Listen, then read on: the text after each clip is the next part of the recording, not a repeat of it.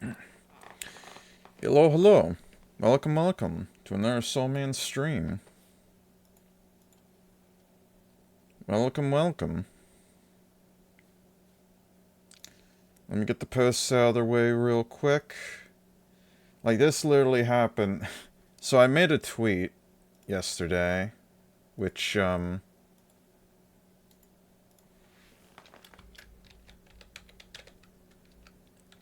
up. I made a tweet yesterday of how, Gamescom is today, and that kind of threw a wrench in everything that I wanted to do today. Sorry. Still gotta get the posts out of the way.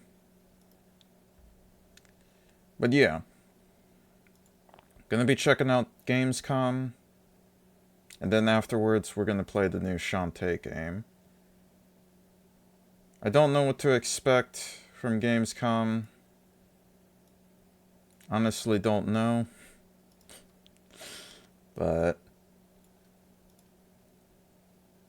I'm gonna get it readied up in a moment.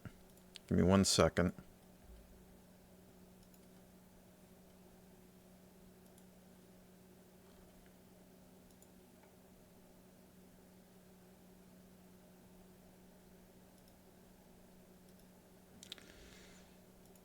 Right over to here. I'm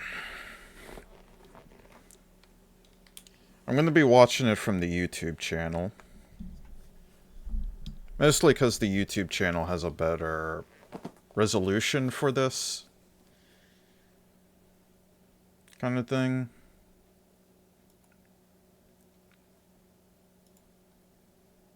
There we go.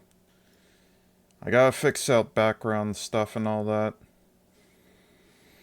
And, yeah. I'm wearing a beanie hat today. Or some kind of, like, short hat. I couldn't think of anything to wear for the Shantae thing and whatnot. Which was a little annoying, to be honest, but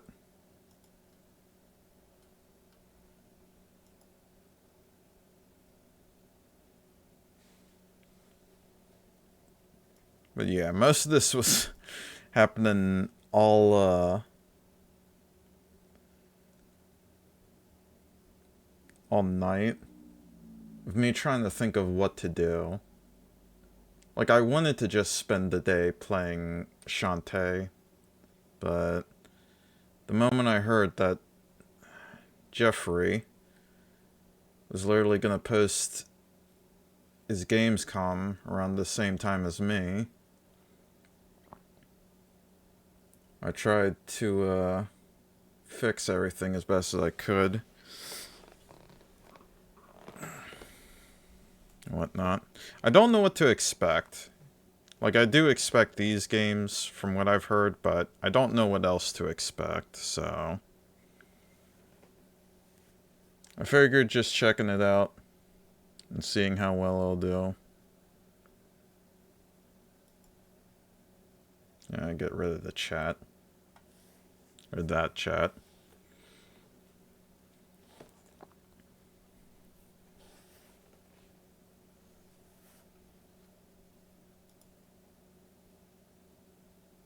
One minute late. 1 minute late on their end. Is that in Germany? I don't know where this Gamescom is being held at, to be honest. I didn't look too much into it, like the details. Maybe I can on the side. Gamescom.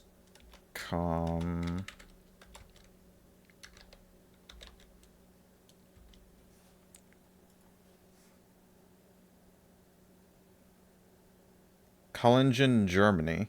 Yeah, it is Germany. You are right, Gems. Also, welcome to the stream. It is in Germany. College. Or... Clean. What is this word? Collegen. Collision Fair, or whatever.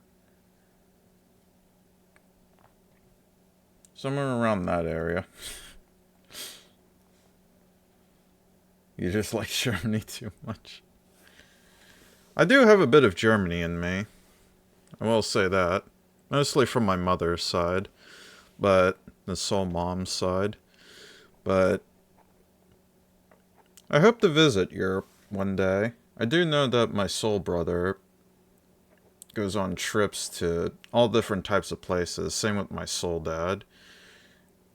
They go to a lot of different trips outside of the country. Either when it's in Europe. My dad even went to South Korea one time. I think they went to Hawaii and Alaska as well. Maybe Iceland. Like, they've been to a lot of places. For myself, I'm hoping to visit Europe one day. Or Japan. Or somewhere. Maybe even Brazil. I don't know where I'd want to go first, but all I'd know is I wanted to try and get out of the country at least once in my life and check out the world a bit. See how that is. Let me refresh to see if it's live or not.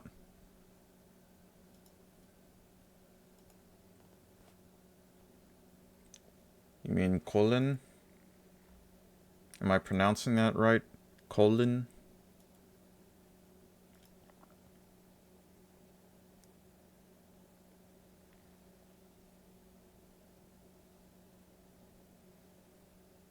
Okay.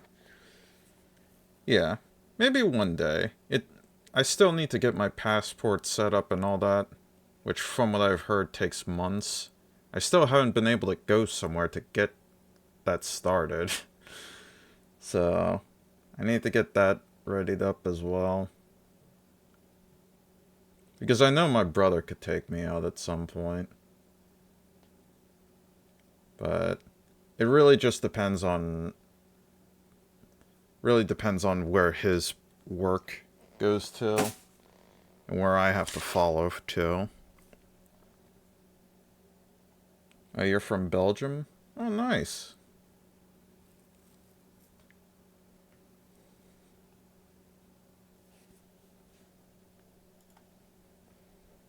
Very nice.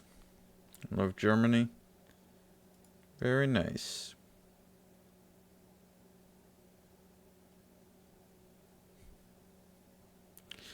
Also, why is this taking...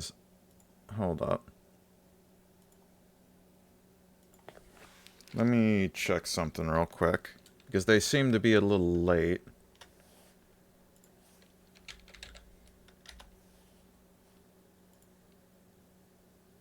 Whoa. Oh, here we go. We're live. Full screen. Here we go. Here we go.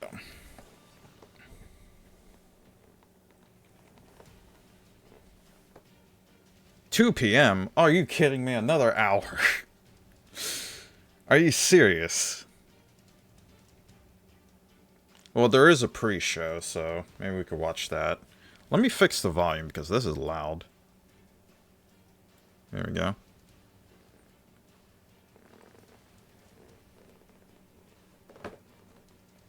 You want to go to Cologne and Hamburg next?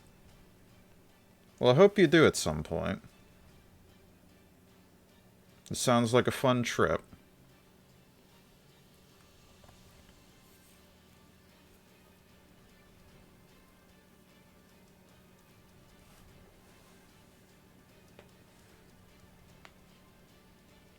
Maybe this will give me enough time to set up a bingo card. Or maybe like a checklist.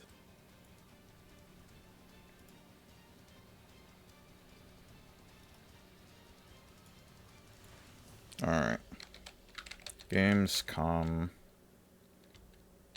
stuff.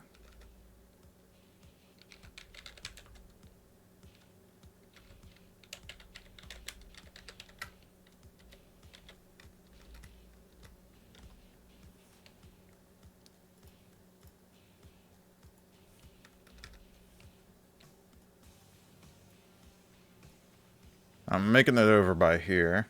Maybe I could do that while... I mean, that could be possible. You could possibly go to Gamescom from where you are. Like, I feel like it also depends on where they host all this stuff as well. Because I know they've been switching up from place to place with their different locations. Both within, like, US and Europe. Like, between the two. Because I remember the Game Awards was hosted somewhere around...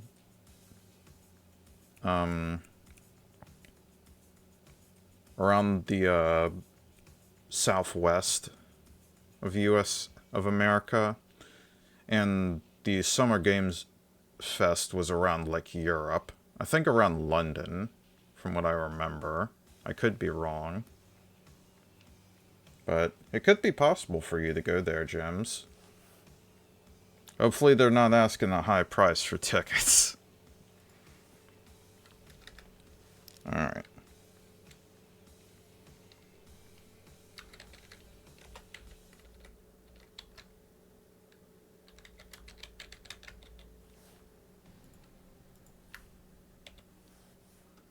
I'm gonna keep an eye out on all these games.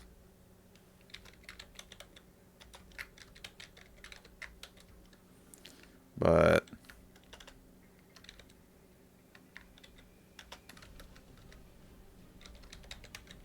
my predictions...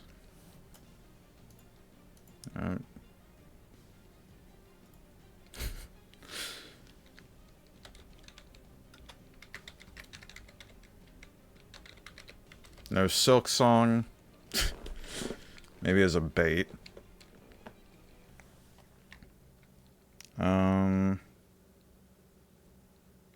Fortnite ads.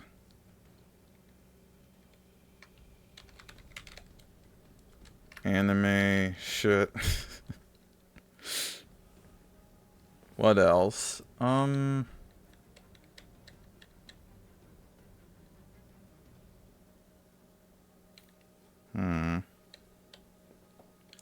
don't really know what to expect. Some good indie games? Question mark? I always keep an eye out on indie games because a lot of those are sometimes very unique. And a lot that I usually play at times. But... more remakes...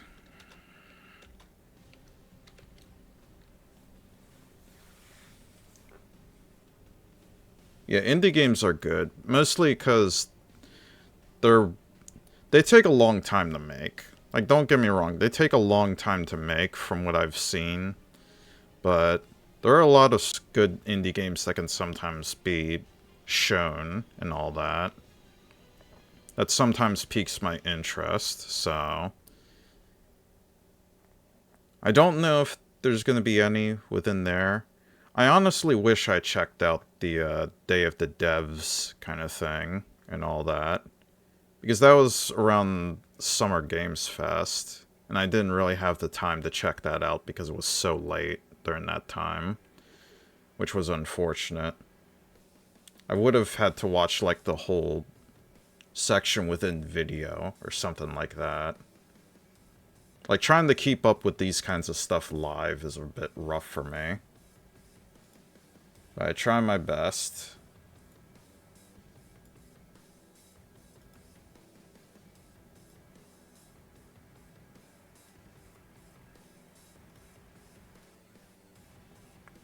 Amori took a while? Yeah, Amori definitely took a while. I think Pizza Tower also took a while. There was also another game that I can't remember.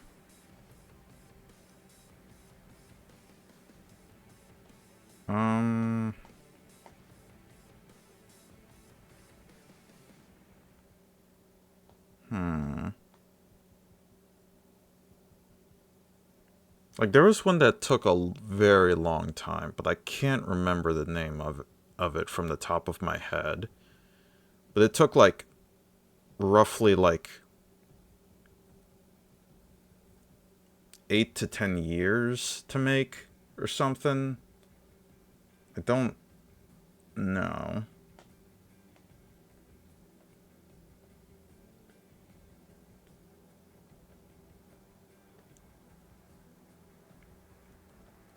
Yeah, time zones and stuff like that can sometimes be a rough thing for me within these kinds of lives event, especially as an East Coaster. Everything happens on the West Coast from time to time. Maybe I might take my hat off because it's dusty. But yeah.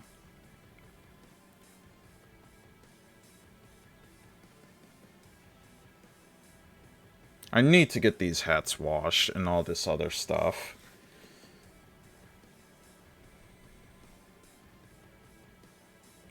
Isn't that so Europeans can... Yeah, both Europeans and Japanese people. Because there's a lot of, like, Japanese developers within, like, this time zone as well. Especially with Capcom. Like, companies like Capcom, Nintendo, and, Sony, I think. Or parts of Sony. I know that Xbox is primarily American studio. But some of the other companies are more Japanese side. And don't forget how big Europe is pretty big. Hopefully I get to experience that bigness at some point. Of the area, of course.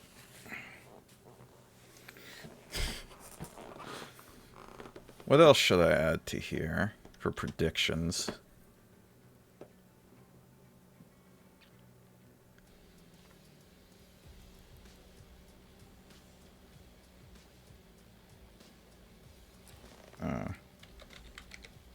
Long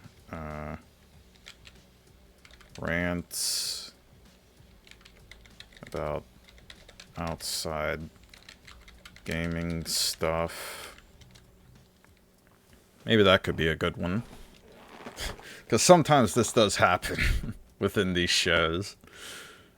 All these different long rants. No Deltarune? Oh. No. Chapter 5. Deltarune. Announcement. There we go. What else?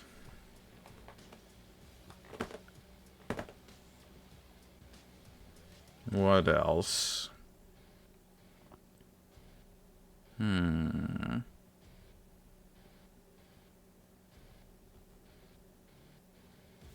Ooh, wait, I have a deep cut. Hold up. I have a deep cut.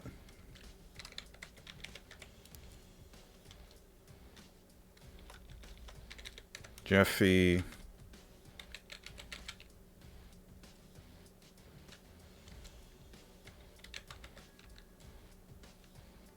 Because he wore pajama pants within one of, like, his previous shows. This is way back, though. This is, like, 2000s era kind of deal. 2000s, early 2010s, maybe. But I remember there was, like, an old, like, video of him wearing, like, pajamas. Or, like, pajama pants during one of these shows. I hope this happens at some point. Because it's always funny to see. It's always funny to see what kind of outfits people wear for these kinds of shows. Yeah, I know those guys want to talk about politics on a game show, how cringe. Yeah, it's definitely very cringe. That they talk about stuff that isn't related to games. Like, for instance, the stop killing games thing, that I understand because it is game related. Like, related to games in general. But if it's something that isn't related to games at all, then it's like, why are you mentioning this? This is about games. This is about stuff that people want to play and have escapism to. They don't want all that stuff within that escapism as well. Yeah, politics have no place, you're right. They don't have a place in these, so... I'm still putting it down as a prediction because it's quite possible for it to happen. I don't know.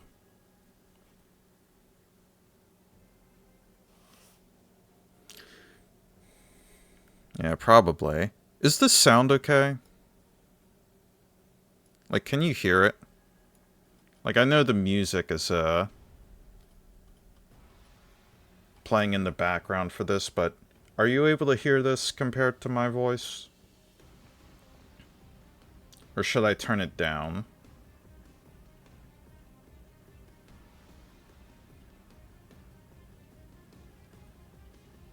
No, I don't hear any music. How do you not hear music? It should be on the OBS.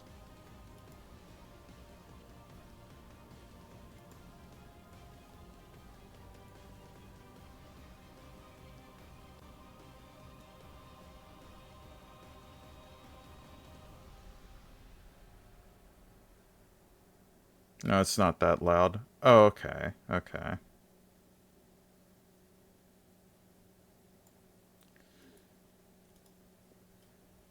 Well, this is how it is right now, so...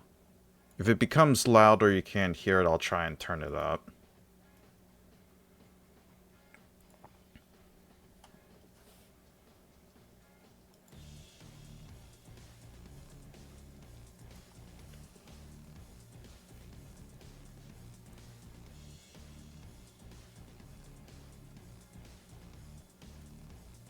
Oh yeah, the notes stuff. Yeah. There we go. Maybe I'll just put this over on the second monitor for now. Or at least until I want to show it on stream. Once I'm done. Because I am going to try and keep a track on all the games that they show. And give my final rating. And like I mentioned within this title for this stream, after how long this whole event or opening night thing lasts, excuse me, how long this opening night thing lasts, I'll play Shantae afterwards. So, hopefully it doesn't become a complete waste of time. Hopefully they show some good stuff. Hopefully they show some good stuff.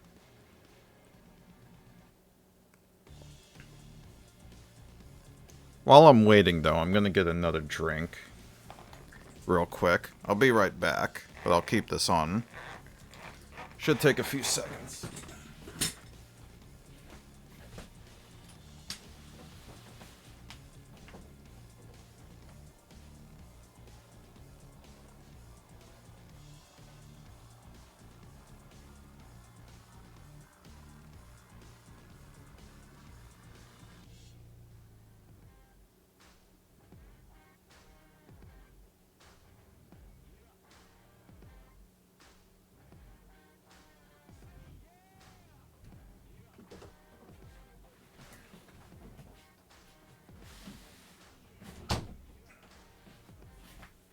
I got some Pringles as well.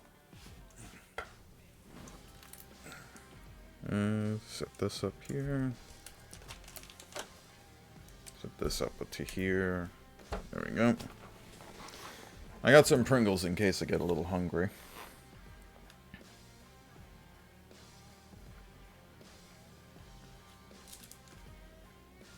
BO7. What's BO? What is BO?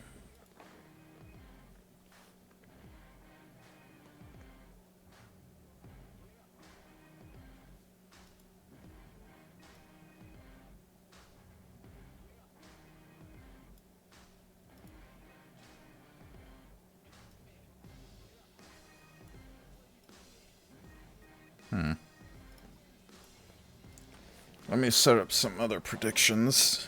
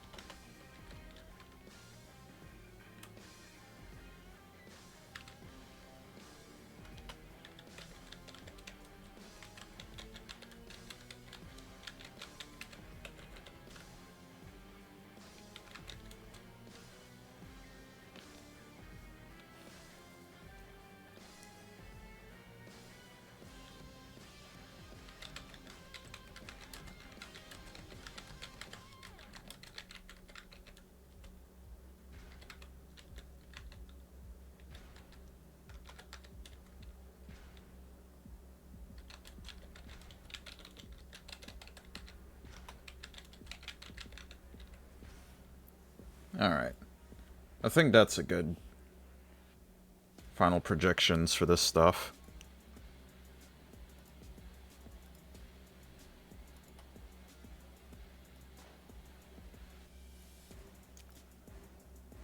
If you can see it.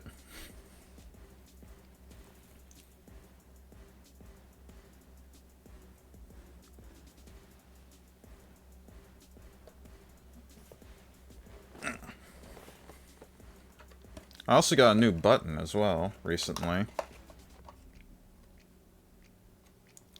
It's a no button.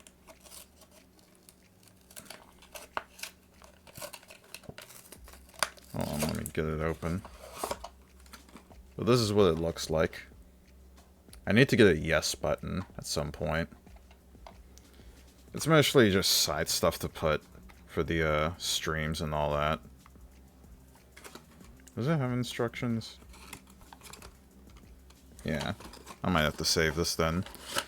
But I wanted to get more stuff for the stream before I can set up some stuff digitally. Hopefully at some point.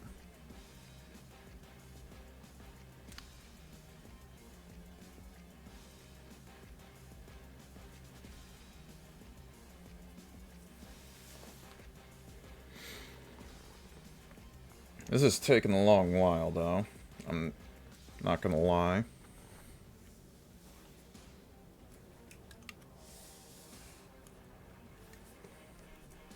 Like, I thought it would start at 1.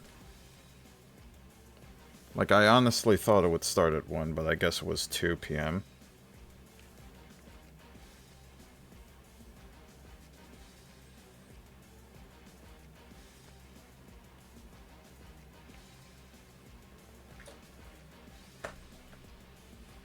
Put this... At least it gives me enough time to reorganize my stuff a bit.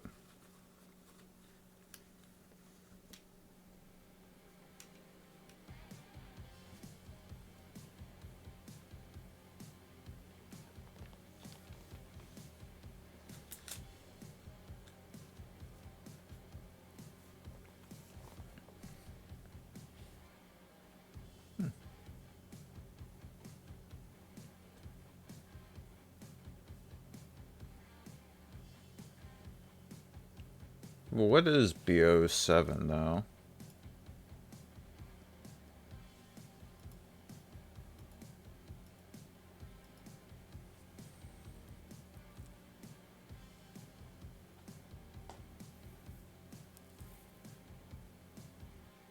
COD and FIFA. I don't care much about sports games in general. Like, sports are whatever to me. Like, the only sport I enjoy watching is wrestling. Like, I watch a lot of AEW. I try to keep track with anything like New Japan Pro Wrestling as well. But AEW is what I primarily watch most of the time. I sometimes keep track of WWE, but a lot of the stuff that they do, as well as, like, mainstream stuff with it as well, can sometimes be a bit annoying at times. But with AEW, it's like primarily pro wrestling. so it's pretty enjoyable to watch. But yeah, that's the only sport-related thing I enjoy. Like, football, American football, baseball, all that other stuff. I could care less. I could care less. So, I might... If they do mention it, I'll put it within the shit games. Because that's what I feel like is gonna happen.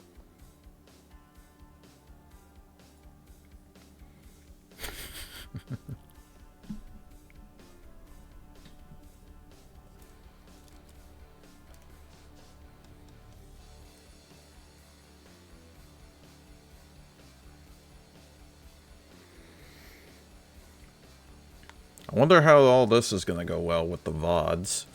Like, the type of music that they're gonna play. Because I know whenever I post my VODs on YouTube, a lot of, like, some of the music... I've mentioned this before yesterday, when I was yapping for an hour straight. There's a lot of music that can sometimes be copyrighted and all that other stuff, so... Whenever I post my VODs within YouTube, I have to sort of, like... There are times where I have to, like, mute it, in a way. Like, it still becomes unedited because I don't do anything to it. I just upload it. It's just YouTube that does something to the VODs to sort of mute a section of it so that it doesn't get flagged for copyright and all that other stuff. Yeah, true copyrighted, yeah. But it's mostly also to keep like an archive for all my VODs too. Like, that's primarily what I use my YouTube channel for right now. That and the monthly recap videos and anything aside from that. I do want to make a separate channel at some point for content, but it really depends on the growth of my channel and what I have in mind.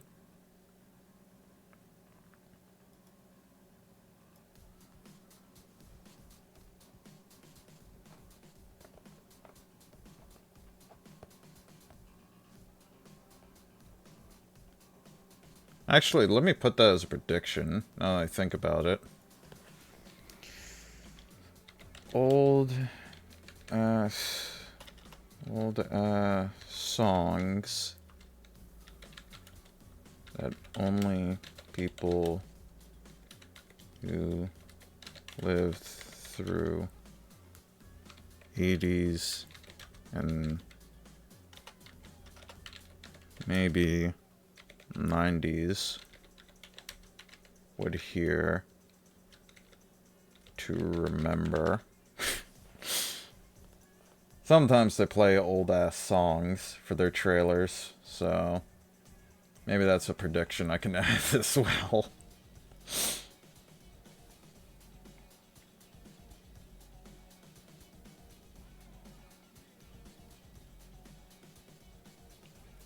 They do that because those roosters are cheap. Okay. I know there are some songs, like famous songs, that aren't cheap to play. Like there are some that are definitely expensive at times.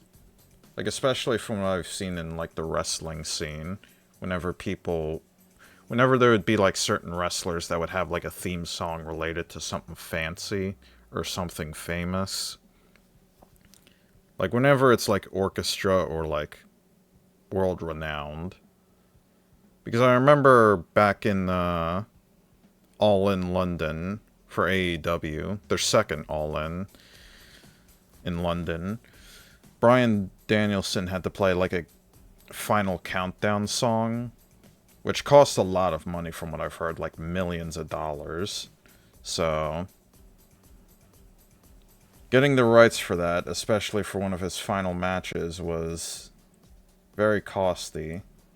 But I don't know how it is within the gaming scene compared to the wrestling scene. It could be the same kind of pricing. But I guess it depends on the song.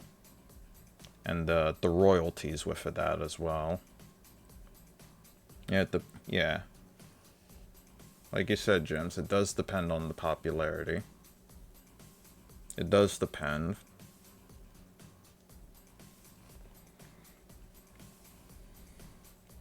But hey, at least the pre-show is gonna happen soon. Hopefully. My camera is blocking the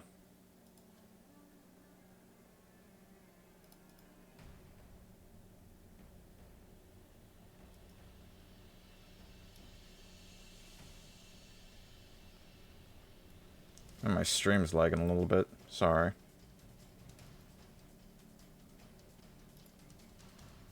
But my cam's blocking the counter for it. What if the pre-show gets canceled? I mean, hey, it could make me getting closer to actually playing Shantae today much more early, which is good for me, because I really want to play that game. I just bought it today. I got the deluxe version too. I just bought it today and I really want to play it today. Like, I'm sure we'll have enough time to try it out. Like, the start of it. But it depends on how long this all will take.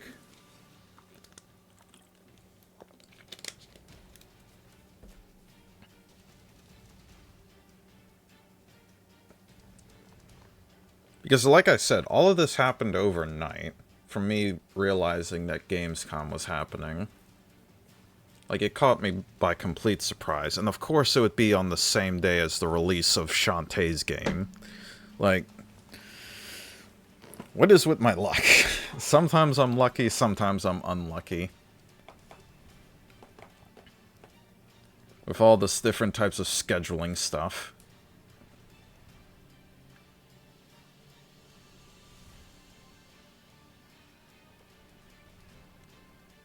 Oh, the pre-show. Okay, the counter's down now. I guess the pre-show starts now. 18 plus disclaimer. That was quick. Hello and welcome to the Gamescom Opening Night Live 2025 pre-show. I'm Kyle Bossman. The main show Hey, Kyle. Night Live. The one with Black Ops 7 and Resident Evil Requiem, hosted by Jeff Keighley. That's soon, but not yet. This is the waiting room. And the secret about the ONL pre-show is that it's good itself. We've got an absurd amount of trailers and reveals right here in the lead up. So let's not waste another microsecond. There's a brand new game reveal. Oh, alright. Yo, remember me? Your old pal Bubsy? Nope. From all those classic games you loved. Was it something I said? What could possibly go wrong? Forget about that. Let's talk about the new one. Bubsy 4D. 4D. Now this I like. Atari. So, where we going next? Don't mind if I do. Oh, it's a 3D platformer. Oh, They call me the Orange Blur. Do any of these outfits come with pants?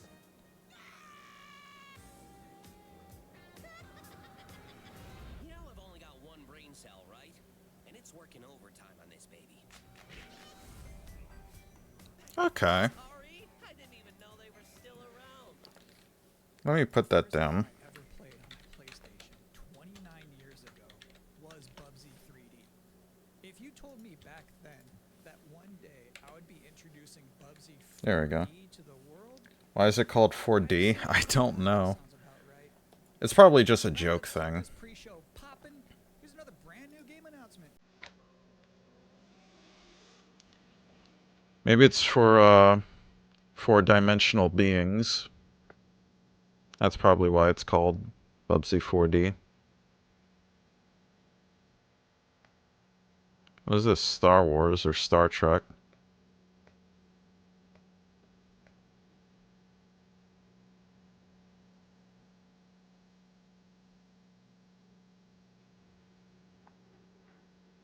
In search of humanity's only hope. Hope. Galactica.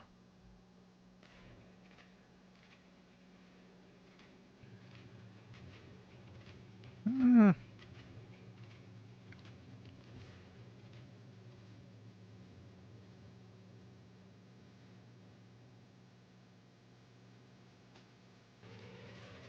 This looks boring. Yeah. Battlestar Galactica. Okay. You're watching the Gamescom Opening Night Live pre-show, which will basically be me teeing up wall-to-wall trailers in the time before the main event. We do have an interview coming up with the project lead of Double Fine's Keeper. For now, That's a meh game. for a LucasArts classic remastered by Night Dive Studios. LucasArts.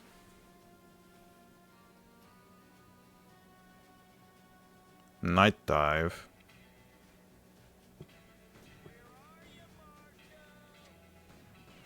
That's a boomer shooter.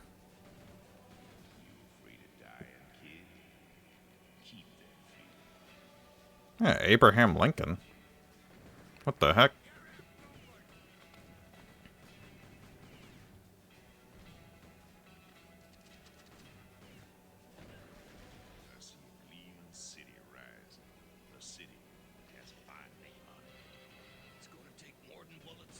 This is definitely old school style, especially with the art style. Outlaws. Meh. That's a meh. I thought maybe I was exaggerating. Yes, it is actually a remastered. It's filled with exciting and really good trailers because it's my job. Nah, bot. Normally you'd be right. However, sometimes a trailer is actually just unmistakably exciting and really good. Like this one. That was the ban button. Got rid of the bot. But yeah, you're right. That was a remastered. Also, what is this?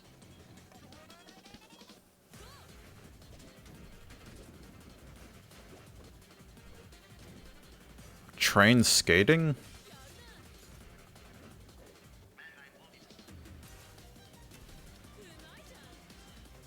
This has shades of Crazy Taxi. I can already see it.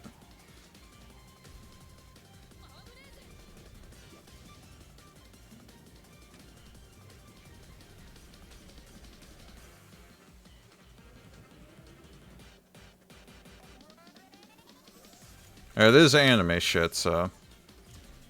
has that as well.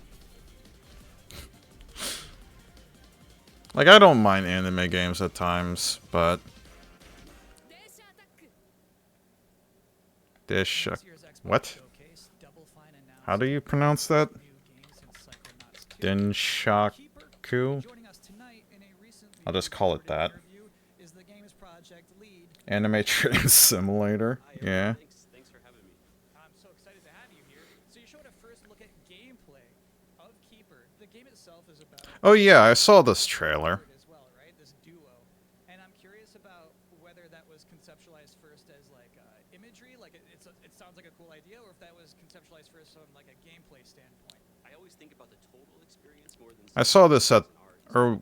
it wasn't the Game Awards, it was the Summer Game Fest. Summer Games Fest, I saw this. the walk, and the bird is part of that. This game was alright. The lighthouse are I didn't really care much about it. It was alright. At the same time, the bird is wary of dark spaces, and there's a malevolent presence around the island that... Sorry, I'm just fixing stuff. So together, those two set out on this tale, and their abilities complement each other, but also the bird becomes, I think, kind of the emotional heart of the game.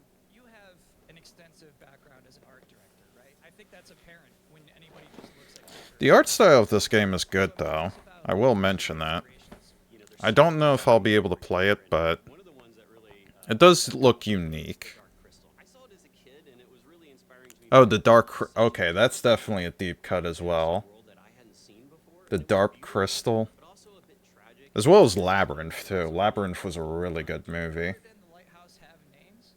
Yeah, well, at least the bird does, and we call the bird Twig internally because she has a beak that is made of driftwood. That tree looks ugly.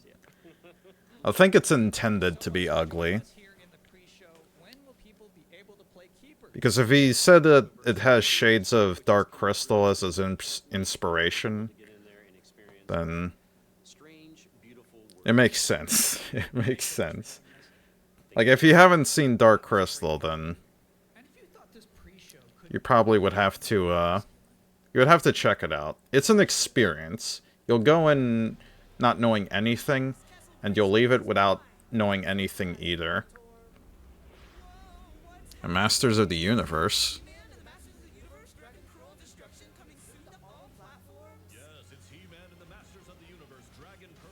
Oh, another beat 'em up. Action that puts the power in your hands. Grab a friend and fight for Eternia with 4 playable heroes. Classic arcade controls. It's powered up pixel perfection for your gaming console or personal computer. I like beat 'em ups sometimes. He-Man and the Masters of the Universe Dragon Pearl of Destruction coming soon. From Limited Run Games. Thanks for joining us here at the Opening Night Live pre-show. We're only about halfway through. It's a sufficiently chunked up show. Halfway through? Jesus. That's having a lot of time. No ads for toys. Yeah.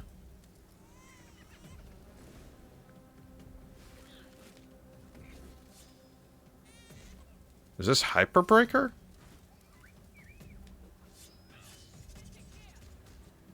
Oh no, this is different. Oh, this is the game... Is this the same game that Mick Gordon is making the music of?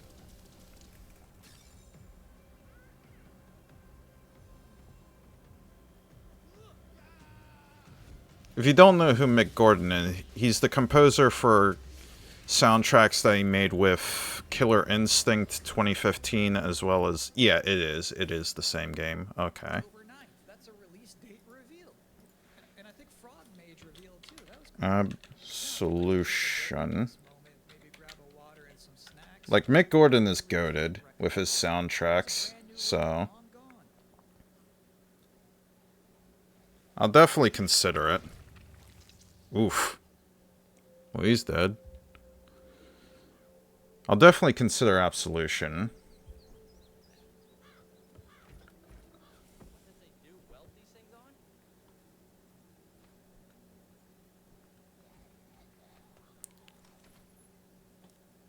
Is this like a point-and-click zombie game?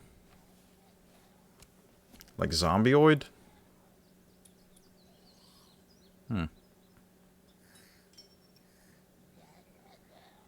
Or some kind of comedy?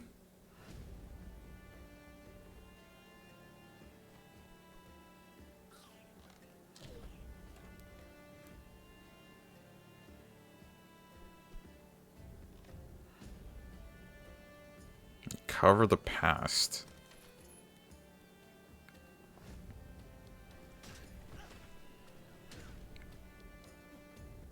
Says, so is he always just stuck in the same one house at times?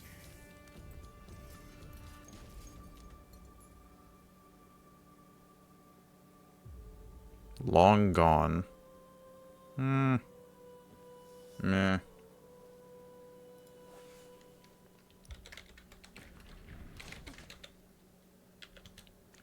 I will say one thing, then. Sometimes, frankly, I'm impressed by the amount of nice worldwide reveals they book for this show. Here's another one. Jesus. One thing I will say is that the amount of stuff that they keep throwing out, like all these games, rapid fire, that's pretty nice. Like, sometimes they would have a lot of long talks between it, but they show a lot of games more than the talks, so... I mean, that's what the people coming over to watch these want. Like, they're giving the people what they want. Fortnite soon. God, I hope not. I hope not.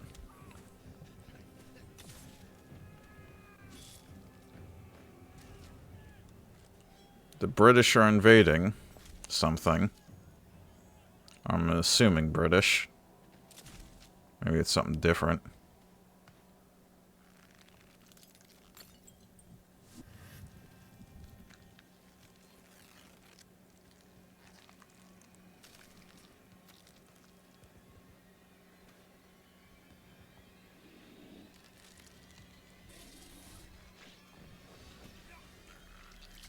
He's got a big nightmare arm from Soul Calibur.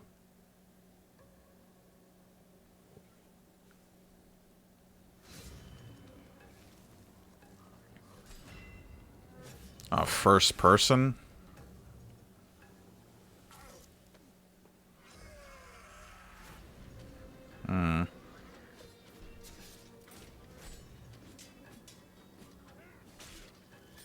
First person Souls-like.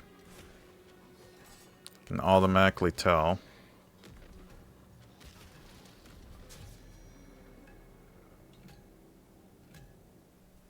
I don't know why, but it also kind of reminds me of Lunacid.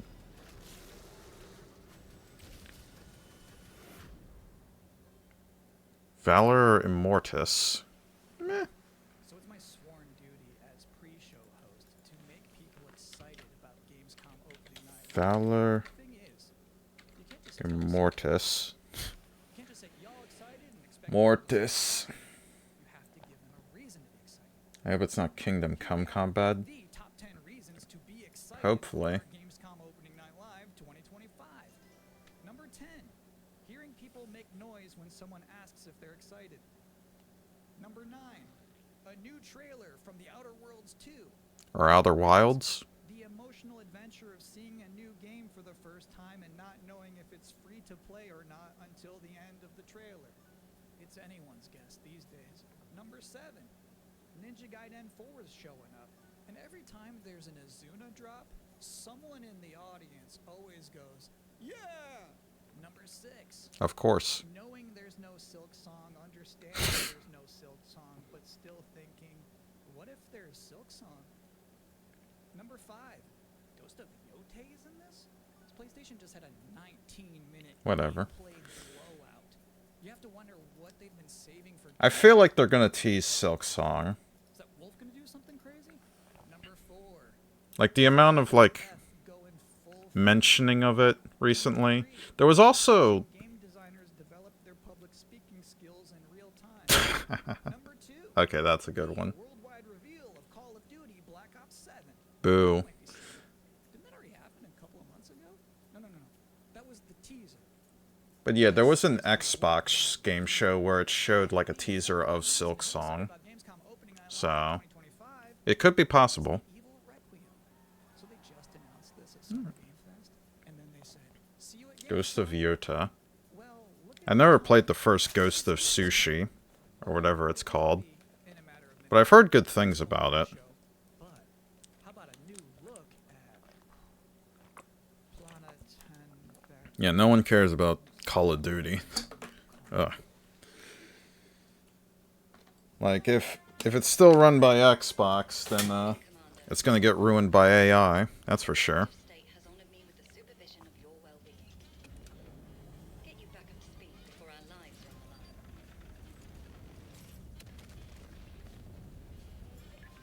War. Glad to see you've not lost your War never changes.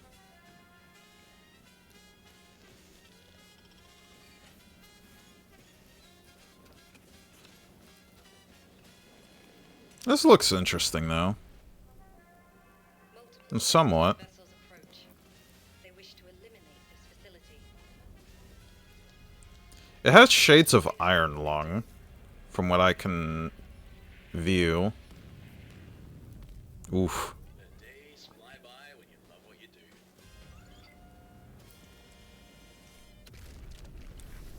PVKK.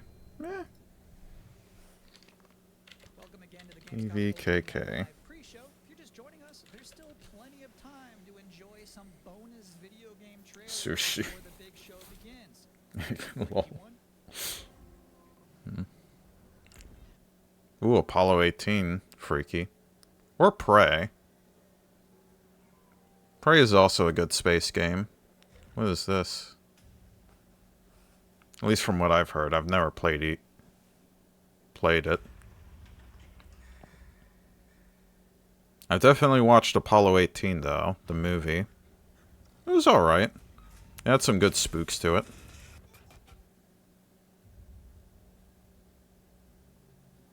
What is this?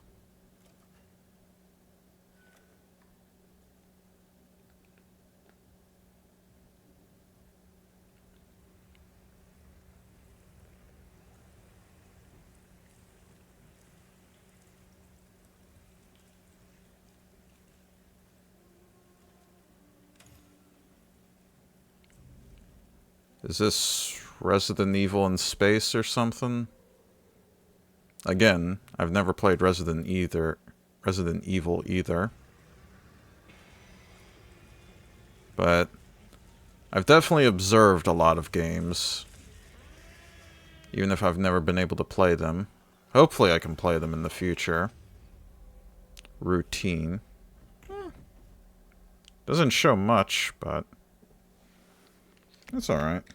Interesting fact about that game, they actually created that whole environment by 3D scanning the entire bathroom of Jeff Keighley's mansion. Now, we've got I want to invade another there's country. not a lot of If you time can. left before ONL begins. So next up, 2 trailers back to back. Surely. A Chinese game? You're no different.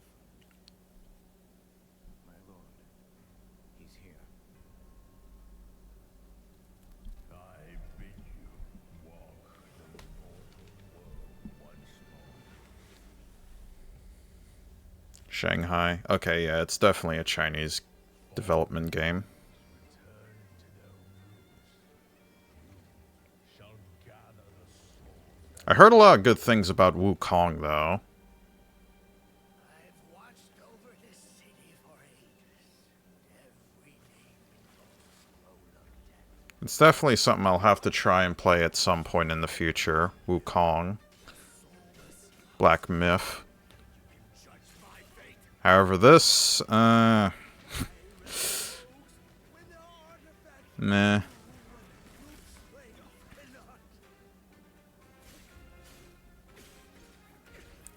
Chinese swordplay games are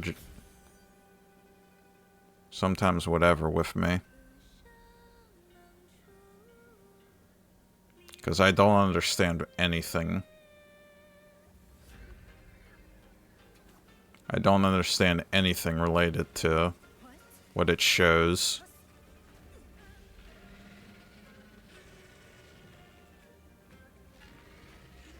The living cast their dead to flame, and sacrifice ignites the war banners.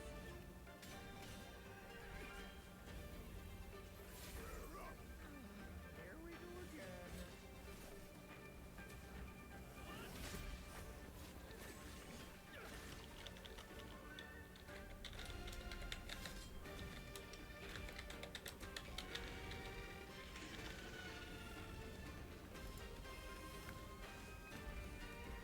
Monster House?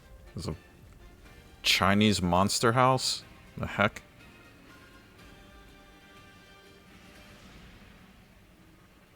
If you know not life, how can you know? Swords of Legend.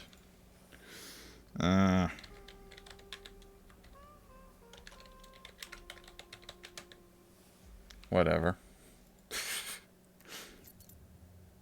That'll have it that charm, by the way. Ooh.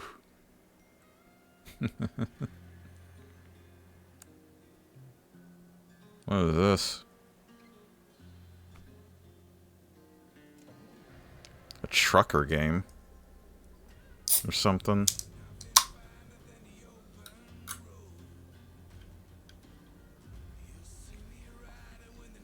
Saber and Focus Entertainment. That sounds familiar.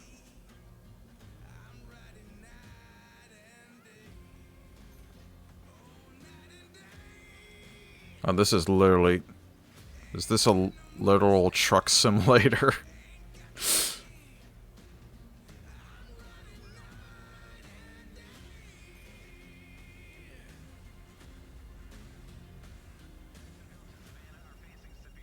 Bad news, Deacon.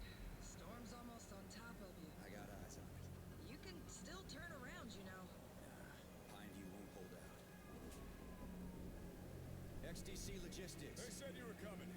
But take care now, you hear? Let's get it done.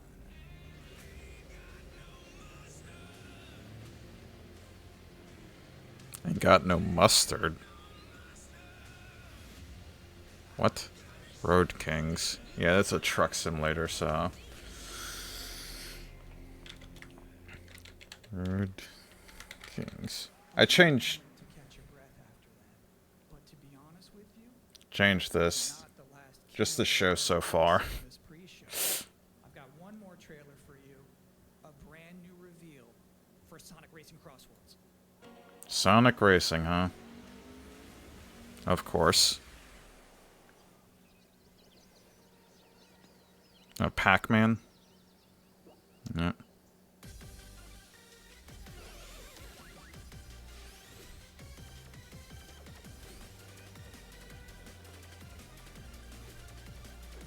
Two different games. Ah.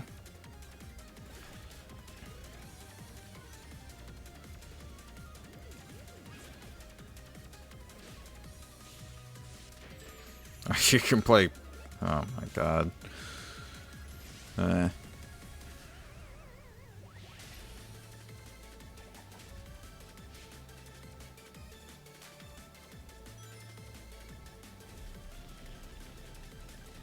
Whatever.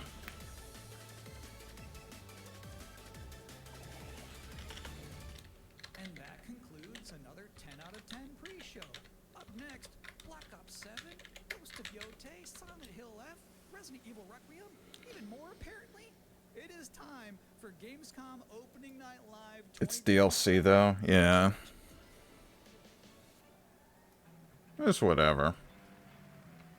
18 plus disclaimer again. In case they didn't show it the first time, which they did. Welcome your host, the creator of the Game Awards, Jeff Keighley. Hey, Jeff. Damn it! No pajama pants. No pajama pants. Damn it. He's wearing a suit as always. Always. God damn it. Guten Abend. Welcome to Gamescom. Okay. Wie geht es euch? All right. This is opening night live. Hello, everybody, and this is the kickoff. The biggest. How is his German, Gems? Because I have a feeling that was scuffed. What? I don't. And by the end of the week, more than 300,000 people will walk the show floor, which for the first time has more than 1,500 exhibitors. It turns out that E3 didn't die, it just moved right here to Germany. Nice. Alright. And of course, there are millions It was? of Okay. live around the world. It sounds it's scuffed, though. I'm gonna be honest. One global community to celebrate the art, creativity, and joy of games. From the boldest indies to the biggest blockbusters. Boldest indies. The game industry has never been clever ideas from small teams are breaking through in huge ways. This summer, Peak, a co-op climbing game created by Aggro Crab and Landfall Games, Just want to mention, starts on Steam, and right now I can announce for the first time it is mentioning how great the gaming industry is with all these new games. I literally predicted this as well. like you guys have probably played Date Everything, a wild dating sim where you can romance a treadmill or a curtain. It's on What? Steam right now. Check it out. It's sold an estimated 500,000 copies. And all these successes prove something important. Small teams with big ideas can change the industry. And that brings us Oh my god, Peak. by a handful of developers. I've heard good things about Peak. For 6 years, Team Cherry has been crafting Hollow Knight Silksong. It is Yeah. highly anticipated and Steam's most 6 years. No, it was... well tonight. I can finally definitively tell you that Silksong is 100% actually launching this year.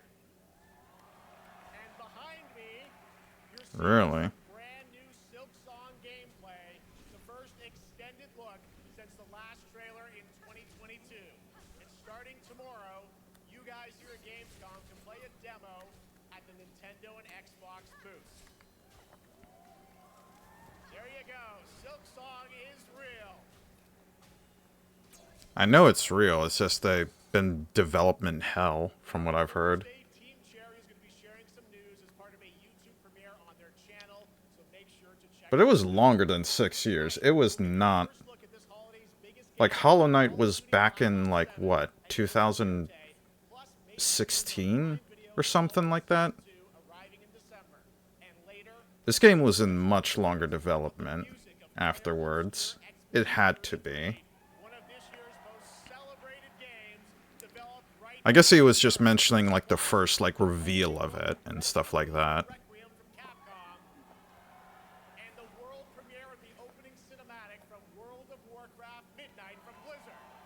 Oh, World of Warcraft. That gives me PTSD. I played that fucking MMO for 7.5 years. Good God. Oh, no way. This.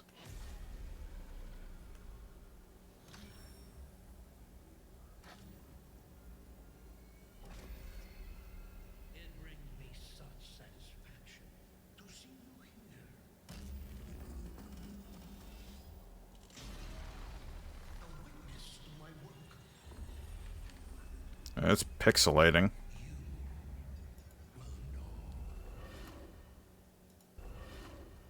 Here we go. I don't know if that fixed it or not. They want you afraid. Fear makes you easier to control. Oh, this is Black Ops? It's time to wake up. Yeah. Games I will likely never play.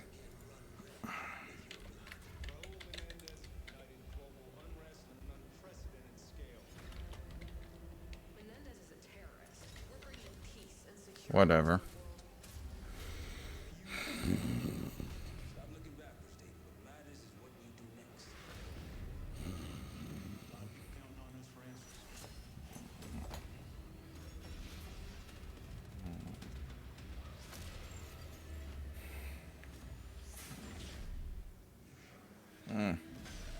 Oh, it's still going on?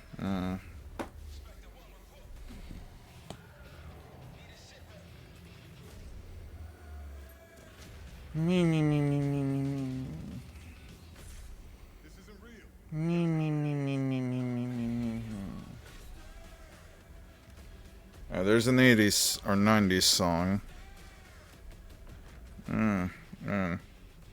That's the only thing that'll wake me up from this. Jesus.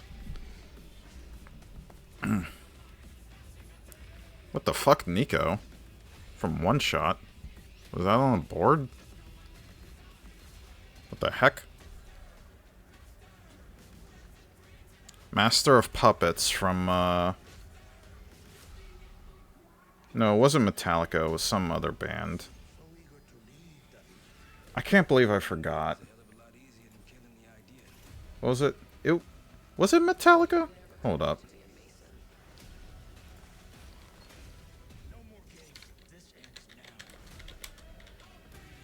Yeah, it is Metallica. Okay, I was right. Yeah, yeah.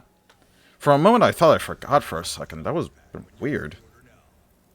That would have been weird. The same song also played on, well, I guess the previous season of, Stranger Things. Like, Billy was playing on the guitar. Before he got, you know. Stupid God.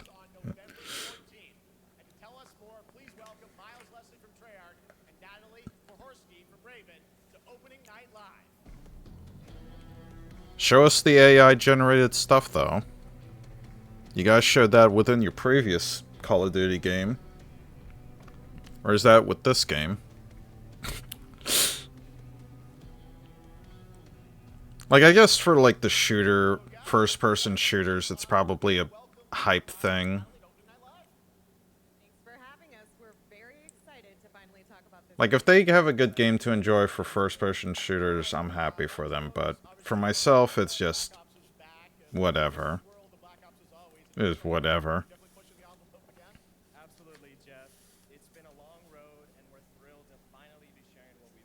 The whole game is AI generated.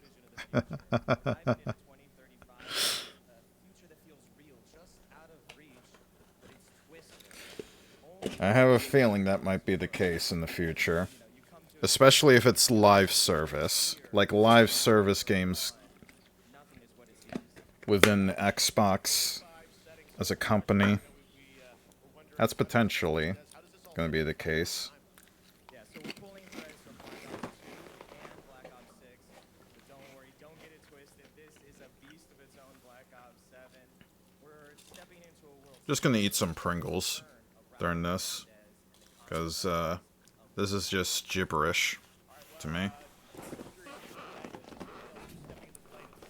yeah, David Mason returns. Mason.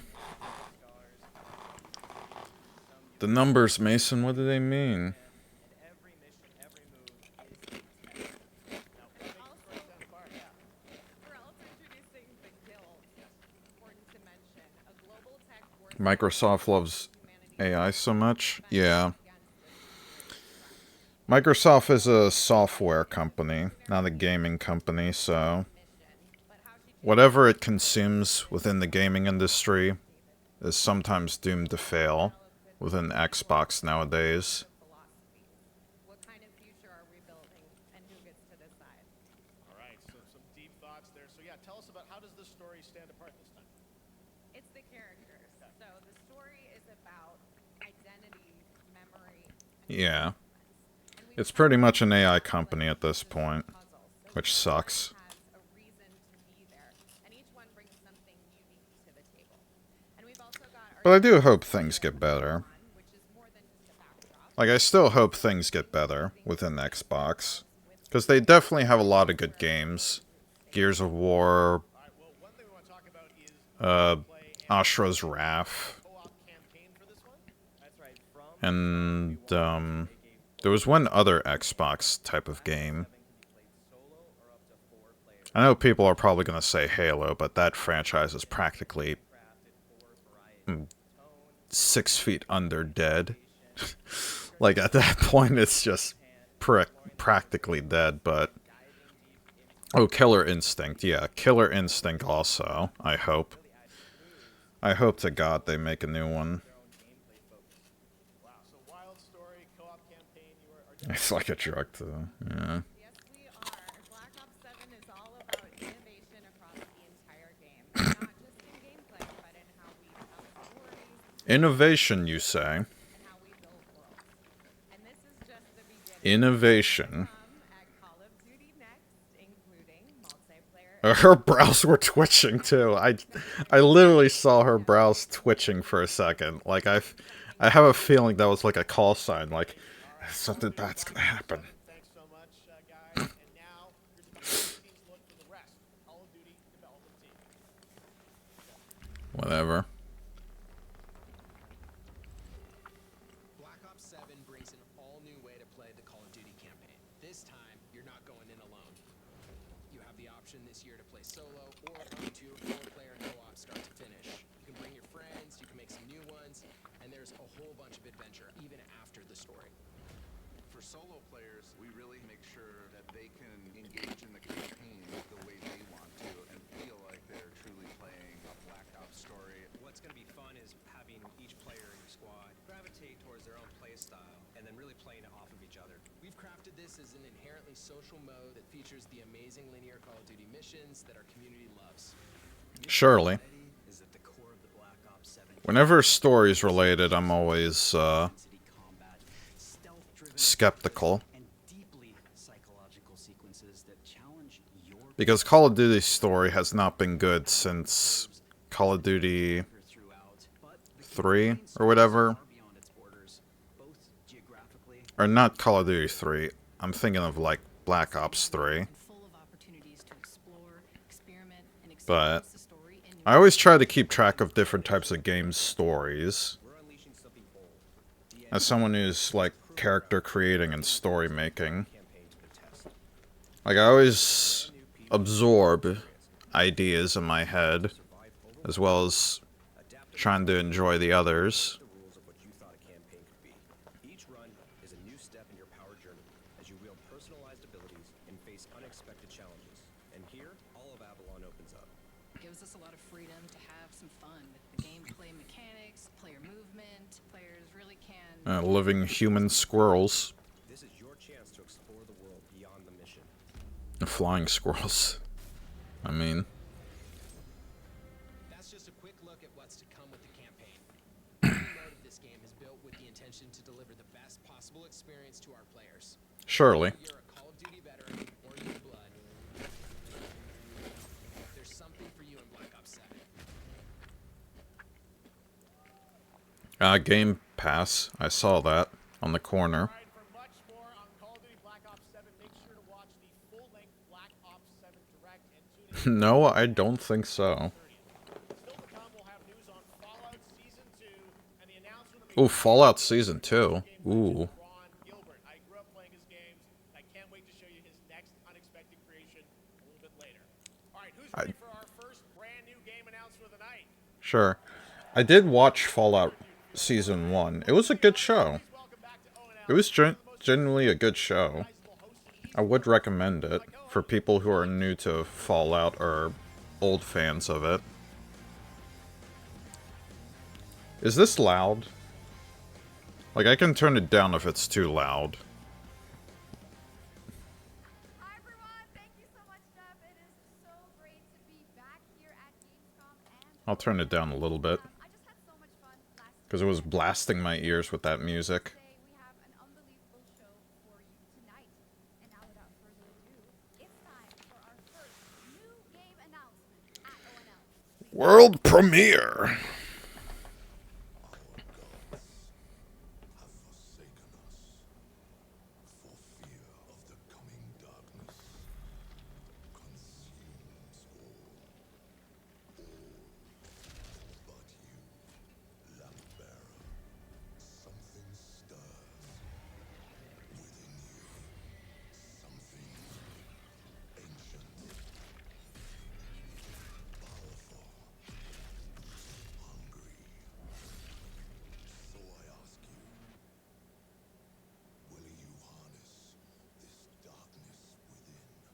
Is that Saruman?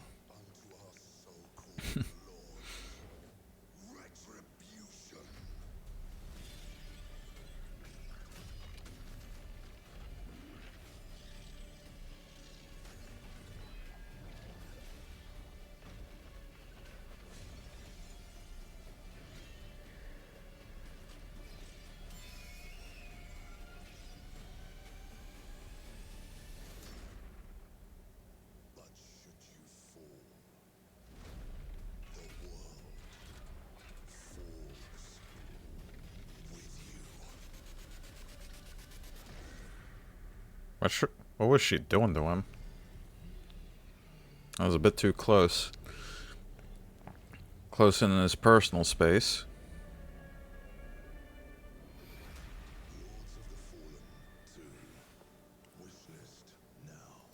No, I don't think so. Unfortunately. Alright, Lords of the Fallen 2 is official, set 100 years after the last game as a fragile veil between the living and the dead. It was. Tear. CI Games promises a sequel that's bloodier, faster, and more brutal than ever. With more aggressive combat and new boss battles, your first look at gameplay will arrive later this year. Alright, now for Cinematic trailers. This next game won Game of the Year at the Game Awards and comes from one of the most celebrated studios on the planet. Next year, it's making the leap to become a major anime. And tonight, What? we're breaking the news with your exclusive first look. Anime. Oh, Sekiro?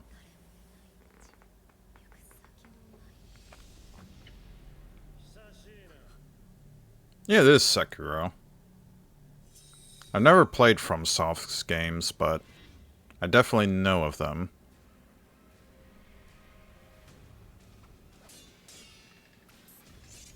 But they're turning it into a show. I heard they were making an Elden Ring movie as well.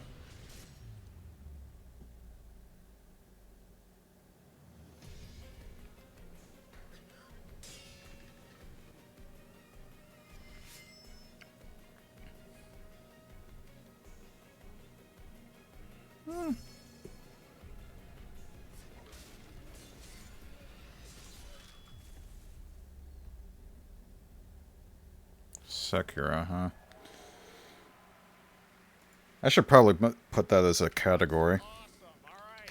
We're just getting started. Our next new game announcement stars a hero who needs no introduction, a true legend of justice and gadgets.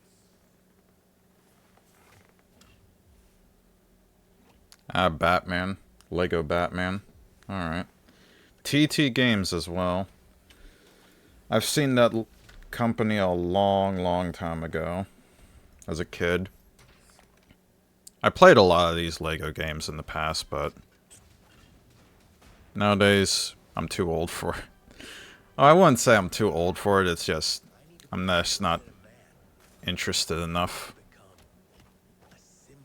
What did you have in mind?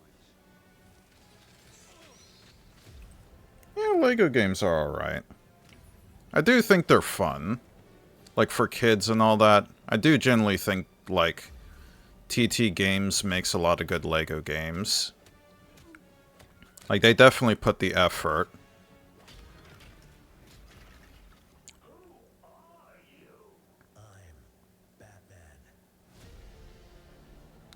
I just wish they made something Bionicle related.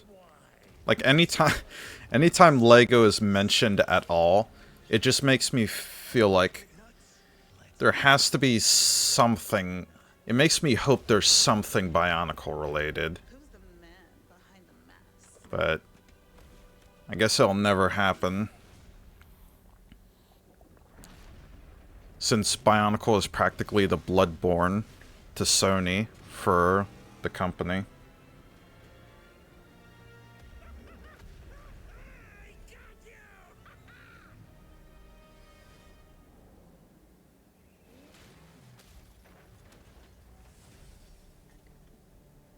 Hmm.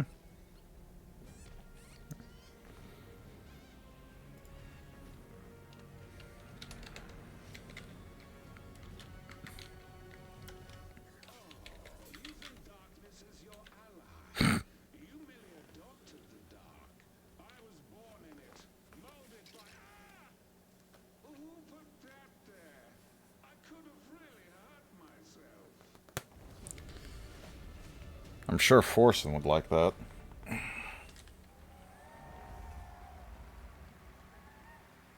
Golden Age. Mm. The Bat is back. Please welcome the head of Lego Batman development team, Jonathan Smith. Okay.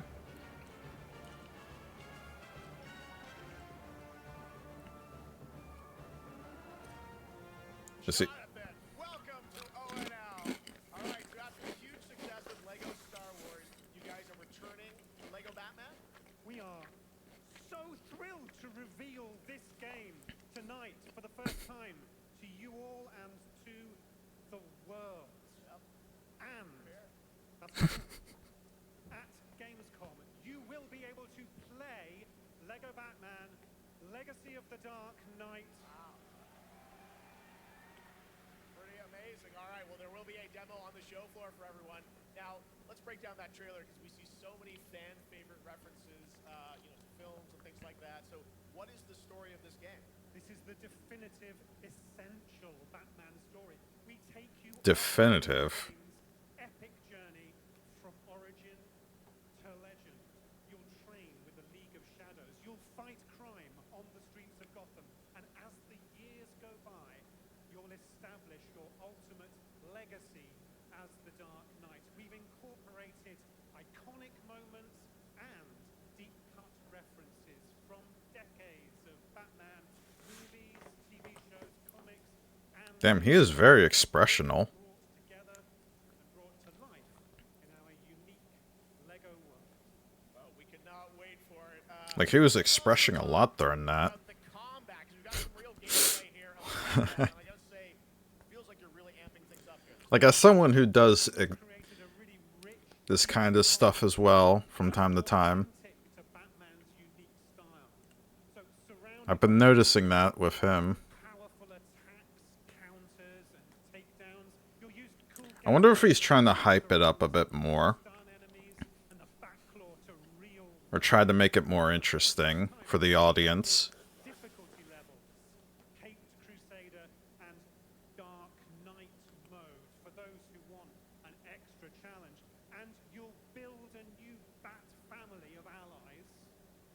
joined by playable partner characters like Jim Gordon, Catwoman, Robin, Batgirl, each with their own gear. What about Red Hood? As you take on a rogue's Or gallery Nightwing? from Joker, Penguin, and many more, including the mighty Bane, as you saw in the trailer, voiced by the incredible Matt Berry. Oh my god, I cannot wait to see what you're packing into this Not game. Tom Hardy? What the heck? Like it's an open world Gotham, is that fair to say? Tom Hardy was Bane, though. A Lego playground where you're free to explore. You can Yeah, where's Robin? Yeah, he's Batman's sidekick. I guess they didn't want to show Damian, which I can understand. I've never liked Damian. Tim Drake was alright as Robin, but Damian feels forced. Legacy of the Dark Knight for the first time starting tomorrow on the Gamescom show floor. Thank you so much, Jonathan. Awesome. All right, now over to Shots with our next new game announcement exclusively on ONL. Thank you so much, Jeff. Indeed, I find myself here in the audience. There we go. I find myself here in the audience. Thank you so much, Jeff. And some of the best fans Botch. of ONL. So is everybody having fun? We're just getting started. Still to come, we have an amazing musical performance from Therapist Expedition 33. I can hardly wait. And also a new look at I can resonate with the guy of, like, the purple, necklace that's right to the left of her. But now it's time for a new game announcement. A long-awaited sequel that fans have been eager to see for nearly a decade. Like, he's so expressionless. Or... still. Warhammer. That's something I'm not likely never gonna play.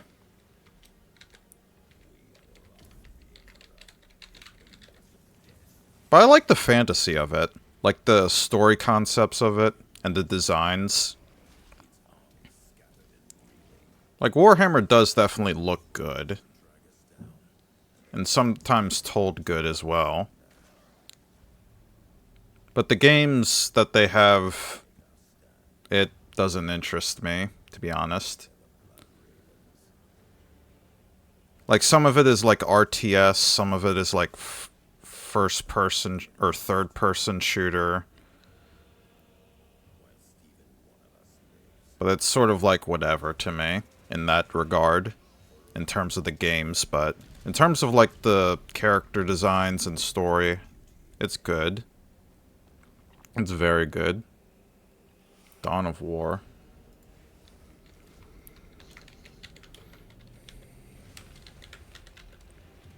RTS. I was right. I was right. Like...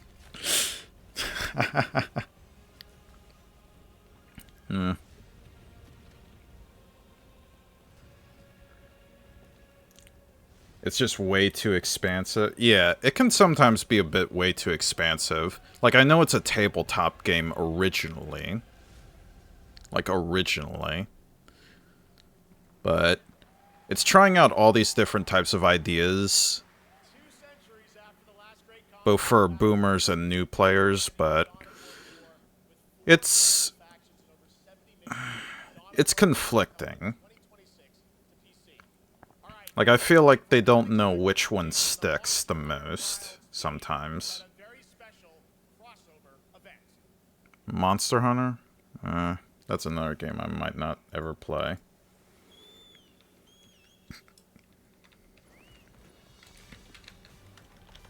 But it is a meh, actually. Like, it looks fun. Like, it does look fun, it's just... I don't know if it would interest me enough.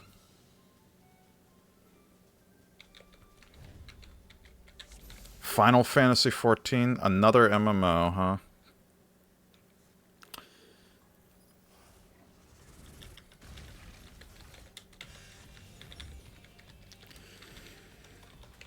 I played Final Fantasy XIV before, but I only played, like, some of it within subscription, mostly to get the car mount. The car mount was the only thing that kind of interested me within that MMO. Because it looked pretty good. All right, to tell us more, it is my great honor I played like a Dragoon and a fighter, from what I remember. Ryozo-san from Capcom and Yoshi P from Square Enix. Yoshi P. Yep, the GOAT for Final Fantasy XIV. Yeah. I don't really know much about MMOs. They're alright. They're alright, but sometimes a lot of the expansions and stuff like that can be a hit or miss sometimes. Can you tell us about this collaboration? Thank you, Jeff. ご覧の皆さん、こんにちは。今日ですね、この、ファイナルファンタジー14との、特別なコラボレーションを発表できたことを本当に嬉しく思ってます。Yeah, you really have to love an MMO to like stick with it. Like I said, I played World of Warcraft for 7.5 years because it definitely interested me back then. And then I tried out different games like old school RuneScape, Final Fantasy XIV, Star Wars The Old Republic, all different types of MMOs, but at some point it was starting to get like exhausting to keep up with. Not because it was hard, like the difficulty was whatever to me. It was mostly just the type of content that they had available for the MMOs. I think if I ever went back to an MMO, it would probably be old school RuneScape. Because the way that they manage their content is like a, more of a line instead of like a stagnant. In terms of like content. So maybe. I don't know. I don't know. And discussing how much we wanted to do it again, and now we're very thrilled to make it happen. What we showed you is just a little glimpse of what's to come, so please look out for more information that's coming next month. But of course, Yoshida-san and the Square Enix team have been working just as hard with us on this special collaboration. So I like to not Jesus, his rings. I keep forgetting he always has like ring bling. Yoshi P. Uh. まずはこのような素敵な場所に招いていただいたジェフさん、それから我々にね、いつも本当にたくさんのインスピレーションをくれる。Like Yoshida definitely knows how to drip at times. He definitely does.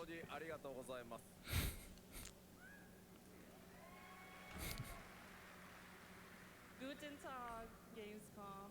First of all, I'd like to thank Jeff for having us here, and Ryozo-san for all the inspiration, the captain team Like they don't. on this special collaboration. It's not necessary, alright. I appreciate. I know that they're trying to do it to be nice because it's held in Germany, but it honestly isn't necessary. Like in my opinion.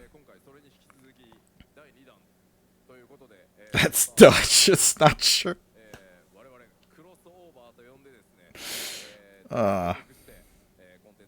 Again, like I said, don't even attempt trying to speak another language if it's not native to you. Like I appreciate the effort, but I'm American, all right? I'm going to speak American. Like I'm not going to try and speak another language just to be nice. Like I'll try whatever words that chat has and stuff like that. But Since this is a crossover I collaboration, don't know. Monster Hunter Wilds, but Final Fantasy XIV would also be having a special collaboration content inside it. Outside of the trailer we just saw, Final Fantasy Maybe I'm just a dumb American. a short trailer to show you what you can get. Maybe I'm just a dumb American. Here's the trailer. Another trailer. I do like the monster designs. They look nice. Which makes sense because it's called Monster Hunter, but they do work hard on the designs for the monsters. And some of them do look pretty cool at times, from what I've seen pictures of.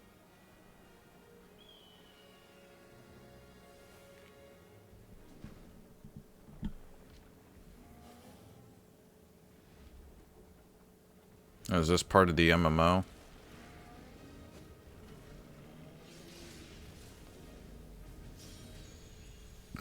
Yeah, it's part of the MMO. Okay. I don't know No, I'm pure American in a way. I mean, like, in terms of, like, ancestry for myself, it's a bit more Czech on my father's side, Czechoslovakia, and on my mother's side, a bit German and something else. I can't remember. But those are the two ancestries within my family. But I was born and raised in Maryland, or in America. I'm American, so...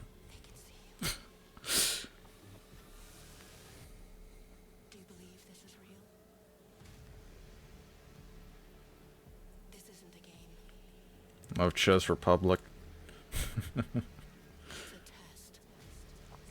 All I've heard from, like, my grandparents was that Czech people love to drink. From what I've heard. They love beer and stuff like that. Which I'm guessing is the reason why parts of my family like to drink sometimes.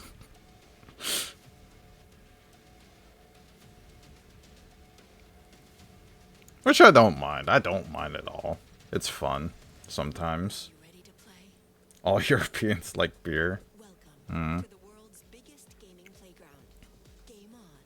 Or maybe it's like a certain type of drink in Czech Republic. I don't know. But that's all I could remember from my grandparents.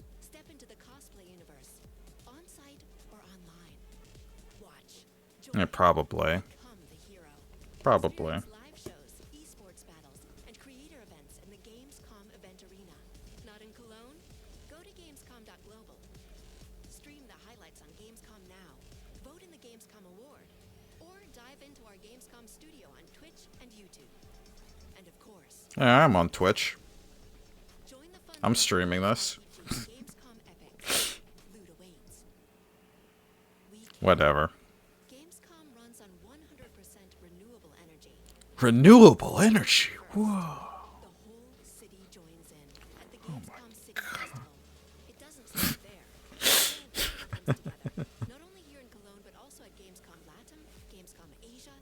Beer is cheaper than water in Germany? No way.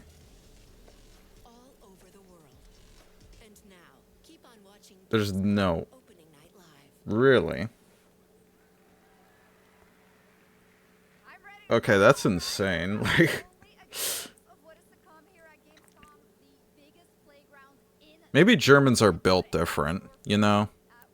Like, maybe instead of, like, 70% body water, it's, like, 70% beer. Like... There's more alcohol in their veins than blood. That's what makes them much more... liquid courage-y.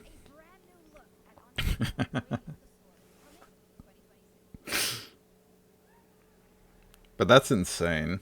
That's insane. Speaking of insane, this looks...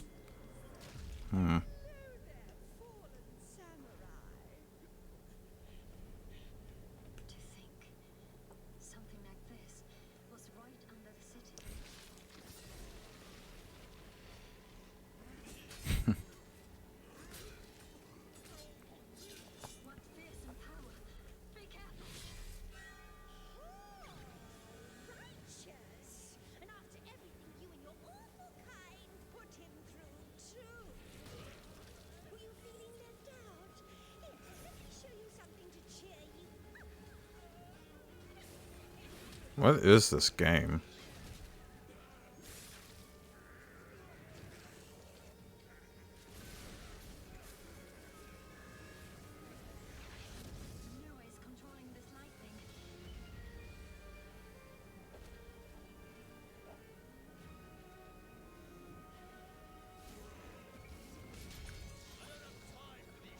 I'm very unfamiliar with, like, Chinese and Japanese, like, mythology.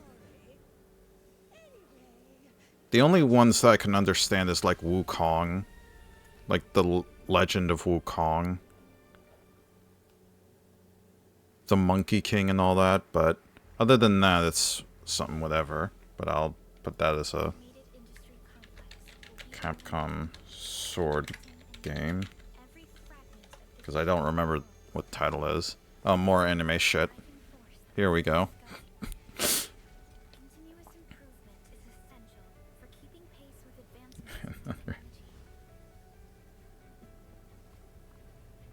A Fox Girl.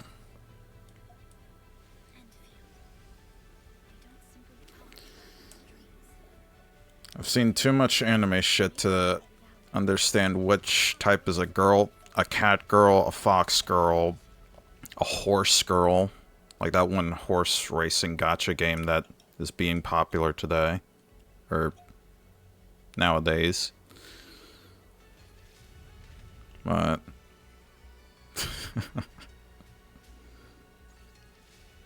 whatever. Nah. It's the same shitty anime designs, same gameplay designs at times. It's just like it doesn't feel different. Like it doesn't actually feel different in a way. That's what I don't like. Arc Knights. That's another gacha, isn't it? Maybe.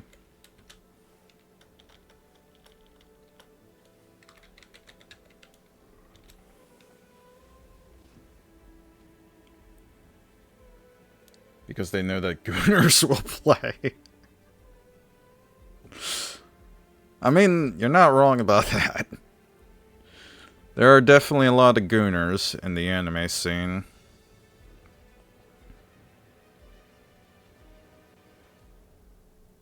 I mean, that's one of the primary money makings that they get. Wait, is this Crusader Kings? I've heard of Crusader Kings before. This kind of looked like it a bit. No, it's different. Europea Universals V. Huh.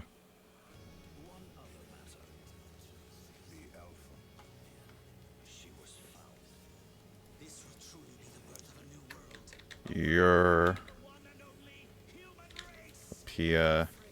Universa 5. I'm not even gonna bother trying to spell check this. Armor Core. Much more anime Armor Core.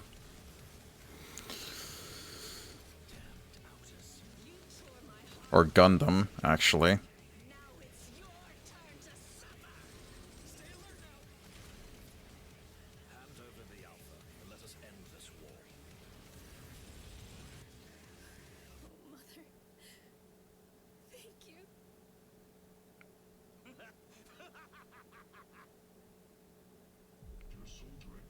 Okay.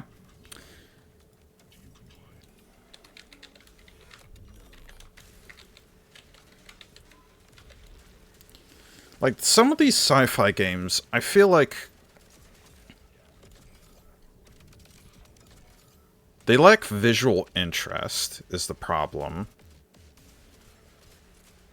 At least to me, like, in terms of, like, myself, it feels so uninteresting. Voidbreaker. It feels so uninteresting with some of the concepts that they build within those kinds of sci-fi fantasies. Because sometimes I feel like they're trying too hard or just not giving enough, like story concept. Like, the story concept of, like, the game. Like, it doesn't give you, like, an open, like, interest to that. Like, I don't know. Like, sci-fi is a hard is a hard genre to make interesting at times. Oh, Fallout. Okay. This I gotta pay attention to. Because they're going New Vegas on this, and I have played New Vegas a lot.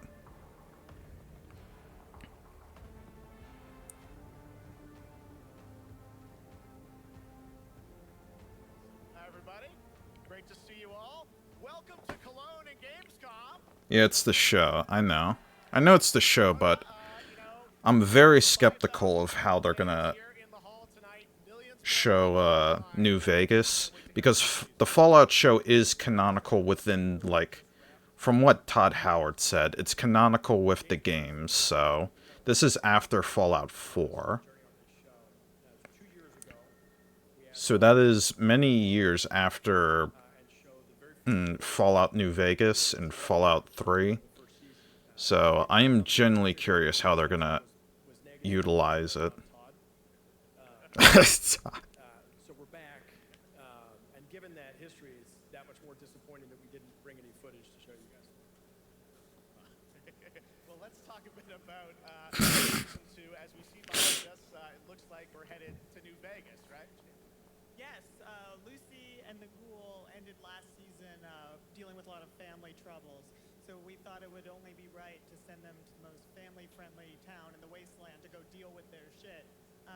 And along the way, we're really excited to take them all to some of our favorite locations from the game. No filter. I like it. And we're very excited to see what you have in store for us for season 2. Ella, it's great to see you again. Thanks for coming out to Cologne. Lucy. Last time we saw you was at Game Awards when Fallout won Best Adaptation. You were up against yourself in Arcane, and you won for Fallout. Congratulations. We want to talk about Lucy's journey in season 2. You know, how do you think her exposure to the wasteland is going to sort of affect her Vulture sensibility? No old Vegas. Yeah, this is a very new Vegas. She was a good Lucy in the show. Excuse me. I also like Thad, or I think it was his name, the guy that's next to Lucy right now. Like, he was very good in his character as well, in the story. Now that Lucy and Ghoul are heading to New Vegas, tell us about Maximus. How does he get deeper into Maximus, that's his name, not Thad. Tell us, Jeff. So deep. First met Maximus, all he wanted was to be a knight. And now, in very Fallout fashion, it's a little bit of a careful what you wish for moment.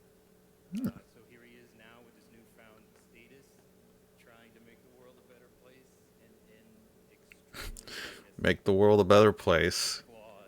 society. That's a funny line to say with Fallout. Ghoul, can we expect more sort of Cooper Howard flashbacks as well in season 2? Yes, absolutely. Cooper Howard and the Ghoul, played by the amazing Walton Goggins, definitely coming back. We have so much more to do. Walton Goggles was really good too as the Ghoul. I loved his Ghoul. It was good. You know, just go there for a couple minutes, then leave. They would probably go there, do a couple side quests, and then go to the house, make that their main base, and then fuck off to the DLCs.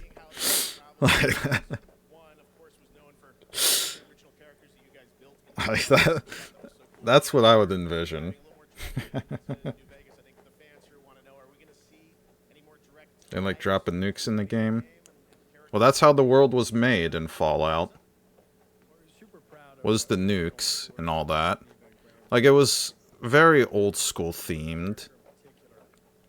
With the post-apocalyptic side of, like, how it was built. But it was a really good storytelling, though. Within, like, the early games as well, like Fallout 1 and Fallout 2. Fallout New Vegas was probably a spiritual successor to the storytelling of the game series. I don't know, Jeff. I heard you like world premieres. We like those, right, guys? Right, Gamescom? Are they going to show a trailer now? Alright, Gamescom, here's the world premiere of our teaser trailer for season 2 of Fallout. Teaser trailer. Streaming this December on Fallout Prime Video. Oh, December. Amazing. All right, let's check it out. Thanks so much, guys. Here we go. Okay, I need to pay attention to this. And the pit boy. Common story around here. Someone you care about or someone you hate? Oh, what a great question. What say you, Miss McLean?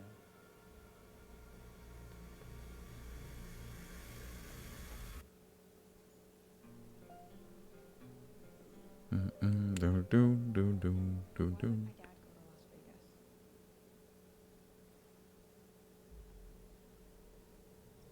You want to know why the world ended?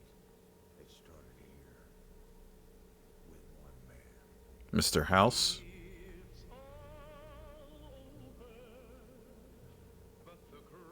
It didn't start with Mr. House. I don't. Or. Like yourself, I am the very best. But what I do. Oh, the cowboy. Robot. Is I know everything. But which is the definitive that they're going with, though?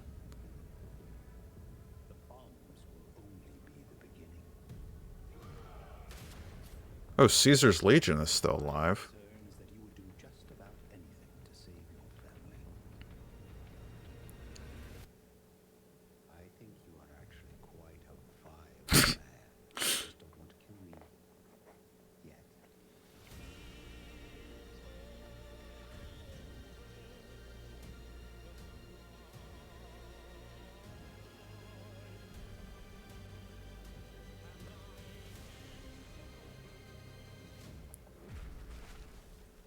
Oof. That's the hotel area, though. That's pretty far.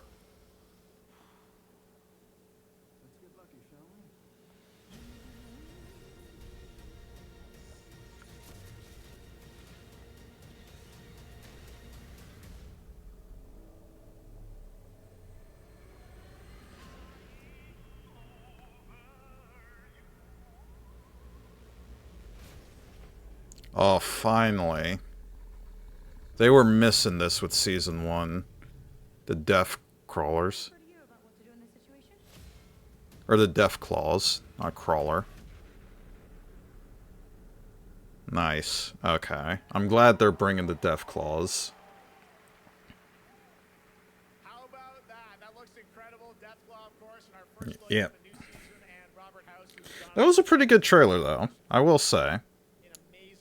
But Caesar's Legion is still alive in there. So this makes me question, are they going with Caesar's ending? Or are they going with Mr. House's ending?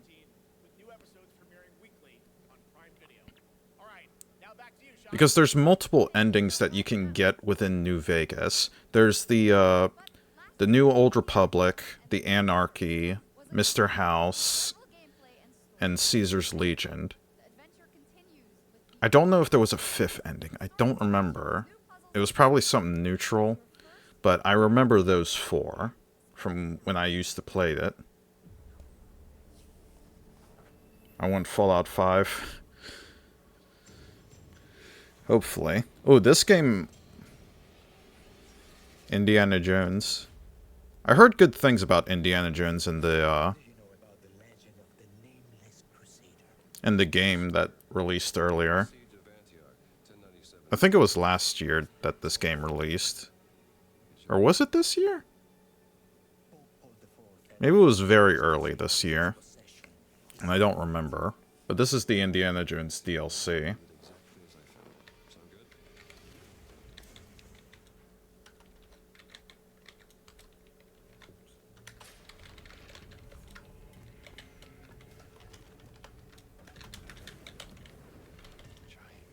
I used to love the trilogy of Indiana Jones. They were very good movies. And I'm glad they stayed true to this, from what I've heard. With, like, the way that they designed the game. So I hope this DLC is good, too.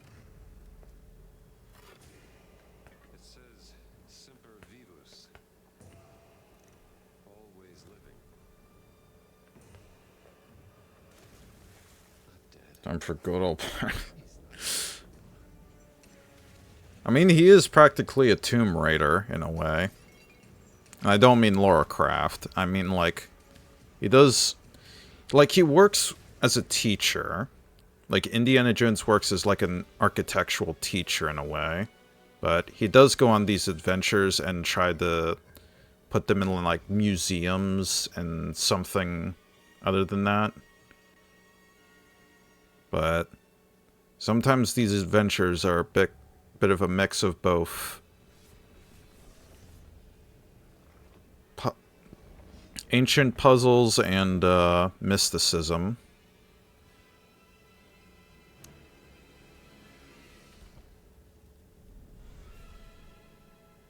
Nintendo Switch too. I have a feeling that's not going to run that very well with the graphics that it shows.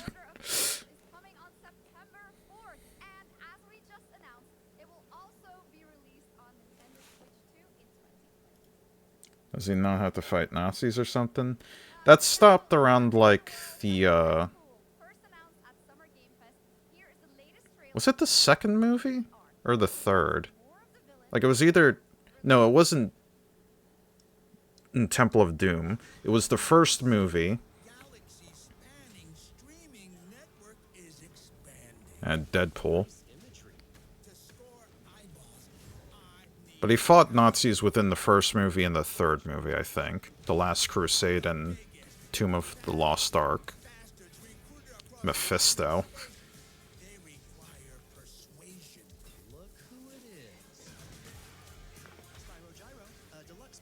Oh yeah, this is the VR game. Yeah, no, I'm never playing this.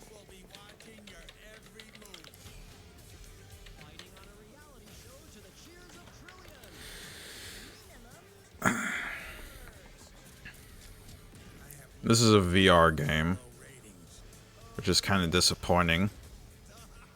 Yeah. I remember this trailer.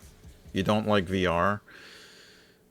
I have motion sickness a lot of the times, so I never tried VR. I've never played with VR, so it's always made me feel like it's gonna make me feel sick trying to play these games, and I honestly don't want that.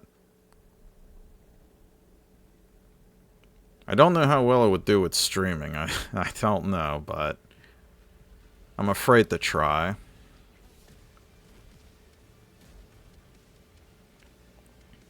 And no VR for me then. Is this World of Tanks? What is this? Here's an old song as well. But this isn't rock, so I might be unfamiliar with it. Or classic rock.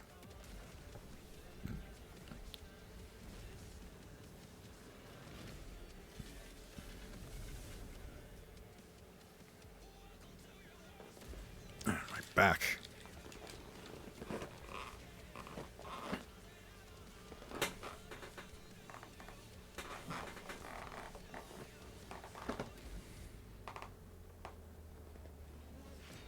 What is this?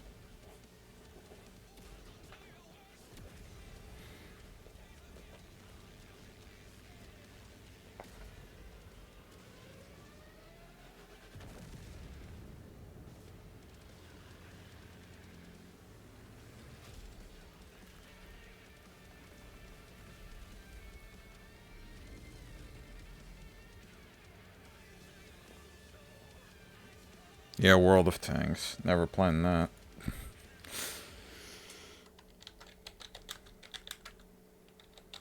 Whatever.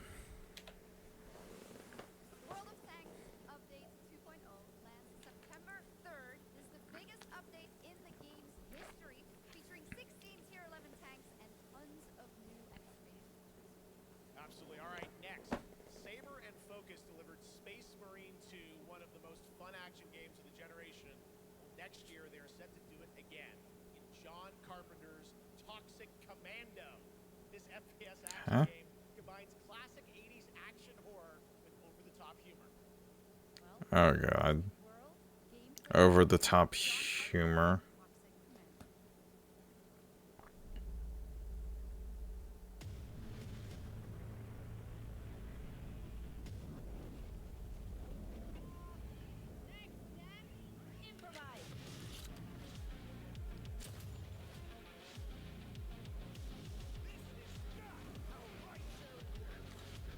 You see my new toy?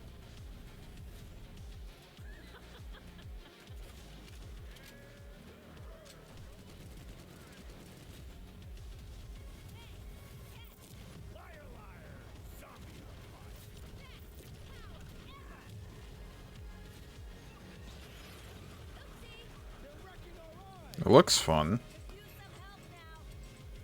But I don't know if I'll ever play it.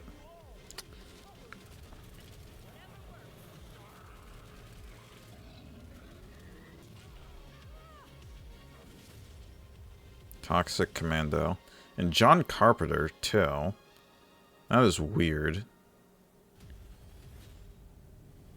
Like, John Carpenter, I remember him doing, like, The Thing and stuff like that, but this is... This is new.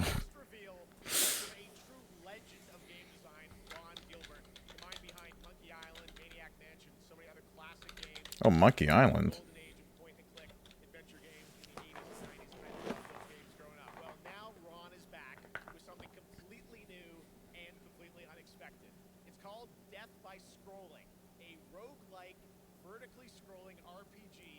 Roguelike. Oh.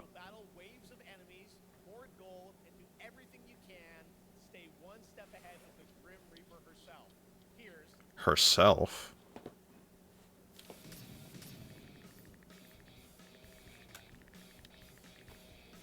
Ooh, it's a pixel.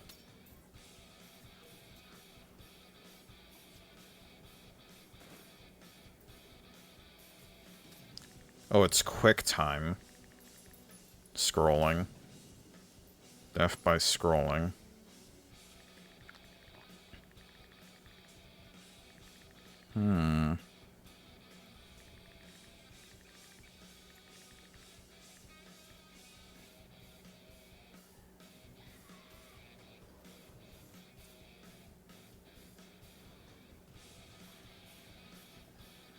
Death by Reaper.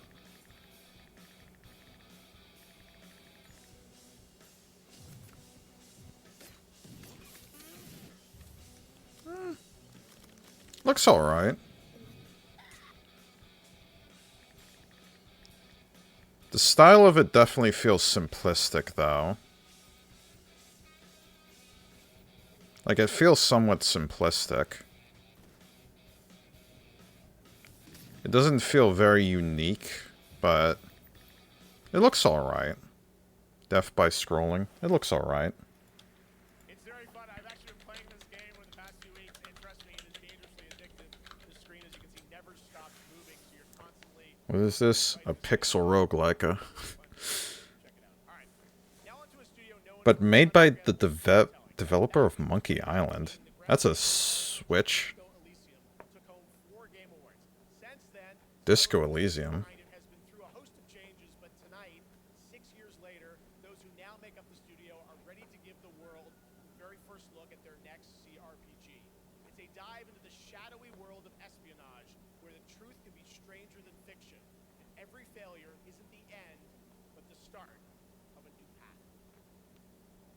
Huh? I once knew a spy.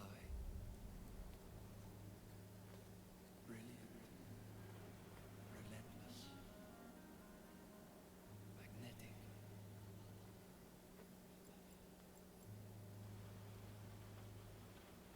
Her name was Herschel. Dark gold hair, a well-worn life beneath. A dandelion puff, waiting to be blown. She tried to look out for me. J.C. Denton.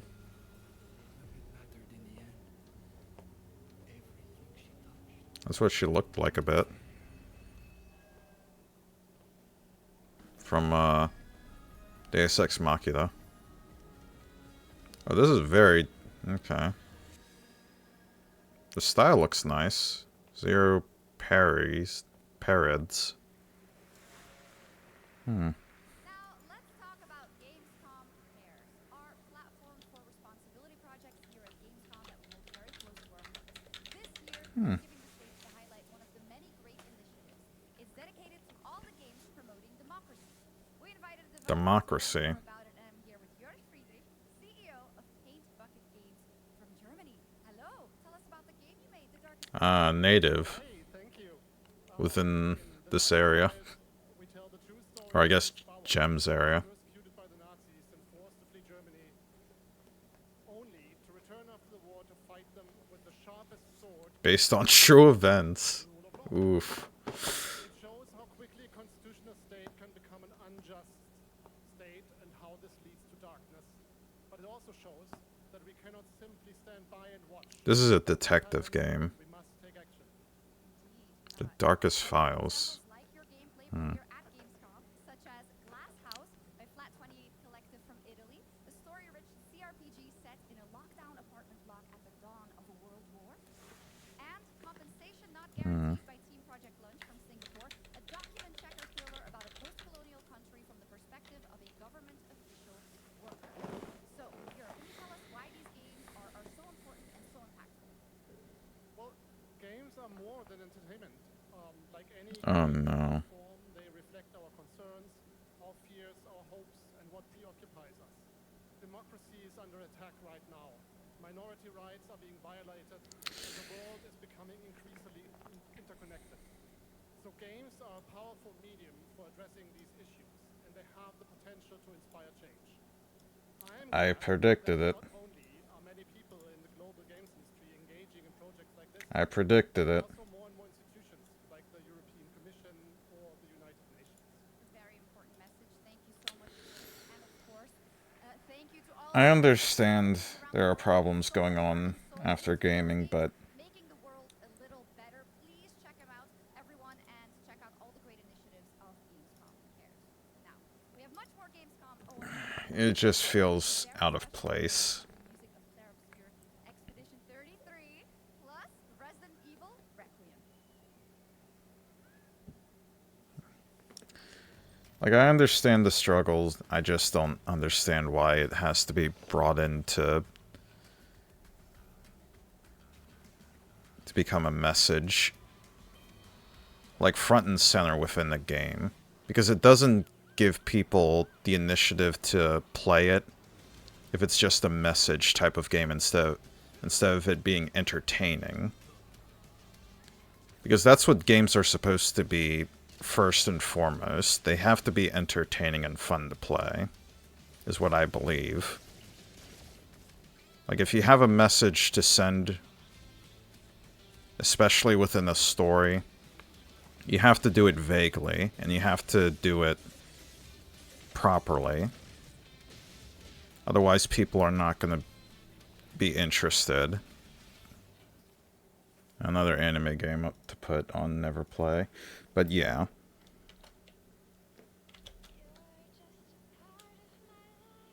I don't know what that title was called.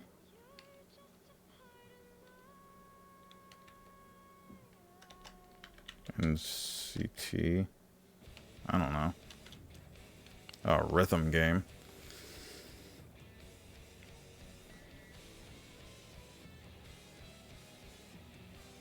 Yeah, they did the politics. Yeah. Like I predicted. Like, you can be political in your games, it's just you need to make them entertaining first. Like, that's all I'm gonna say. If they're not entertaining to play, and they're just more of a message to outlet your frustrations, it's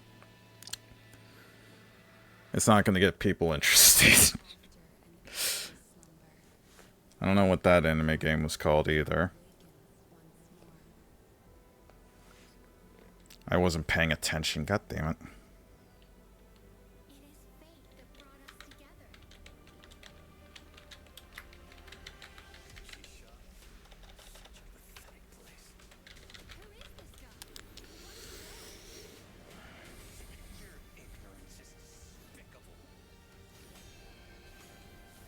What is this Final Fantasy Xenoblade thing? What is this? Whatever's lurking, it's behind this gate.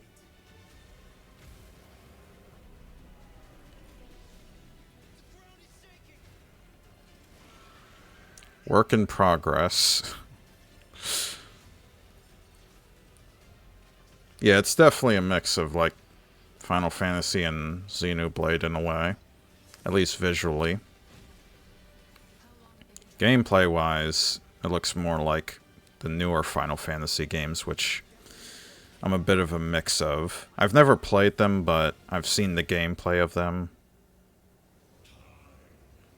Sometimes it's a hit or... Sometimes it looks like a hit or miss to me. Honor of Kings. But this game, I don't know. I don't know. Fortnite. Called it.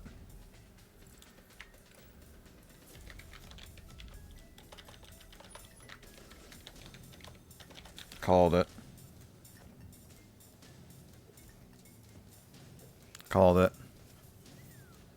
Fortnite ad. And with Squid Games as well. The Netflix series.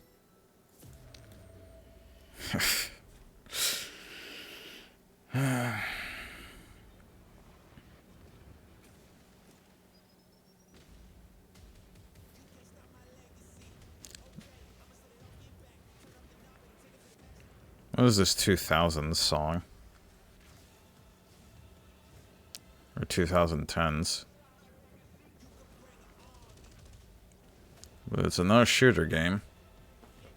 All for free. So it's live service. Delta Force. Yeah. Whatever.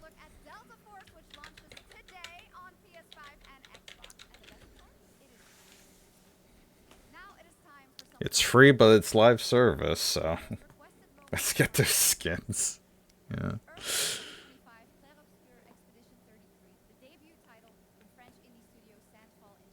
I've heard good things about this game, though. Expedition 33. Absolutely. This is a very special game, and tonight we wanted to bring that world to life right here on stage at O&L with a special acoustic performance from the game's soundtrack. Please join me in welcoming, for their first big live performance ever, the composer of the game, Lorian Testar, and vocalist Elise Dupont-Cussier, performing Alicia from Clair Obscur, Expedition 33. I don't know if I'll ever play Expedition 33, though. I don't know.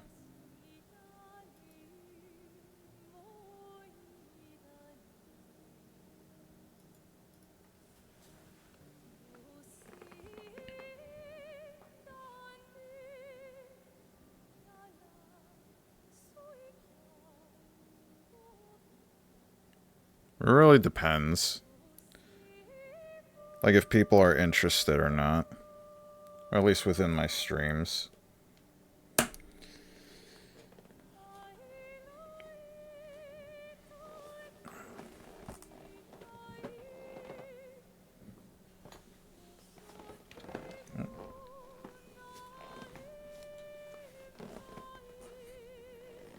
Very emotional song. Something tells me this is going to win a few awards at the Game Awards. I just have an inkling feeling. That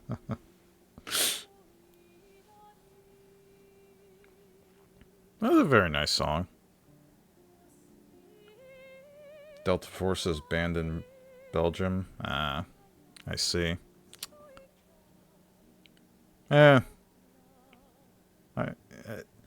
It doesn't seem like that bad of a, you know, that doesn't seem like that bad of a ban. Like, I don't know if you'll actually be interested or not playing it.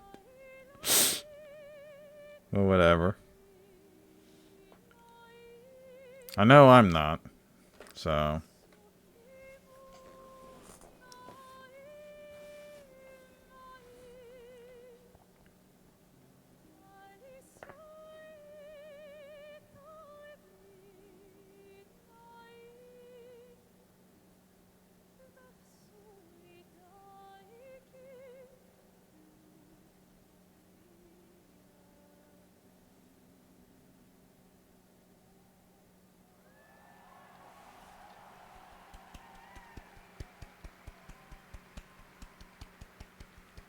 Bravo.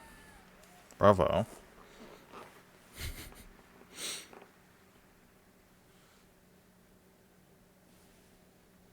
was absolutely beautiful, absolutely amazing. Thank you so, so much. And we have so much more opening night live right after this. Oh, Xbox. Ninja Gaiden.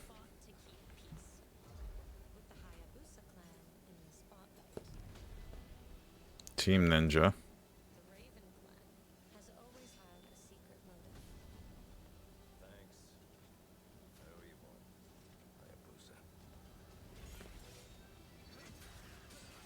Expect heavy resistance from the BDO. We're all counting on you, Yakumo.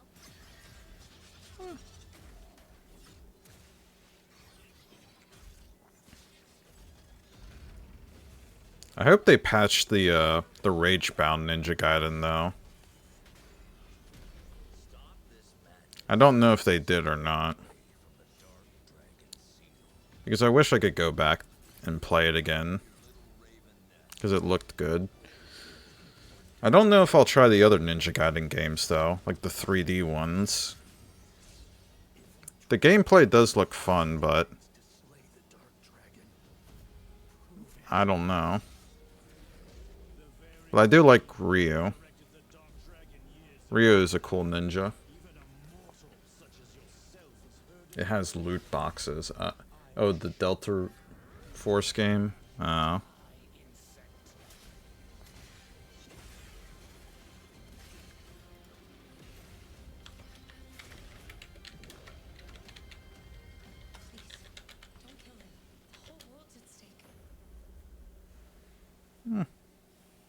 The whole world is at stake. We've seen so many great games so far, so make sure to Excuse me. some love to these amazing developers and teams behind them, and wishlist your next favorite game on Steam by checking out our Gamescom Steam event. And the best thing is you'll find even more games from this year's Gamescom show floors, from beloved indies to big blockbuster titles, by scanning the QR code below. Beloved indies, you say? It's time for the world gameplay premiere of an MMO shooter set in a post MMO shooter. South Korea. This is Cinder City, blending narrative-driven shooter action with a fast, seamless open world. Automatically putting that in a list. Like, when I hear FPS MMO, I'm always conflicted. Because I've played the first Destiny game before. And a little bit of Destiny 2. It was a mistake on my end. It was a mistake for younger me. The government is really strict on gaming.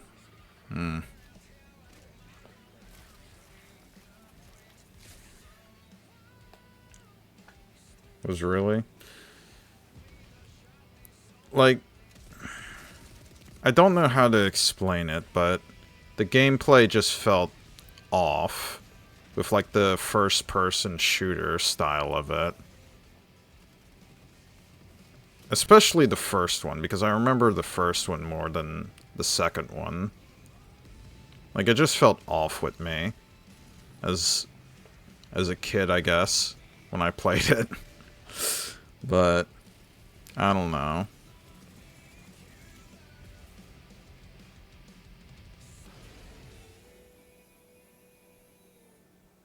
Unreal Engine, though.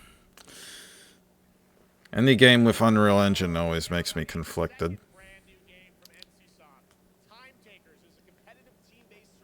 No gambling, though. Yeah, no gambling, though.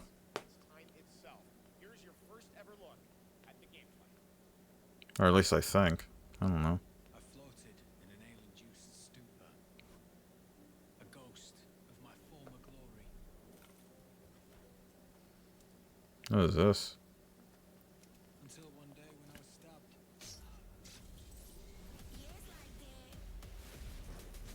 Oh, what the heck is this music? Instead, I was given a second chance in a strange world, alongside rogues from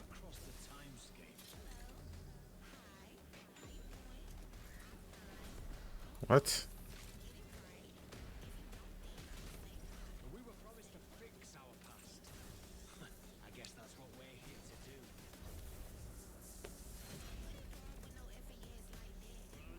What the heck is this?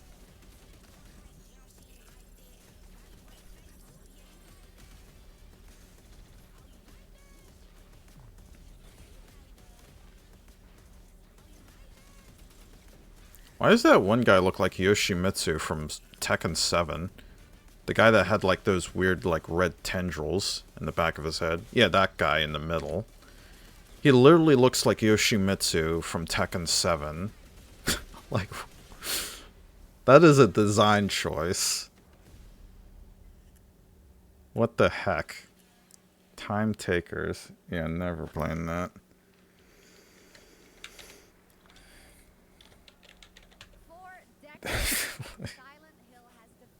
Oh, Silent Hill.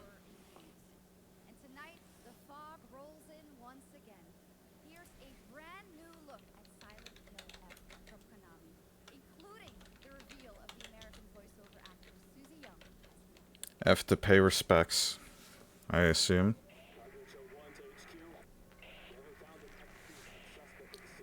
It's a live service as well. Oof.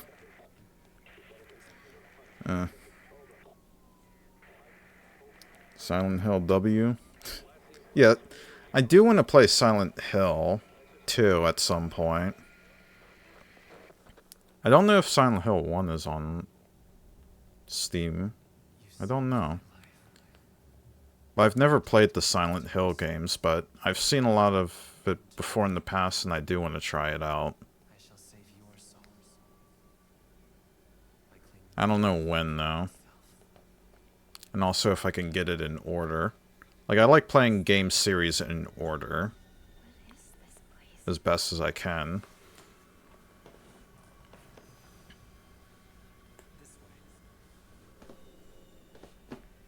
This seems like Japanese-themed Silent Hill. Or it's more like... It's more like Fatal Frame. Like, it's a mix of Silent Hill and Fatal Frame. Because I know that game was supposed to be like a Silent Hill type of game. Fatal Frame. So this Silent Hill F seems like a hybrid of that.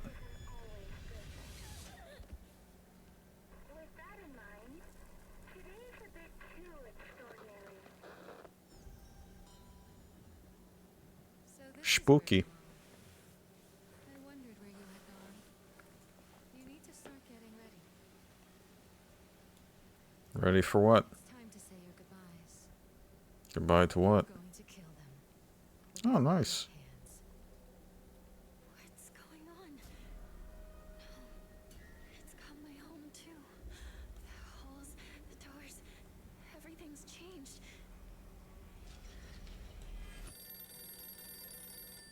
Hello? Hello? Spooky. Just die. Forehead. Just die. Alright. That's a line.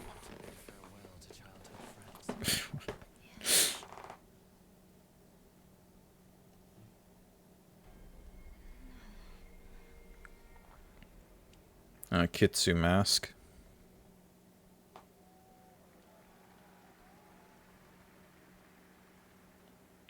Dante's Inferno.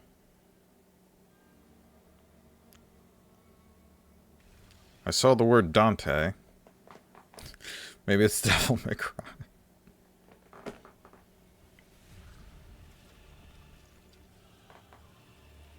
I like that design. That's a cool character design. I don't know about that guy, though. That guy looks whatever.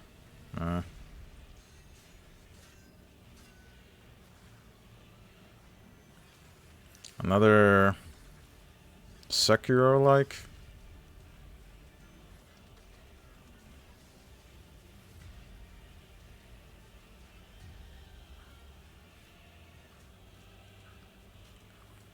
Seems to be.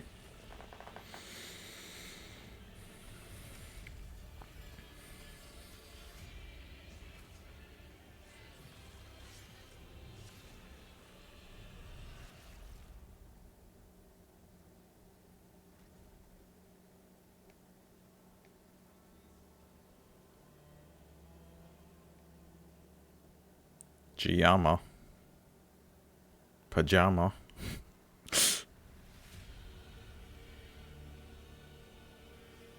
I'm sorry, what? Divine Comedy.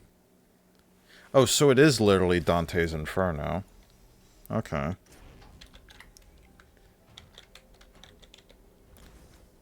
Divine Comedy. Damn. Life services games can die. Yeah. Wait, what the fuck?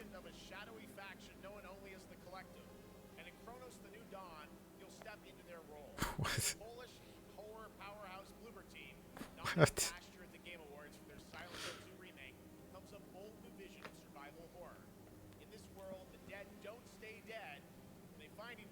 It's the Doom Slayer.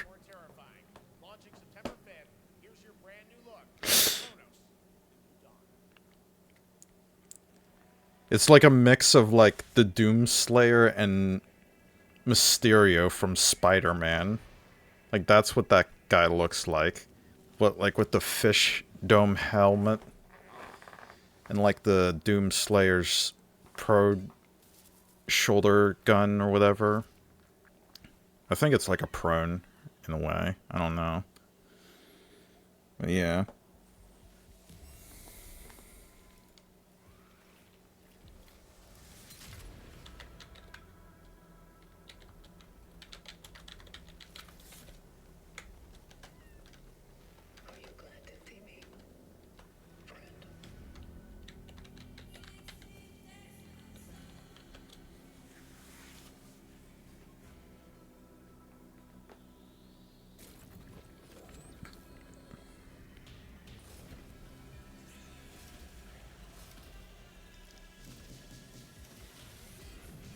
Rip and tear until it is done.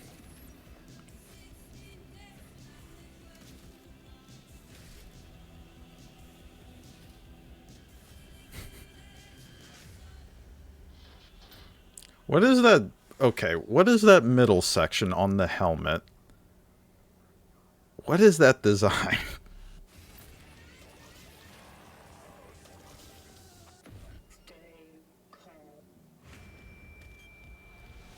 That's a weird design choice, not gonna lie.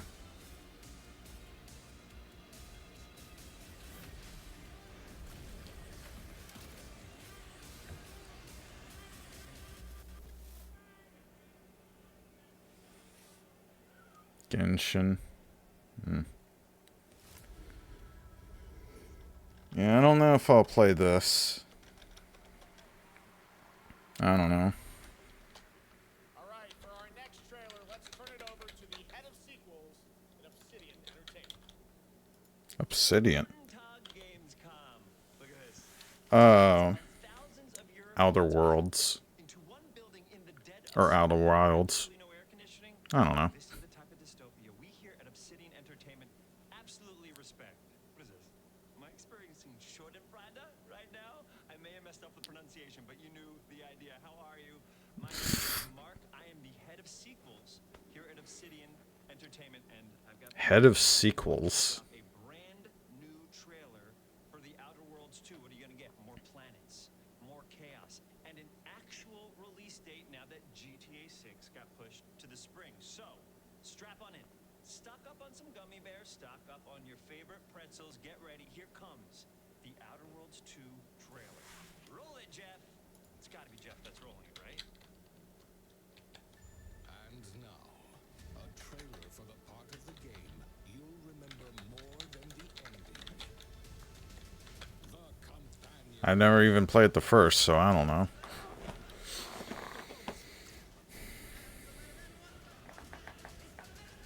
Chemically enhancing your statistically unsafe lifestyle. That looks boring. Yeah. This might They made a different game called Grounded. That game actually looked interesting. Even though I'm afraid of insects. I don't know if I'll ever play it, but it looks very interesting compared to this. It's the same development team, Obsidian. And they made a sequel that's in early access right now. But that game, Grounded, does look interesting. This, I don't really know. I don't know. And no, you can't sleep with them. Can't. That's an announcement choice.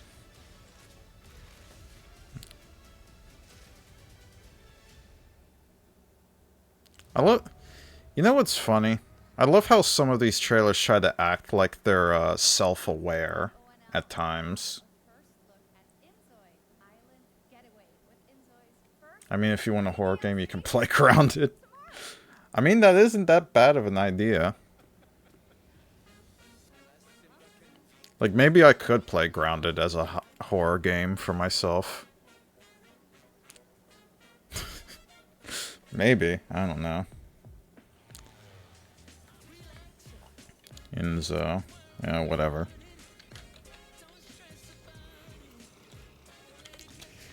But yeah. All I really know is for what I've set up for October is Faith the Unholy Trinity. Like, that's one game that I've wanted to play as a Halloween type of month game on stream for a long while. Or wanted to for the first time, since this is sort of my first year. Yeah, my first year since many, many years ago.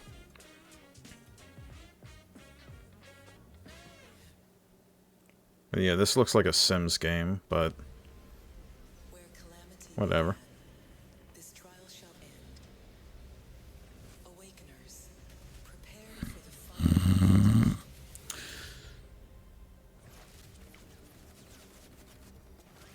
Wow, jiggle physics. I wonder who that's targeting. Yeah, especially with those shots. I wonder what this game is targeting.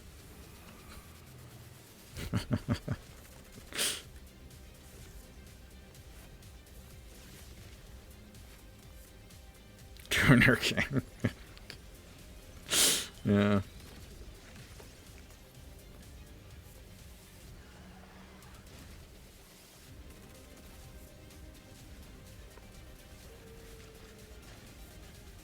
A werewolf. Whatever. Fate Trigger.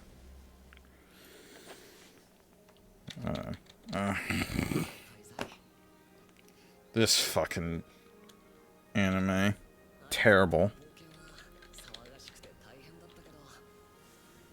Trash.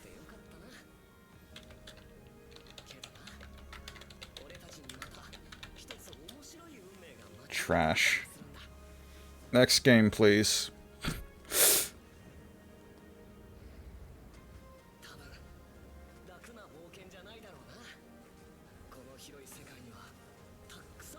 I guess we gotta bear through this for a bit.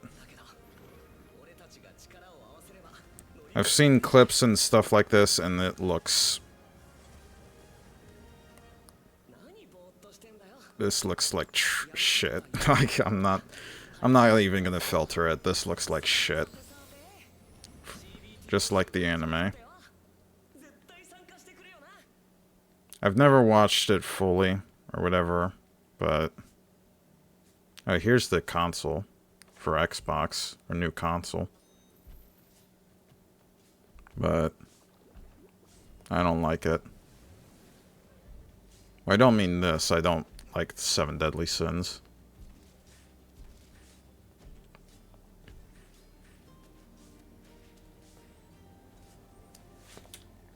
Hey, Cheesy. Welcome to the stream. Dark. Who decided that?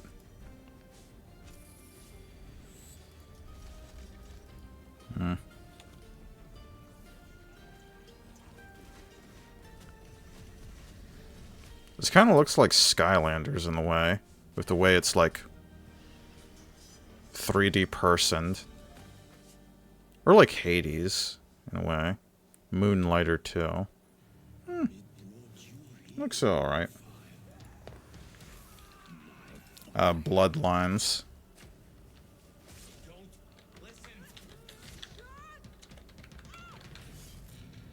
Your reputation is legend. Oh my, you. I think I know what you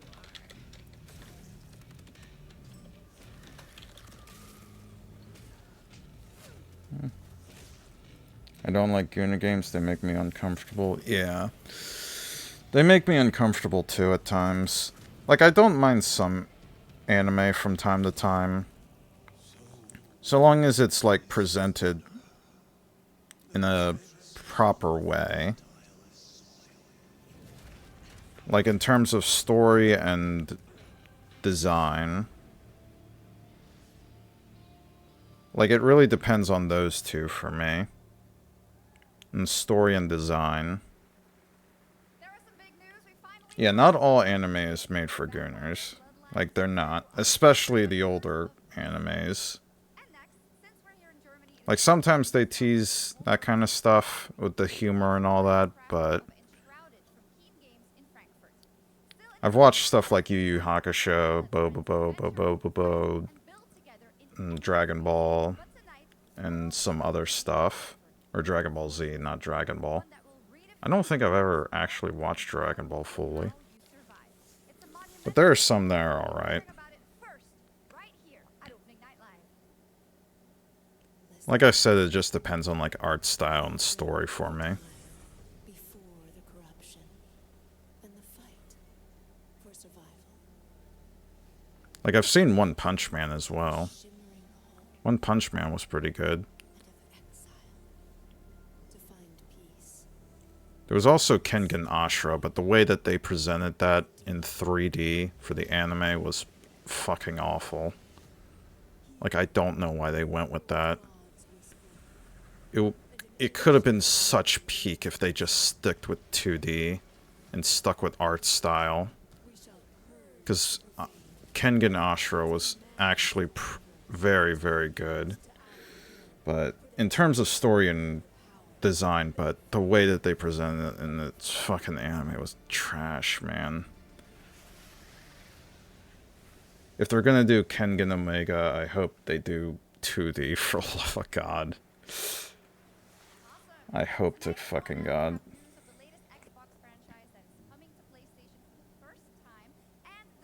Yeah.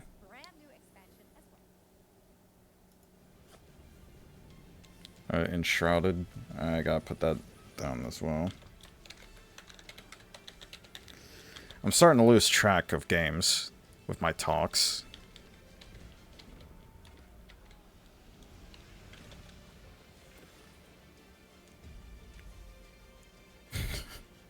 I mean, some of these games probably aren't worth listing down, but I like listing them down just so I remember the trailers that they presented throughout the showing.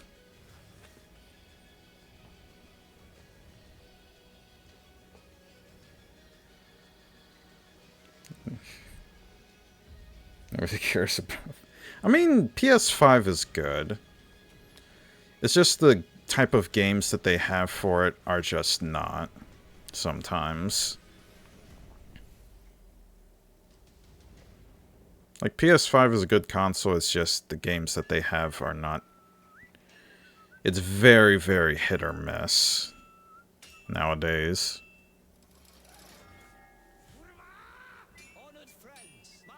What is this?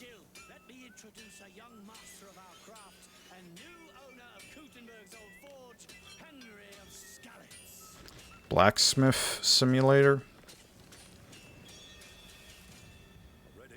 Kingdom Come.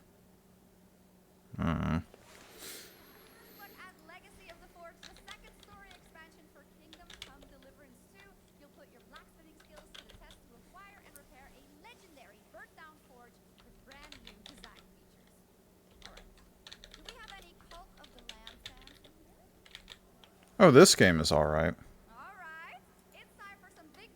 Cult of the Lamb was alright. I've heard good things about that game. And it looks alright. It looks alright. I don't know if I'll ever play it, though. I've never played it, but I've definitely seen gameplay and the style of it. And it looks nice.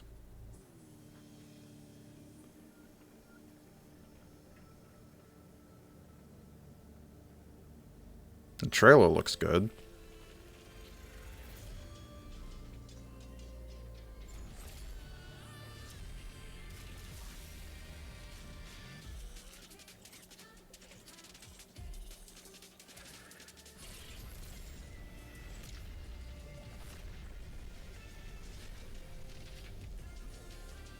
An update?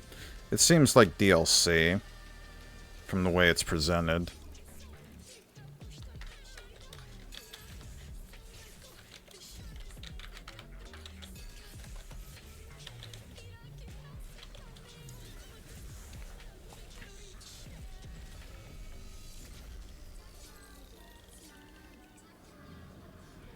Massive paid expansion, yeah, it's DLC.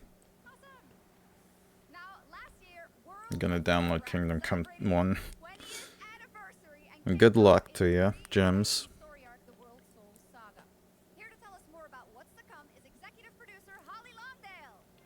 Oh, World of Warcraft. Oh boy. I've heard a lot of things about its recent animation. Oh, she's wearing blue for the Alliance.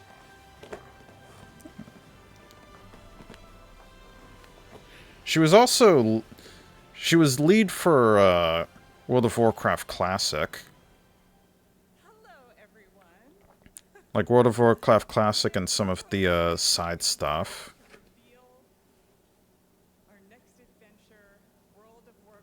I didn't know she was part of retail, though. Hmm. I mean, granted, it's been such a long time since I touched World of Warcraft, so... So, I don't know.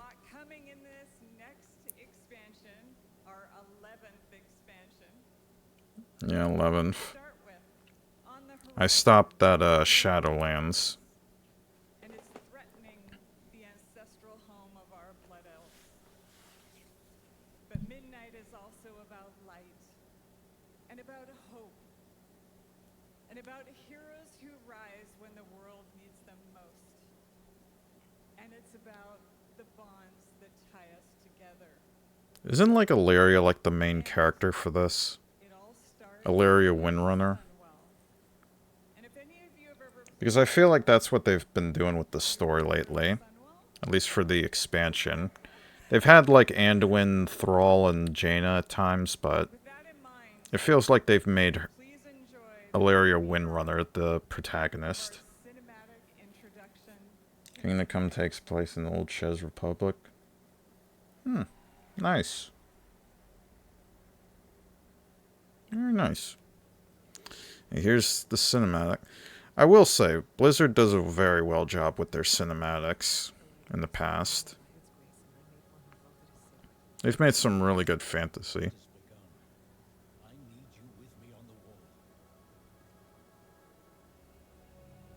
Yeah, she's a paladin. The other guy was the leader for the Blood Elves. Or council of Blood Elf leaders.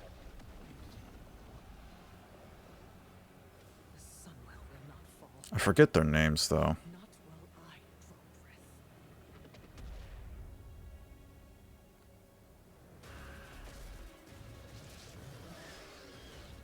Oh, the Void.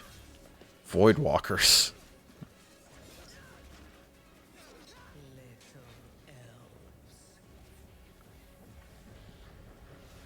Zelotaf. Yep.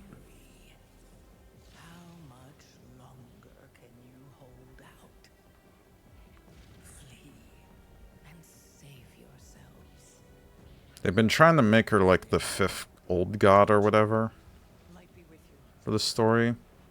Or at least that's what I'm assuming from all that I've seen.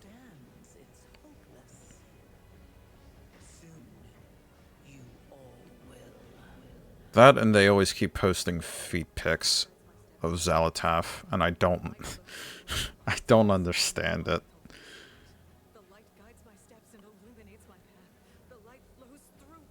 I don't understand it with like Blizzard particularly. Like the people are memeing it because of how much Blizzard has shown like feet shots of her. But I don't know why. It's so weird. It's so weird.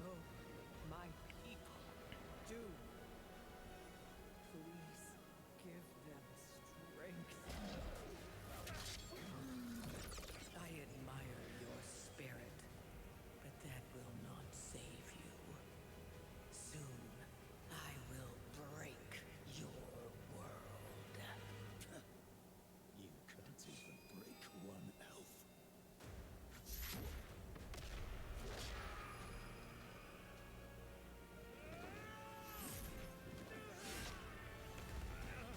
This darkness comes to devour everything.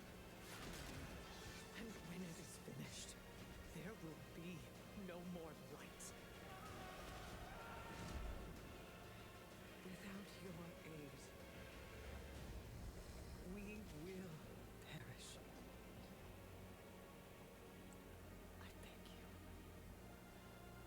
help us. Is she talking about the chick who became the Sunwell? An embodiment of the Sunwell and then merged with it after Kill Jaden fell?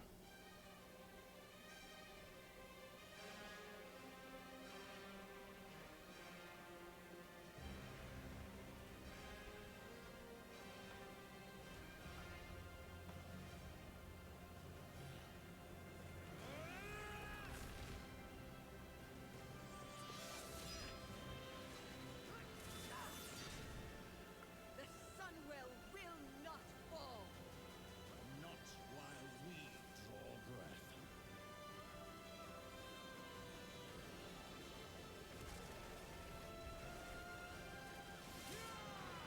breath. Okay.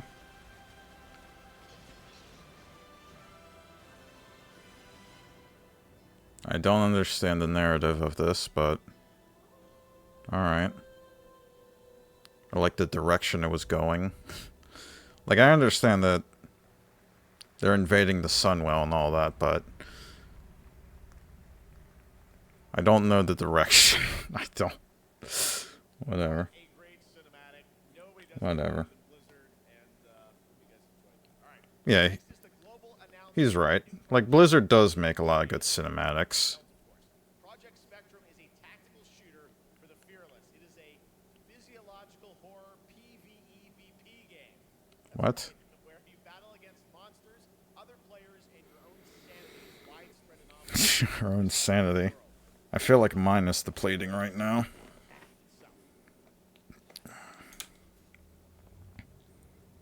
Can you describe the sound in the recording?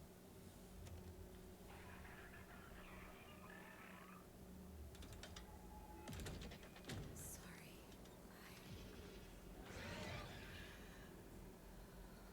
Let's go back to the start.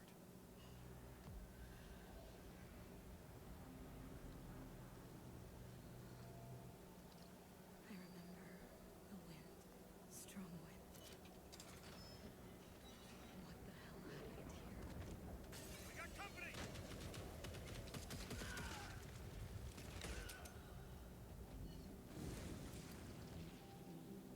Yeah. Mannequins like Silent Hill or The Evil Within.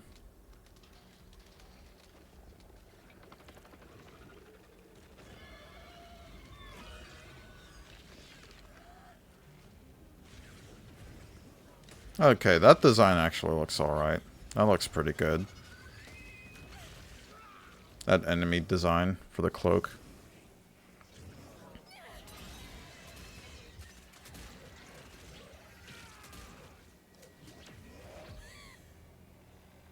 Just the game overall is, seems whatever.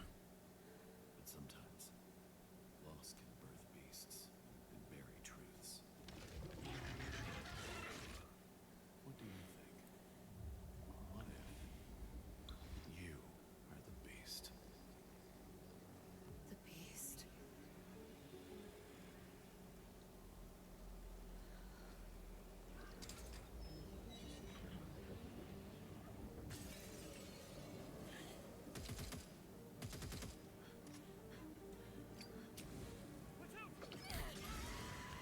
Your paralysis demons.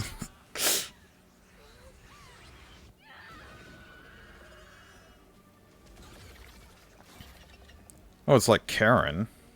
Or Karnan. That horror pixel game. Of like the big red blob monster. Karen was a good game. I will say that. So I guess this is the inspiration of it. Within this design.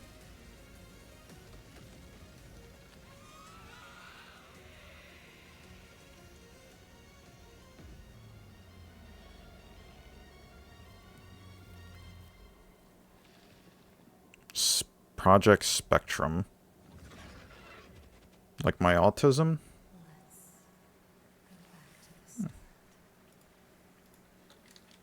Alright. Alright, this next world premiere feels familiar, yet it is something brand new from Wargaming. And trust me, you've seen them with tanks, but you haven't seen them do anything like this before. And it's coming to PC, consoles, and Steam Deck.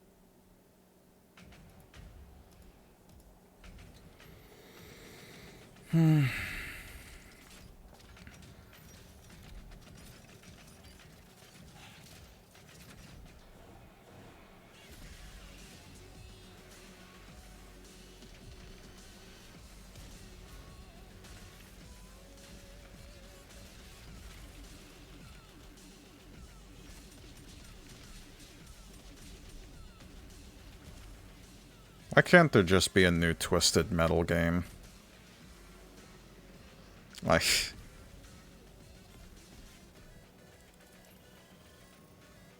I feel like some of these games that have like all these different types of vehicle combats are trying so hard to be like a Twisted Metal type. But always missing.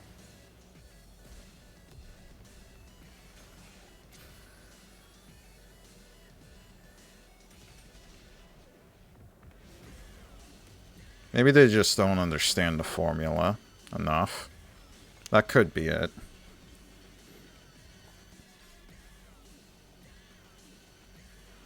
Like, I see so many shades of Twisted Metal within some vehicle combat games.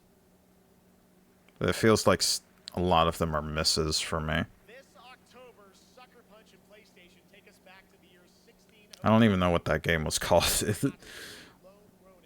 I don't... whatever.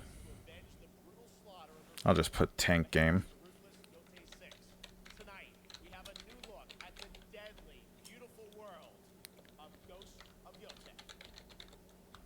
Ghost of Yotele.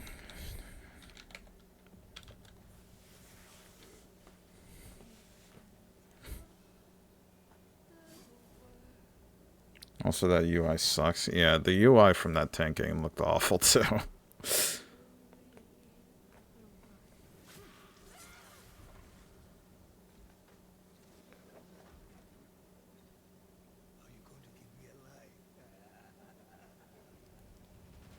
Yeah, give him a light. See what happens.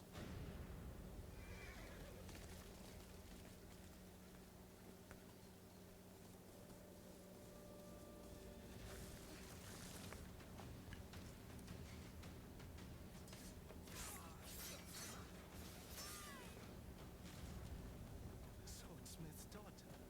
I watched that tree burn. How did you escape? Same way. I survived every battle. The thought of killing you. It feels like Blue-Eyed Samurai, but... I don't know why, but... it doesn't seem to hit the same as that show. Especially with that hat. Like, I don't understand that hat choice. As a design. Like, that hat looks so weird. The style looks good, though. Like, the game and the style looks good. It's just... the character itself looks kind of uninteresting as, like, a main character design. Legends? What? Free DLC. But yeah, the hat is definitely one of the outliers. There you have it, an amazing new look at Ghost of Yotei out October 2nd for PS5 and confirmed today on O&L. It's I don't know why, but it reminds me of Tekken 5's Yoshimitsu alt costume. But scuffed. For nearly 3 decades, Resident Evil has terrified Resident Evil. the survival horror genre. Now, a new chapter rises from the shadows. Back in June at Summer Game Fest, we gave you the first glimpse of Resident Evil Requiem, and tonight we are diving deep. Requiem. Golden experience. Of the game's protagonist, Grace Ashcroft, and why she may be the key to surviving what's coming. The key, you say?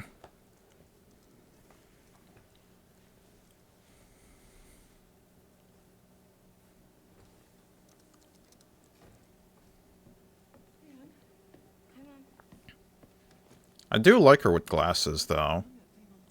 I don't like her design without the glasses.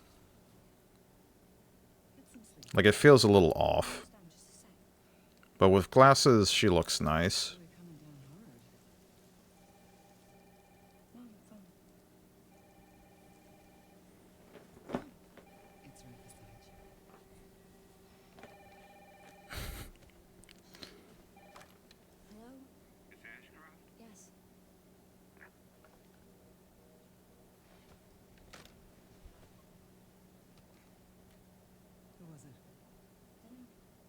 They asked for Miss Ashcroft and then they hung up on me.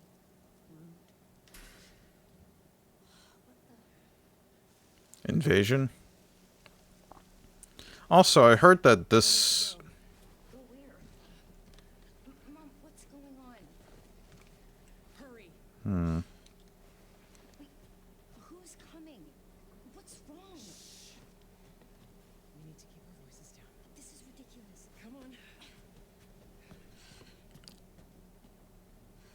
I heard this is supposed to tie in with a different Resident Evil game. Like an old, obscure, or niche one.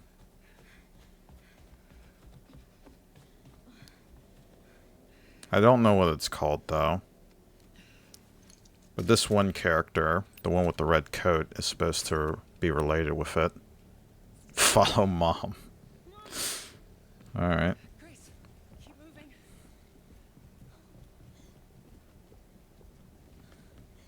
It's first person like Resident Evil 6, though.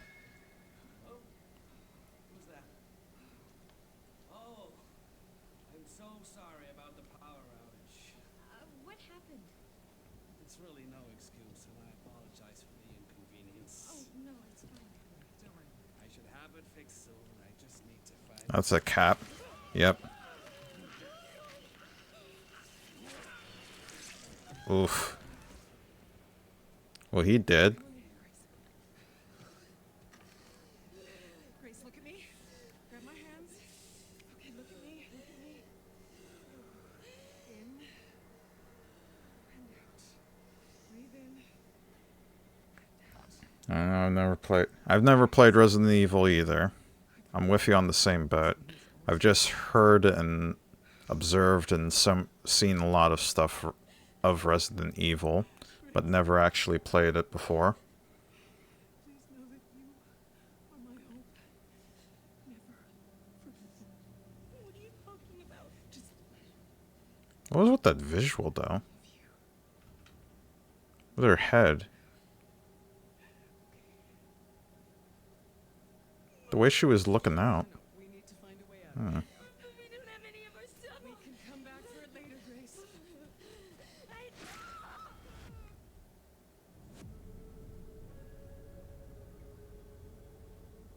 Okay. I don't know what that trailer was all about, but alright. Game is insane. I got to see that sequence in Osaka about a month ago. There's a lot more to share, and there is a reason it was the most wishlisted title coming out of Summer Game Fest this June.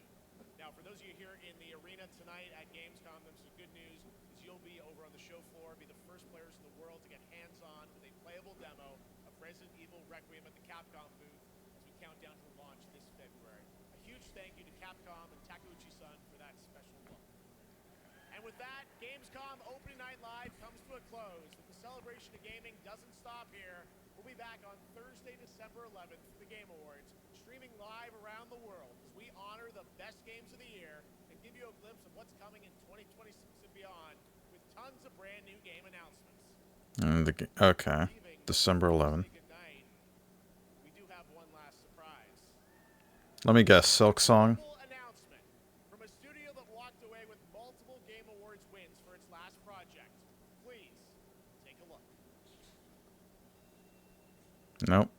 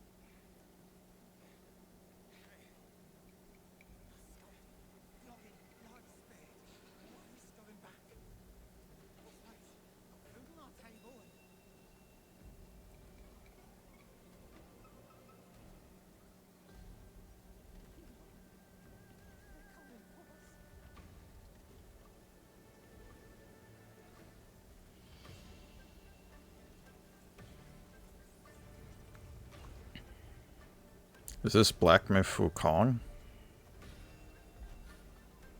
Like a DLC, maybe?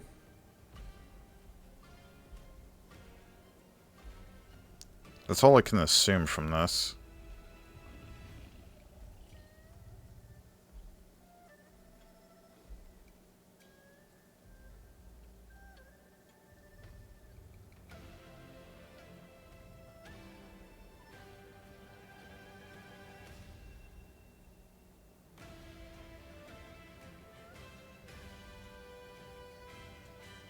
Yeah, Black Myth, yep. Same devs. Okay. It seems different, though. There's a special announcement. Game Science has announced and kicked off development of the second title in the Black Myth series. Oh, the second title.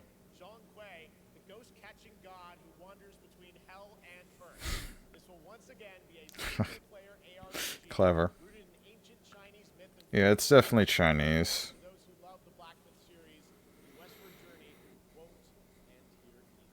It's been an amazing opening night live tonight. Thank you so much, Ashok, for joining me. Thank you so much, Jeff. I had so much fun. Also, a huge announcement at the end of that to close out opening night live this year and kick off Gamescom 2025. It's been so much fun to host this thing again with you, Jeff. What an amazing show. Oh, it was such an amazing show. Great job to you. Thanks for coming back again, Shocks. And thank you to everyone for watching online and here, the audience in Cologne. What a great night. Have a great Gamescom 2025. And we'll see you on December 11th for the Game Awards in LA. Good night, everybody. It's like 2 days before my birthday as well. Damn. Alright. Alright. So, yeah. That was an experience. That was an experience. I do want to show the list, or the ending, of all that I had written throughout the start of it. So, 2 games that are possibly something that I'll play from this, all. Like, I've tried to list all the other games within meh and likely never play. But, yeah. I'd say it had some pretty good games with the way it was presented, but in terms of, like, for myself to play, I don't know. There's not anything that was super eye-catching. It's funny how the pre-show was the one that had some of the eye-catching stuff compared to the live show. With some of its titles. But, yeah. I think it was alright. So I might give it a 3.5 out of 5. Like, it had some good games, it had some interesting stuff, but not a lot that I would be interested in. Or at least personally. But yeah, I'll definitely check out the Games Awards within hold on, I'm trying to save these notes and all that. I will check out the Game Awards this December and see how that goes. However, now that that is finally over, I can finally play the new Shantae game. Finally. Let me just change the title and category.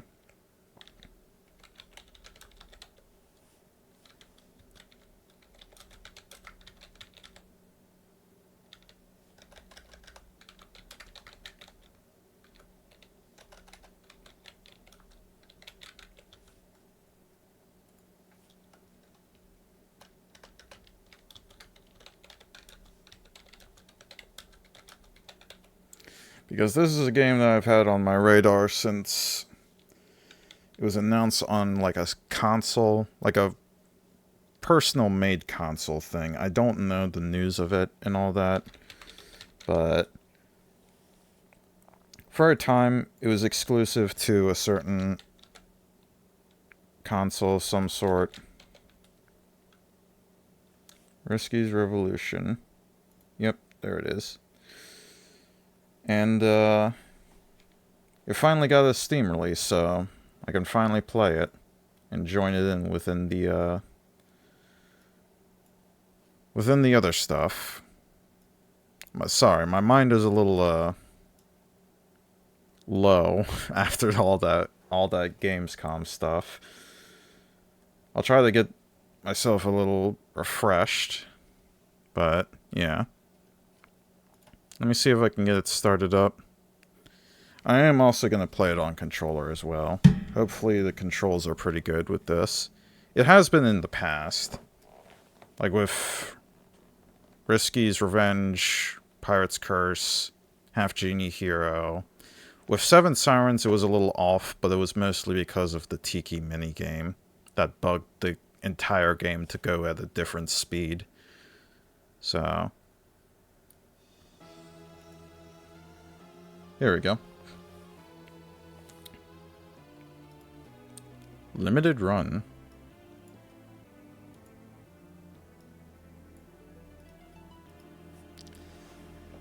Alright. Oh, I gotta click it. Hold up. Oh, I don't have it registered. Okay. I need to register the account. There we go. I'm gonna check the volume settings.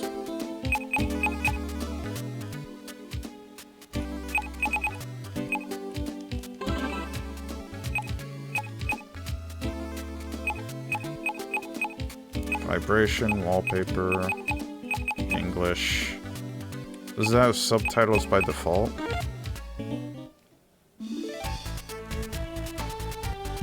Whatever. I don't know where this game follows in the story. Like, that's the one that I'm a bit confused about. Because it is Shantae Advanced, so it's like old school styled.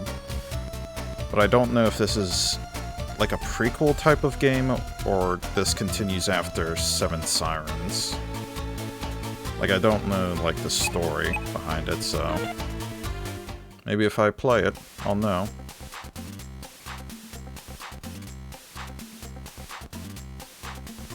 I will say the art style for this game has been pretty good.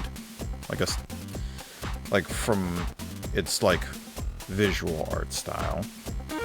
Also, I'll have to change my cam depending on where the game is going to be presented in. Oh, there's... What? Costumes. Oh, this is because of the deluxe edition that I bought. Yeah. This is the Relic Hunter. High voltage. Sizzle. We're going normal.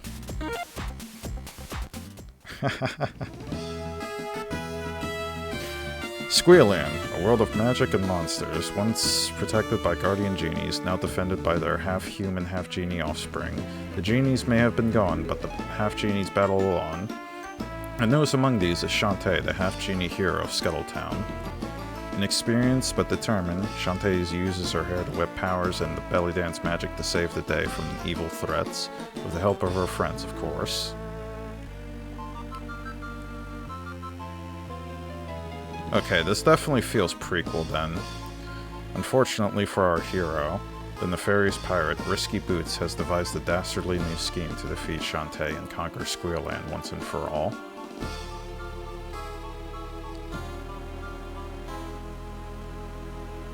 If they're going with inexperience as a key word, from what I understand, this is definitely prequel-like.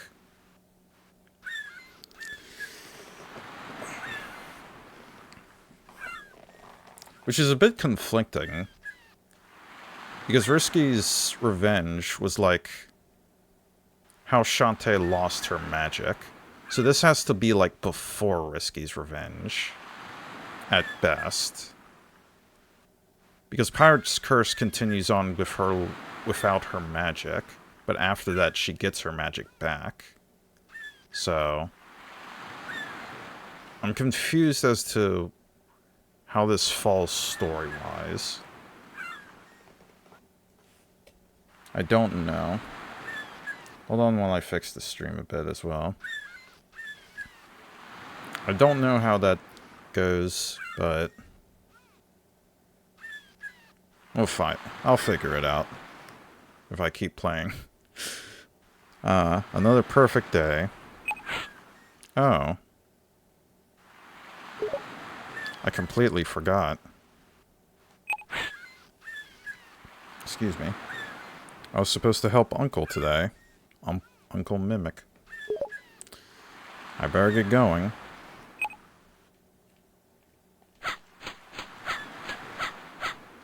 Okay.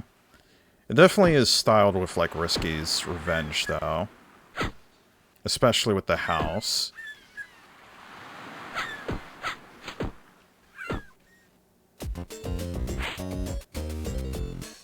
Bolo and,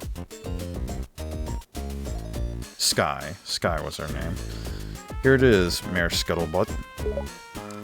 I laid this invention. A windmill?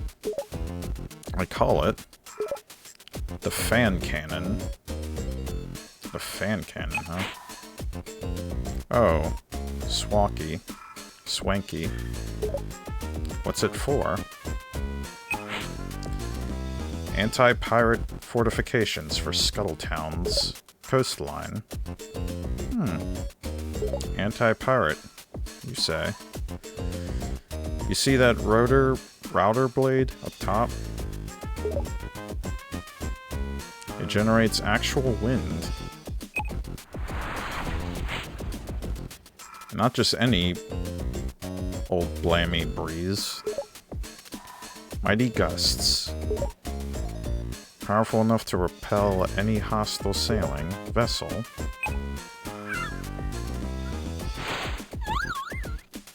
Well, that bird is dead.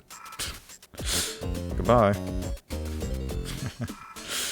Attacks from the ocean will be a thing of the past. Sorry I'm late, Uncle. Shantae. You just missed the demonstration. Oh, well, it looks like everything's in order. Here. Yep, right here. I'm off to balance my checkbook. Toodly-doo.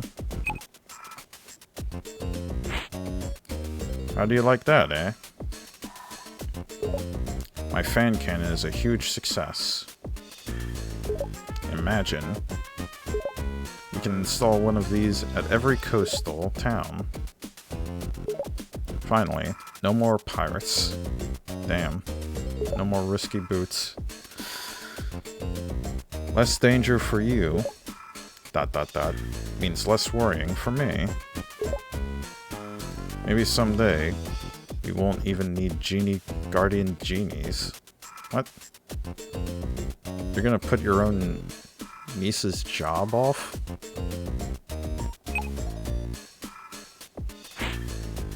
What's she gonna do? Like, what else is Shantae gonna do?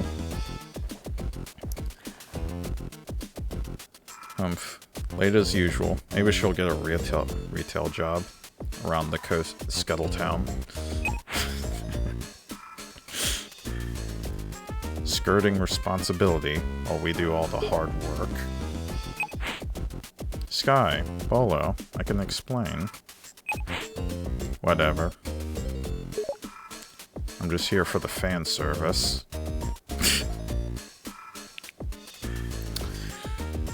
Good pun. Good pun. I understand. Ah, Roddy Tops. I can help with that. Huh? Who are you? Question mark. Yeah, okay, yeah, this is pretty cool, then.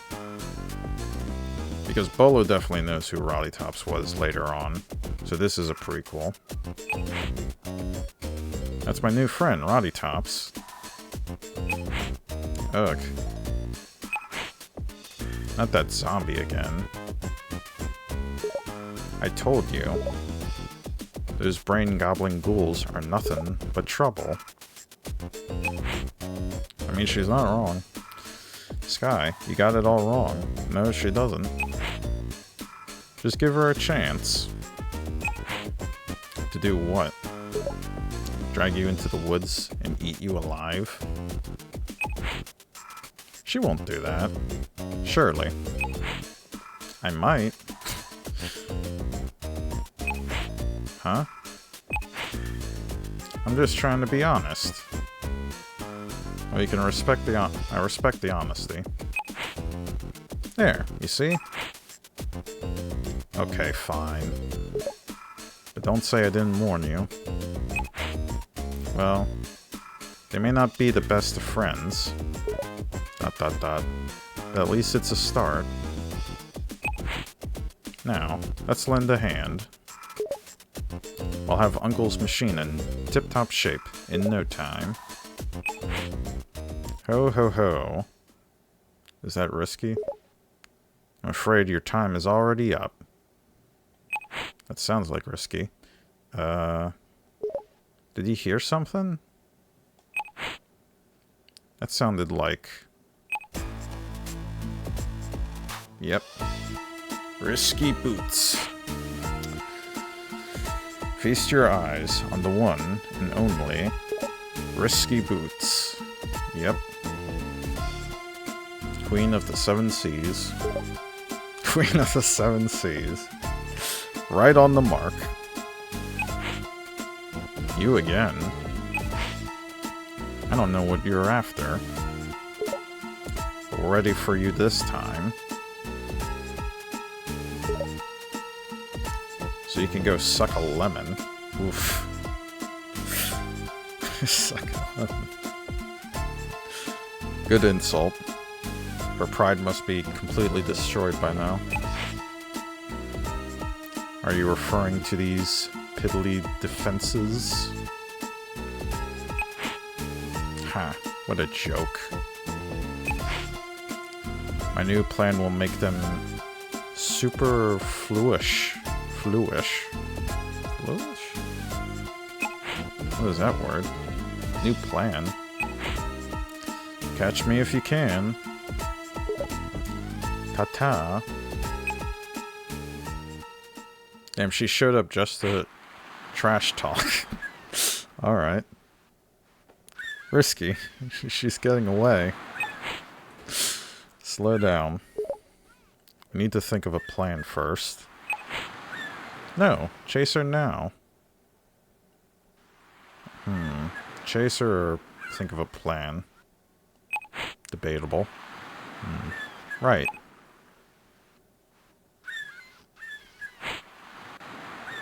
I don't think you and I are going to get along. Oh, they won't. They won't.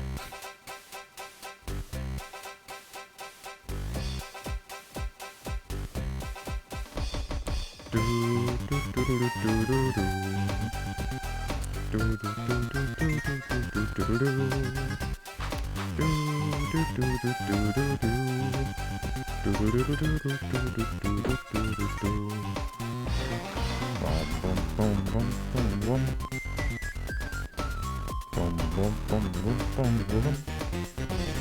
kind of want to check the idle animations as well.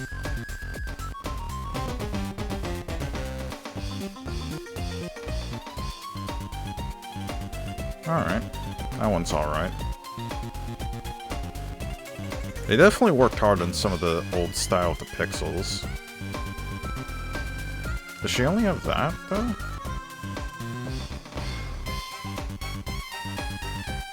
I guess it's only just that. Alright.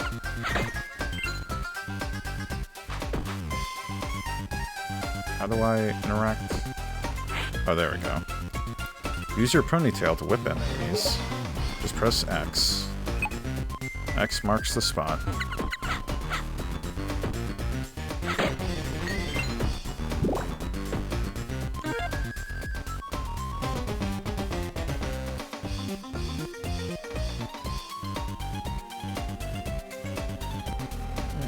I thought I heard something.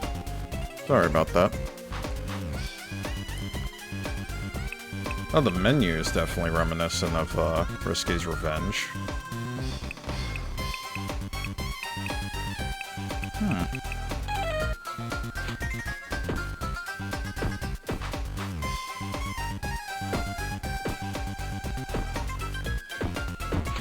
Tinkerbell. I see something under there. Hold up. Or maybe I need to go the other direction.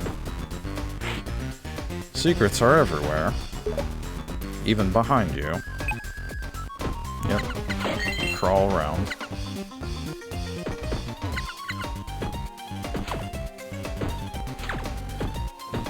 Do you go into this one? Ah, this one.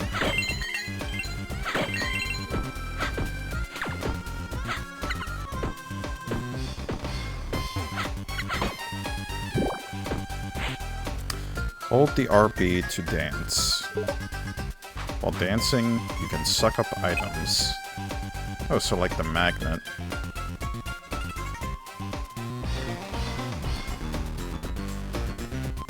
Oh, she has 3 different dances.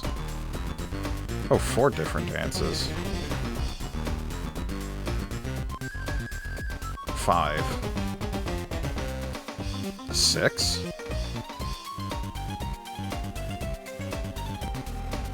Six different dances.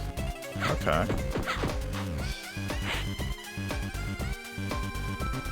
In the previous ones, it was like 3 animations, but this is double. Okay. You can drop through certain floors while ducking down low. Press A. You'll see. Wait, hold up.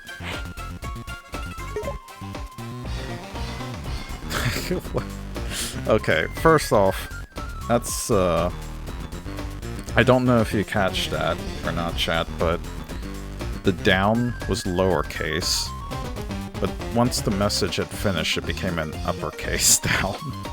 I don't think that's intentional. I don't know if it is or not, but that caught my eye. Alright. You can view the sub-screen at any time. Just press the 3 bars. Yeah, just the plus. Yeah, this is the pause menu, though. But this is the menu screen.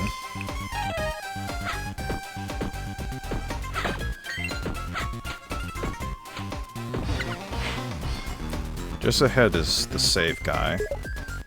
Be sure to save the game often. Otherwise, when you run out of hearts, you'll be sent back to the time of your last save. Okay.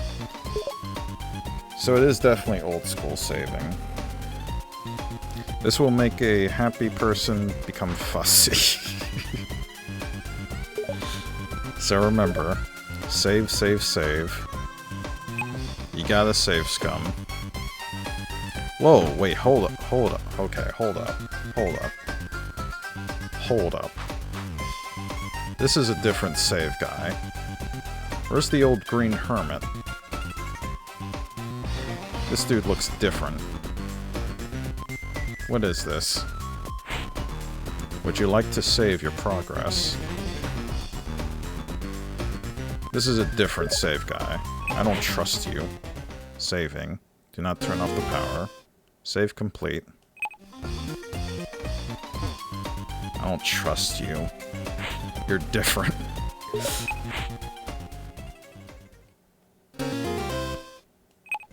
Alright. Oh, we're going with the first boss now? Okay.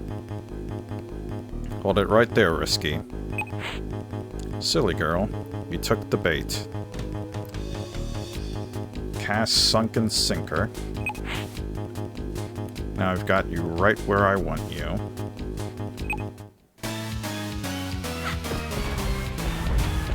Whoa.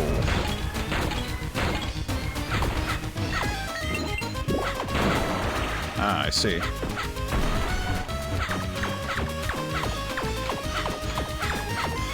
That counts as a hit, right? With the highlight? Okay.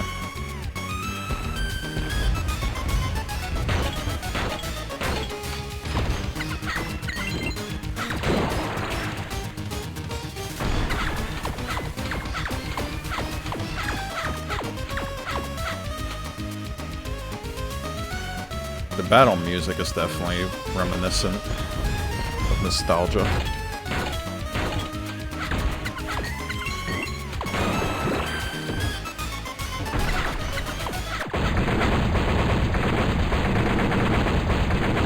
Nice.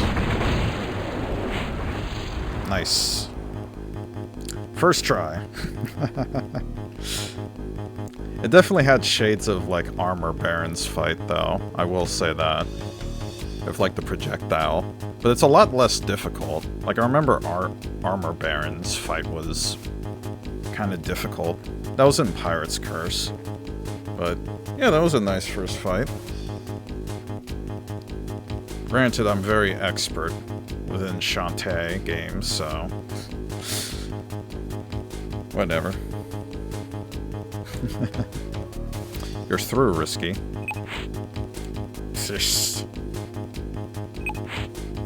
Like I said before, I've got you right where I... Huh?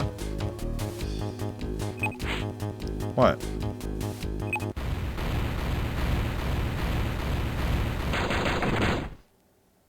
Huh? Ah, I see. Phase 2. Ah.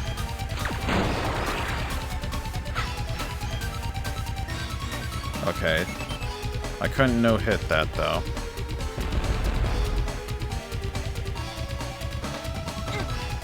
God damn it.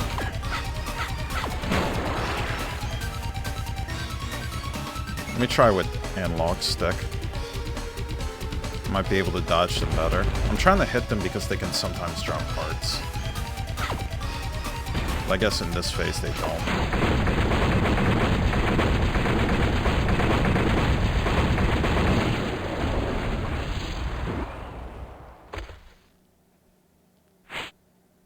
There we go. Yeah. They didn't drop hearts within that phase, so I probably should have just dodged them. Ready to give up now? You. How could you survive my pitfall? You plan this? Humph. Did you plan also getting collapsed by a giant bug? No matter. There's more than one way to skin a brat. Oof, brutal. Hopefully Risky doesn't have shades of Leatherface. Ta-ta. That lousy Risky boots. I'm gonna... Shantae. Are you alright? Who's this? That sounded like Sky. Oh, okay. Big bird. Whoa. That is one big bird. Yeah. It's Big Bird from Sesame Street. This is Wretch's mama, Hatchet. Oh. New lore. She stopped by to check on her baby. Okay. Wait, so Sky's just a babysitter? Because I remember, like, all the eggs in her hatchery and stuff like that. I guess she's a bird babysitter. And it's a good thing, too. Or we'd have no way to haul you from this chasm. Thanks, but I can't leave just yet.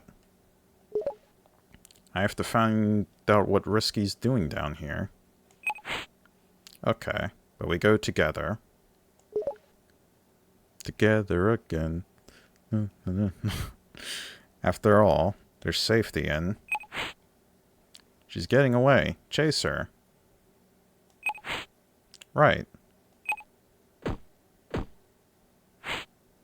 Remind me again why I brought you. What a bad influence. You. I remember you. Can I? No, I can't hit those. Wait, can I go back? I can't go back, okay. Oh, I remember you as well. Those bats, as well as the spiders, are brutal sometimes. But I thought you could hit their projectiles at times.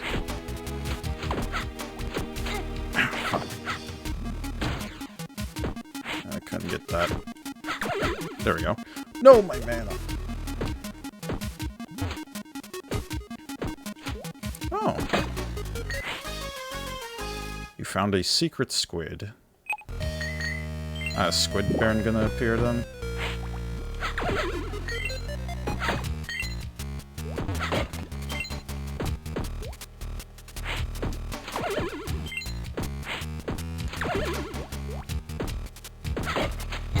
Ow! How dare you?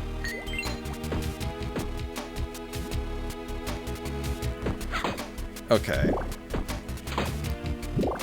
I don't trust you at all. I don't trust this save guy. He's not the hermit.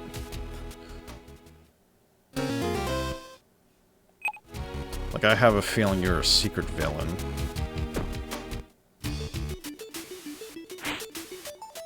Whoa, what is this place?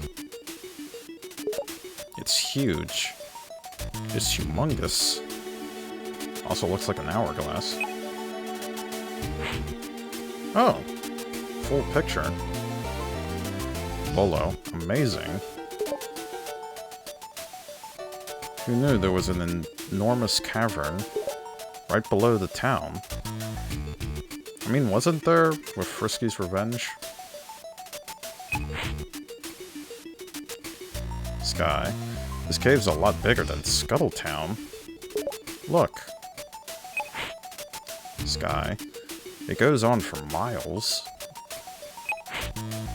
Roddy. A cavern this huge could extend beneath all of Squeal Land. Risky. Indeed it does. Shantae. Risky. What in the world are you up to? What within the world are you... down to? It's just sort of laughing. Alright.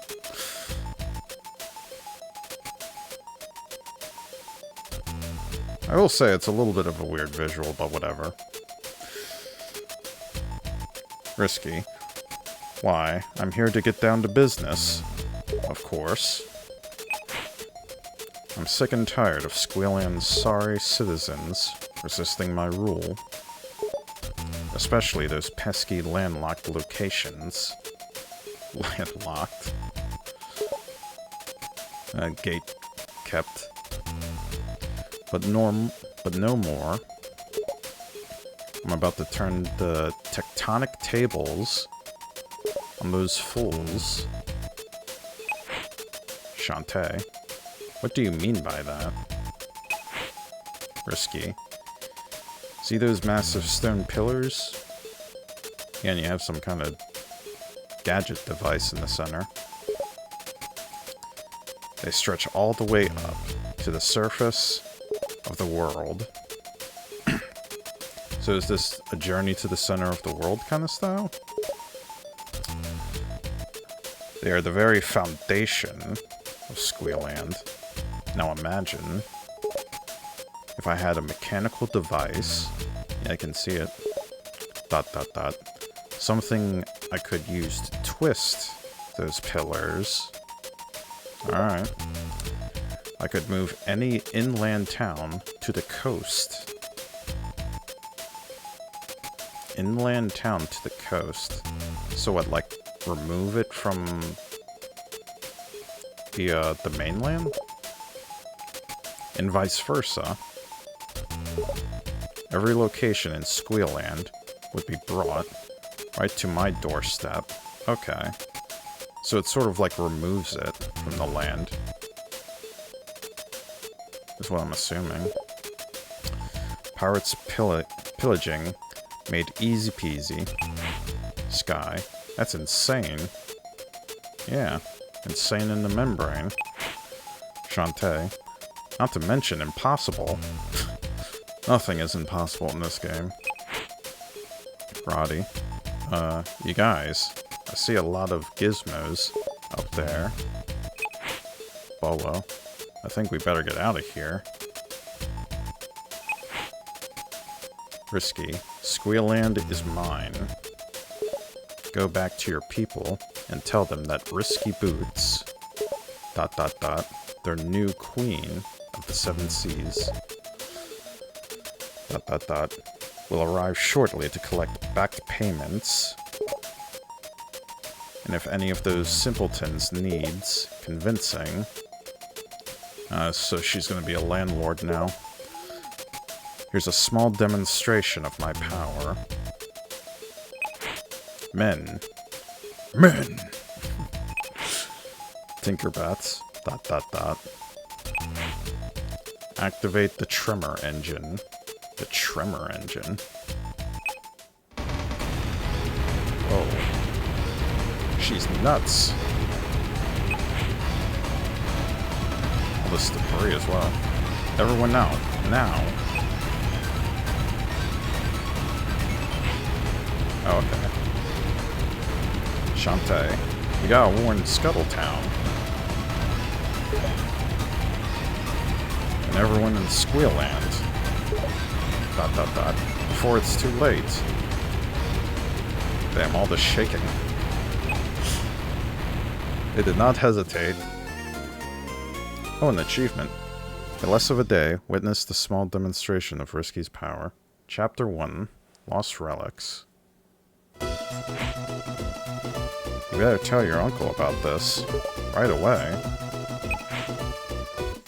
He's probably in his workshop at the edge of town. Okay. Like, I will say, some of the art style transitions, at least with Risky's laugh, the way that looks kind of looks a bit awkward. At least the way she's, like, presented within that picture. It looks a little awkward facial-wise, but the rest of it looks good. Like, the art style definitely looks very good. Can I talk to you? I need to warn everyone about Risky's underground machine.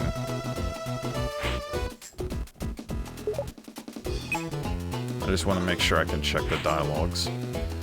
Welcome to Scuttletown. Famous for its tropical beaches and horrific fish smell. Oof.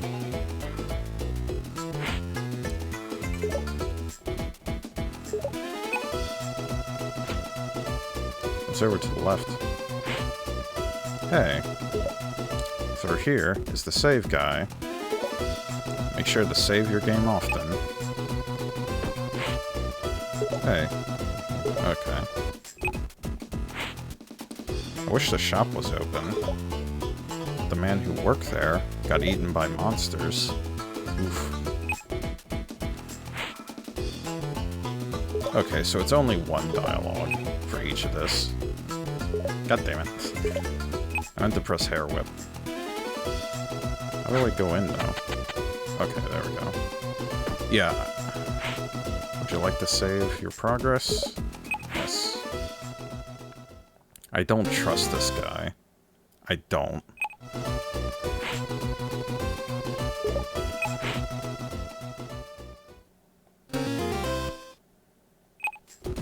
I don't trust this guy. I'm keeping my eye on the save guy. Oh, here's Robbie. Aw, you're so lucky to live here. Just look at all those nice people. I bet they're suckers for cheap goods. And a pretty face. Yeah, probably. Now, where am I gonna set up shop? Aw, you're so lucky. Okay.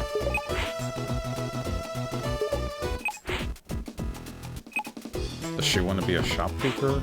Shopkeeper, what I'm assuming? Does fighting monsters leave you feeling all tired and icky?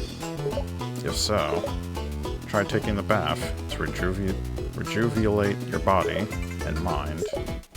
It's just inside here. Alright.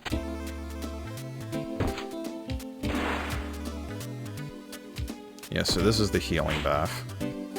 Welcome to the bathhouse. Yep. Place to heal your hearts and soak your worries away. Very nice.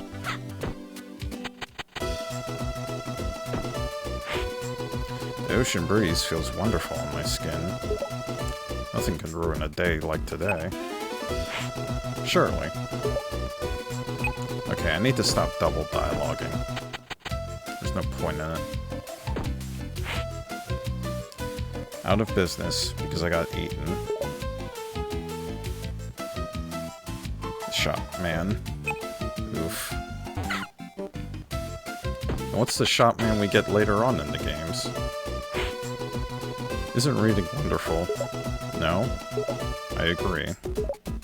That's why I pressed the bars to skip boring text. Nah, I'm gonna read it all, even yours. Better get used to it, girl. My dad is a big fan. He says you're half genie. And half something else. What was it again? Question mark? ... Oh yeah. Half dressed. Classic.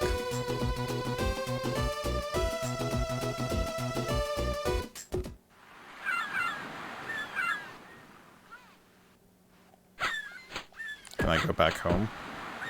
Okay. All these seagulls. Oh, so if... Okay.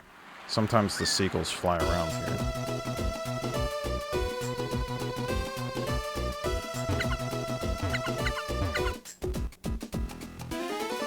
Like, I'm trying to analyze the map in my head.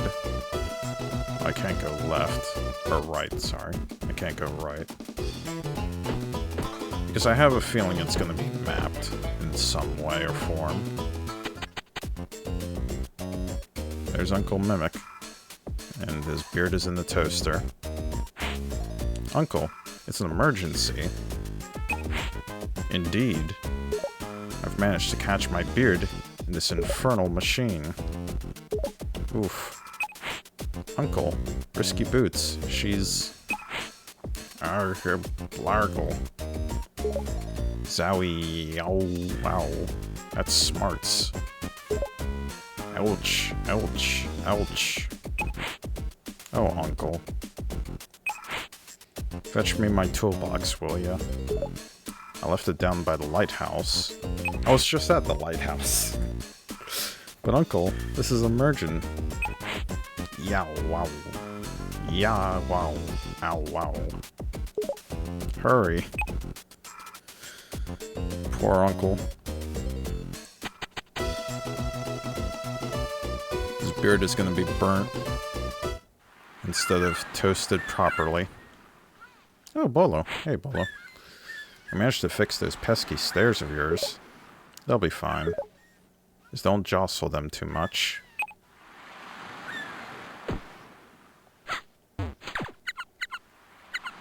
Whoa, what the heck? What the heck?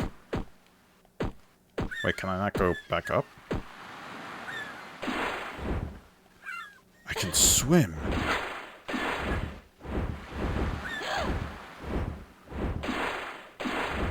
No! There's something down there. And I want it. No! I'm not... Damn it.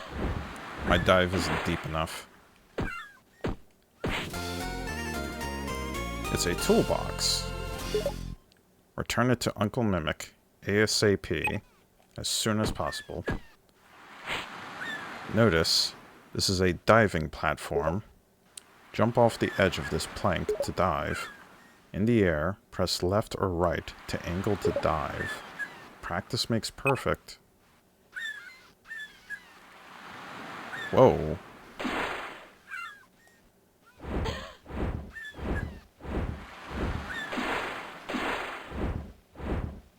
Wait, there's rocks over here.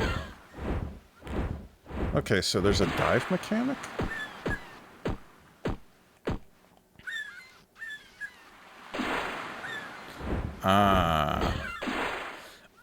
Okay. Okay.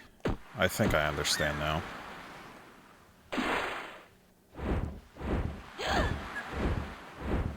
It's angle-based. Right? I think I'm angling it improperly. Hold on.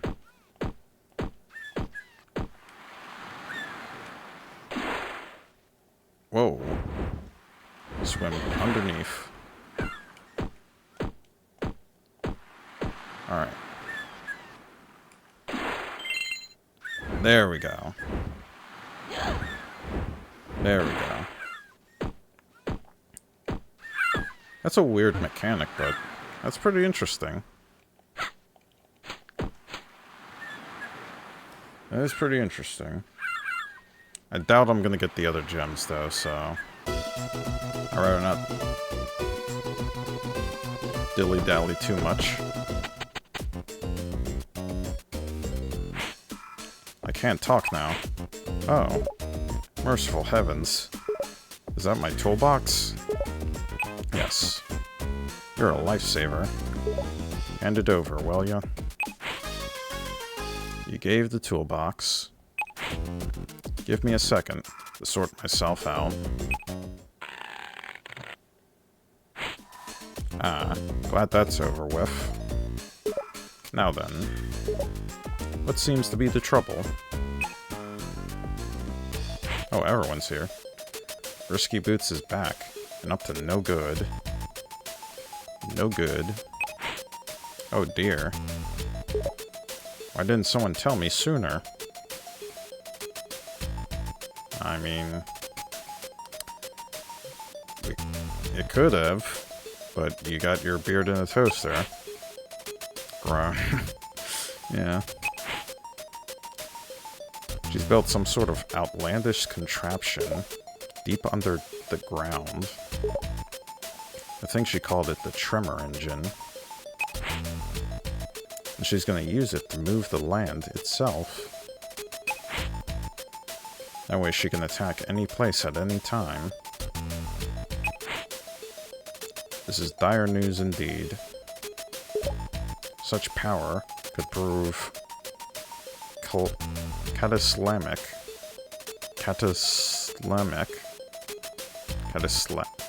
cataclysmic. Cataclysmic. Okay. Huh? What's happening? Someone's stomping around.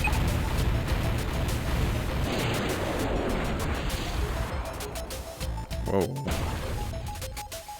Oh, we're in the desert. Is everyone alright? What in the world was that? Felt like an earthquake. I better check on my town. Yeah. Oh, what is this? Hmm.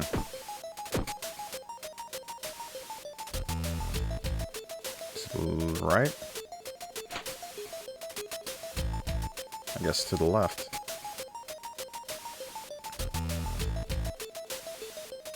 But yeah, it shifted all the way to the desert now.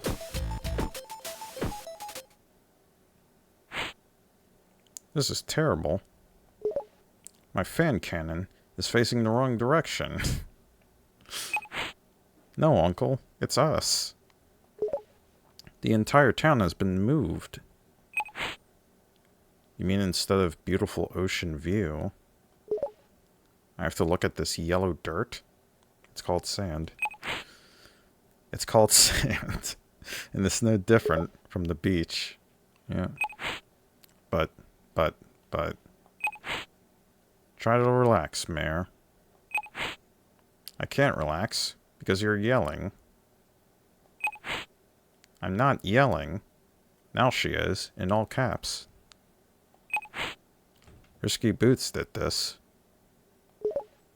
She rotated the land using her underground machine. Right, so she could plunder and pillage faraway places, rearranging the very surface of the world. It's simply incredible. Phew. God, it's not my problem. I mean, it is. It's your town. I don't understand any of this. ... But that's why I hired a guardian genie. So long, and good luck. Well, he diddly-daddled away. Alright. How do you like that? Well, he's sort of right. I am the guardian genie of Scuttletown. It's my job to fix this. ... Somehow. Shantae, get real. Get real. I can already imagine a get real gif in my head. You are way out of your depth on this one. Aha, that's it. As you know, I'm an outlandish member of the Relic Hunters Guild. Oh, so there's lore for him? For Uncle Mimic? I know he is a part of, like, Relic Hunters and all that. Like, that's sort of his profession besides, like, building inventions and all that. So I'm guessing this is something expanding on this.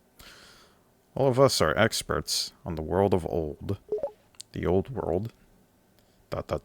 Much of which lies underground. Yeah, because in lore, there was, like, some kind of large flood or something that kind of, like, consumed the old world and made this new world. From what I remember, like, story-wise, in the Shantae lore. But, yeah. My area of study is old world technology. Yep, exactly. Specifically, the evacuation and recreation of forgotten contraptions. Yeah. But 3 of our group are experts on geology. Geology? With their help, ... I'm certain we could reverse the effects of Risky's machine. All of you need to do is locate all 3 relic hunters and bring them here. So your plan is to have someone else come up with a plan. Exactly. Alright. I mean, hey, 4 minds are better than 1. Or I guess 3, if he's counting himself out. Think you're up to the task? You bet, Uncle. Where should I begin? With Squealand's locations all switched around, I can't be certain. I'll get Hatchet ready to fly. A bird's eye perspective is just what we need. We'll find out those relic hunters in no time. We'll find them. Oh, a Tinkerbat. ...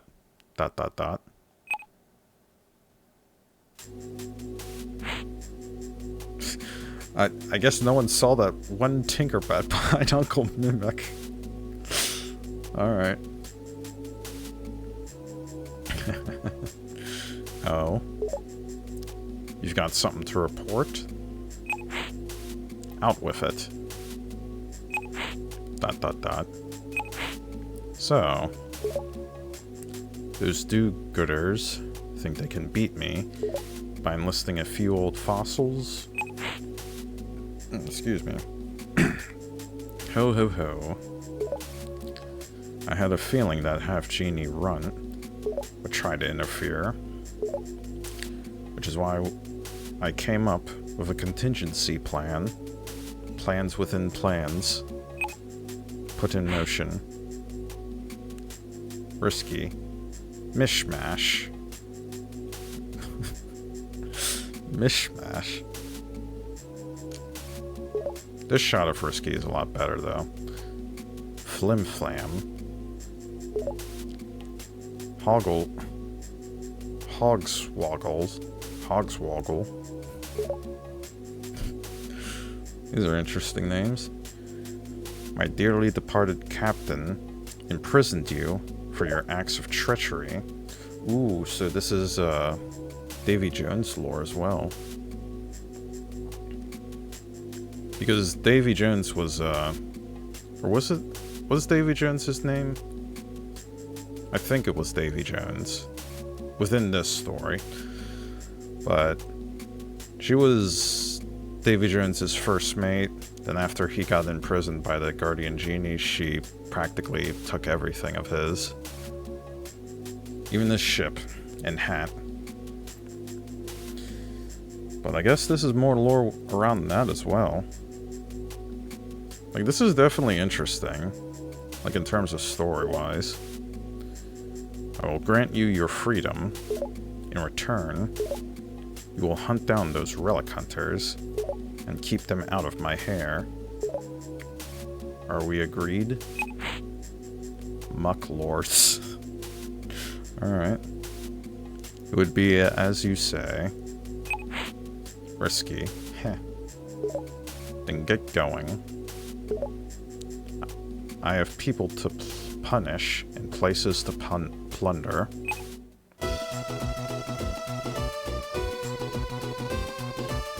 Oh, who is this? My poor, poor friends. They're trapped under this bridge.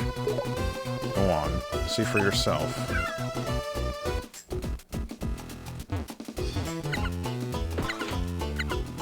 Can I go down from here? Or do I have to go left?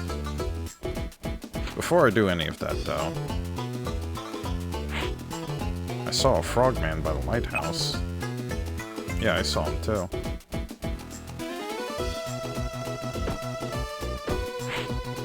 Hey, what's up? I climbed up here looking for my kid brother. Bolo has a brother? But instead, I found this weird machine. Oh, that's... What? Hold up. Since when do you have a brother? Yeah, that's what I was wondering too. Oh, right.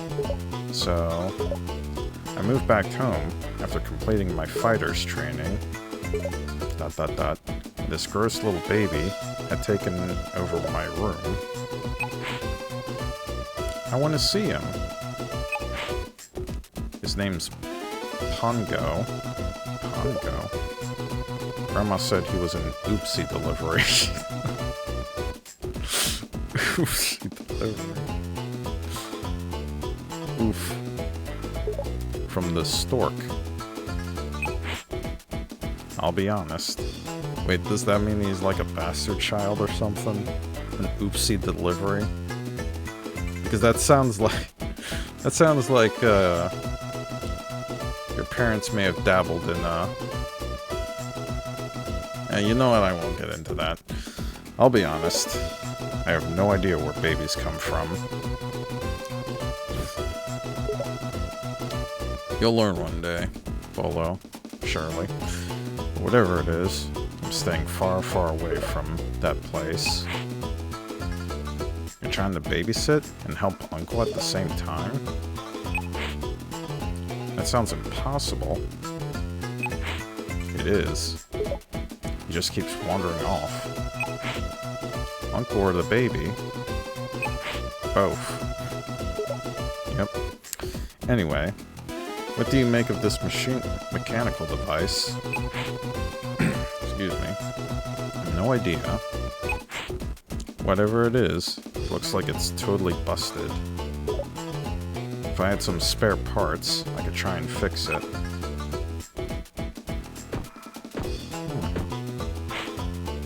I'm deeply concerned about my town's cash value.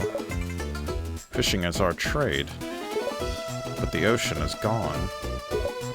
I'm not sure how to use fish in the sand. How to fish in the sand. So I ask all of you, rise to the occasion. Double your work hours. Work harder, not smarter. Fish more than you ever have before. If we put in more effort, the fishing is sure to improve. Surely. Deeply... this. Okay, that button. Also, I saw someone wander past you. I don't know who that was. There's Uncle Mimic, though. Find all 3 of the Relic Hunters. With their help, you can reverse the effects of Frisky's machine.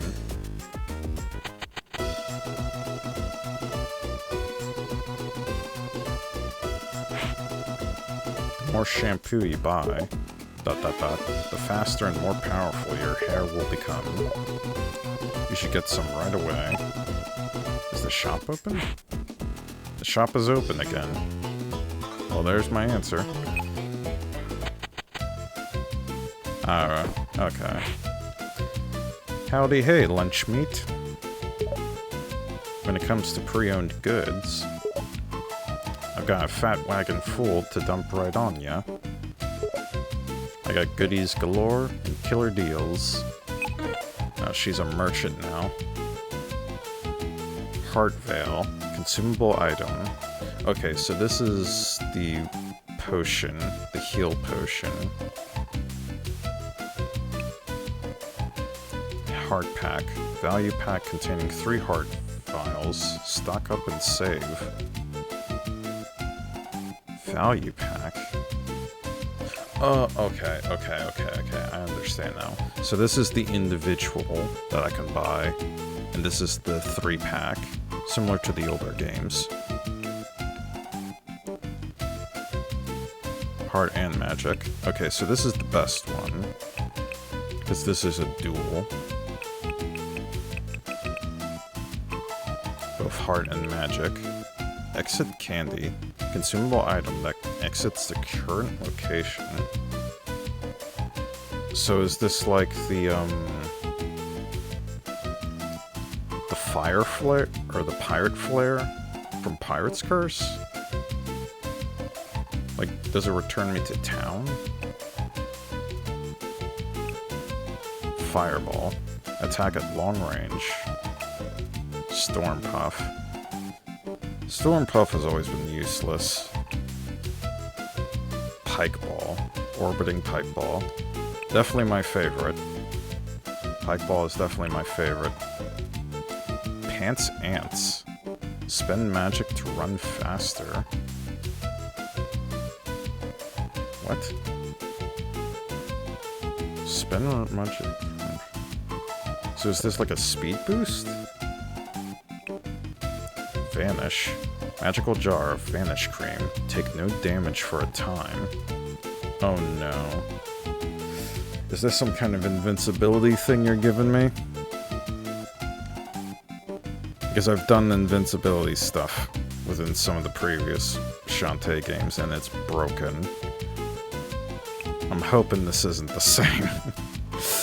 Because, like, I like the difficulty that the game already offers, but the vanish thing seems completely broken. Or like, it was the bubble. Like, it was the bubble within previous games, especially Half Genie Hero and Seven Sirens. Like, it was such a broken spell, or magic spell. I hope it's not the same kind of deal. Float cake. Defy gravity with this magic muffin. Huh? Defy gravity? Huh. Twinman. Magical mints let you divide and conquer. Wait, what? Divide and conquer?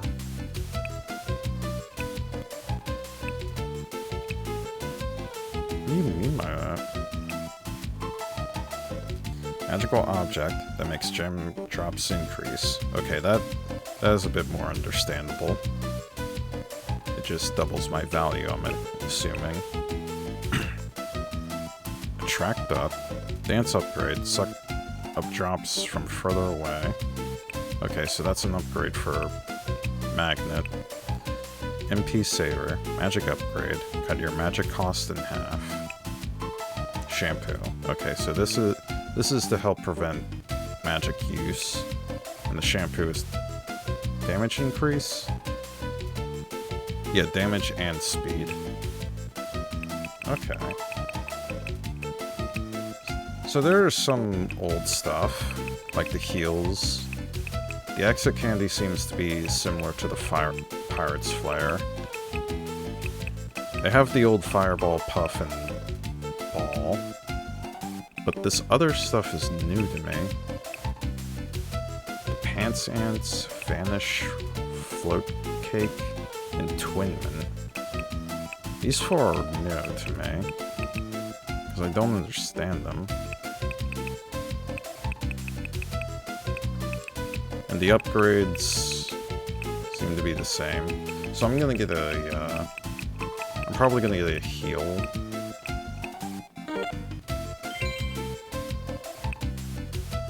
And leave. I'm always hungry for your hard-earned money. Damn, she's getting real bargained. She's becoming a true merchant. Hard Vial. Refill your health. Press A to equip it.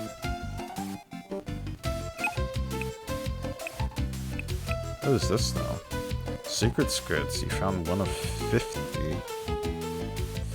50 squids.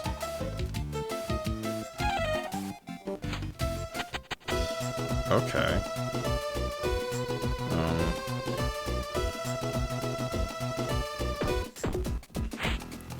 Did you know? You can hold the LB to circle through your items and tap LB to use them. It's just so handy. Well, I just used... I should have saved. Fuck me. Okay, so to hold is to switch, but to tap it is to use it. That's,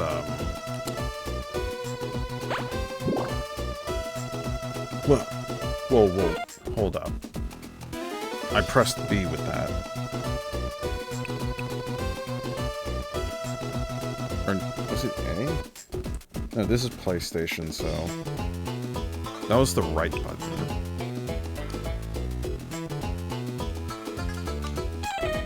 But that's B. Or... Okay, I don't understand this control scheme. Granted, this is a bootleg controller, but still.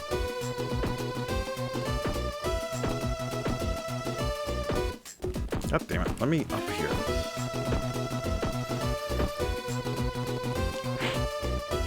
Keep an eye out for crypts. What are crypts? Mini labyrinths calling with undead. Be sure to stay away.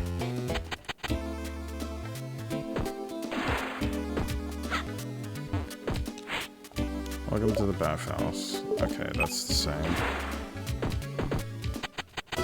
Okay, so left button is attack. Right button is use item. Before I do anything else, I'm gonna save.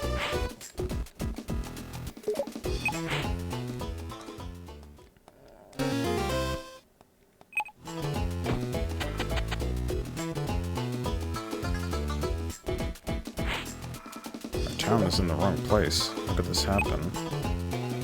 How can this be? Well, I have no idea where we are. We need to get our bearings somehow. Why don't you search Scuttletown for clues? I just did. I guess I go to the left then.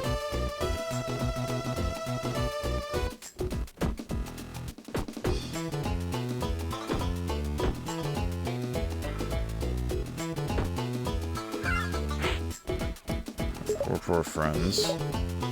Trapped under the bridge. God damn it. Okay, so I'm guessing the control scheme is a bit more simplistic.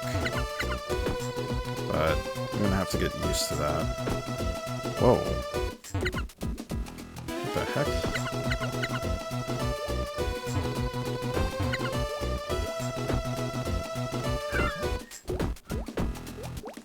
Change the underground. Oh, they have water. Are you the boss around here? Huh? What's the big idea? We're working down in the mines, just doing what we do. Then the whole world started to rumble and shake. We must have blacked out or something. When we woke up, we'd been moved to this mushy battle pit. So, what do you want us to do? Fight to the death in your arena of sport? Arena of sport? No. This is just a dried up... We'll do it. But between you and me... We're kinda... the... Mambai? Mambai Pambai. That's an interesting words. We're kind of the Mambai Panbai weaklings of the group. If you want real muscle, like serious beefy spectacle, okay. You want to go here. You got a mining town map. That map leads to Mining Town. You'll find lots of tough-as-nails brutes there. Let us go, and I promise all the combatants you can handle. Just... ... Don't tell the other guys I sold them out. Okay.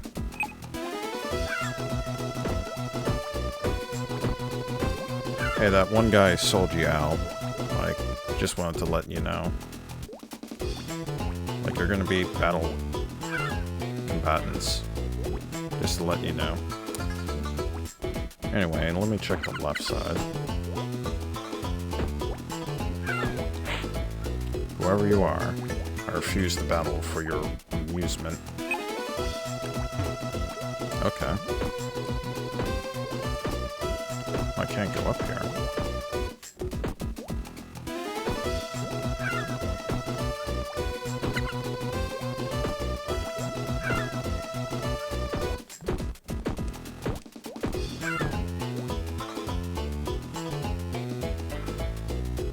Well, I think I might leave it off to here for now.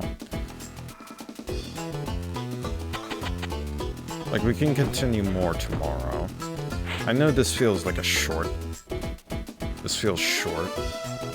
But it's mostly because of the Gamescom thing. Would you like to progress your save?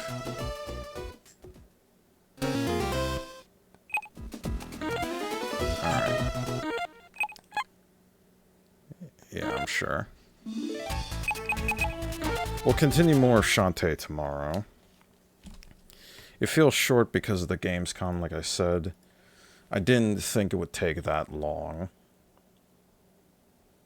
Like, I really didn't think it would take that long with all the games it was presenting. But it did. And it was a bit of a short start with this game, Shantae. But I'll definitely continue more of it tomorrow.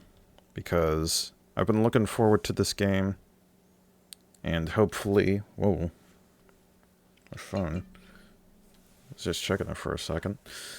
And hopefully we can play more of it by tomorrow. And see what it has to offer. But it definitely has some interesting stuff story-wise. Like I will say. The mechanics do feel kind of simplified. So that's something I'm probably going to have to get used to as well. And the art style looks nice. Like it looks reminiscent a little bit of a mix of Half Genie and Seven Sirens in a way. Like, I don't know how the art style looks compared to the previous entries, but it looks very similar to those games. Probably more to Seven Sirens, actually, now that I look at it a bit more. But yeah, this game looks very fun, and I will play it more tomorrow.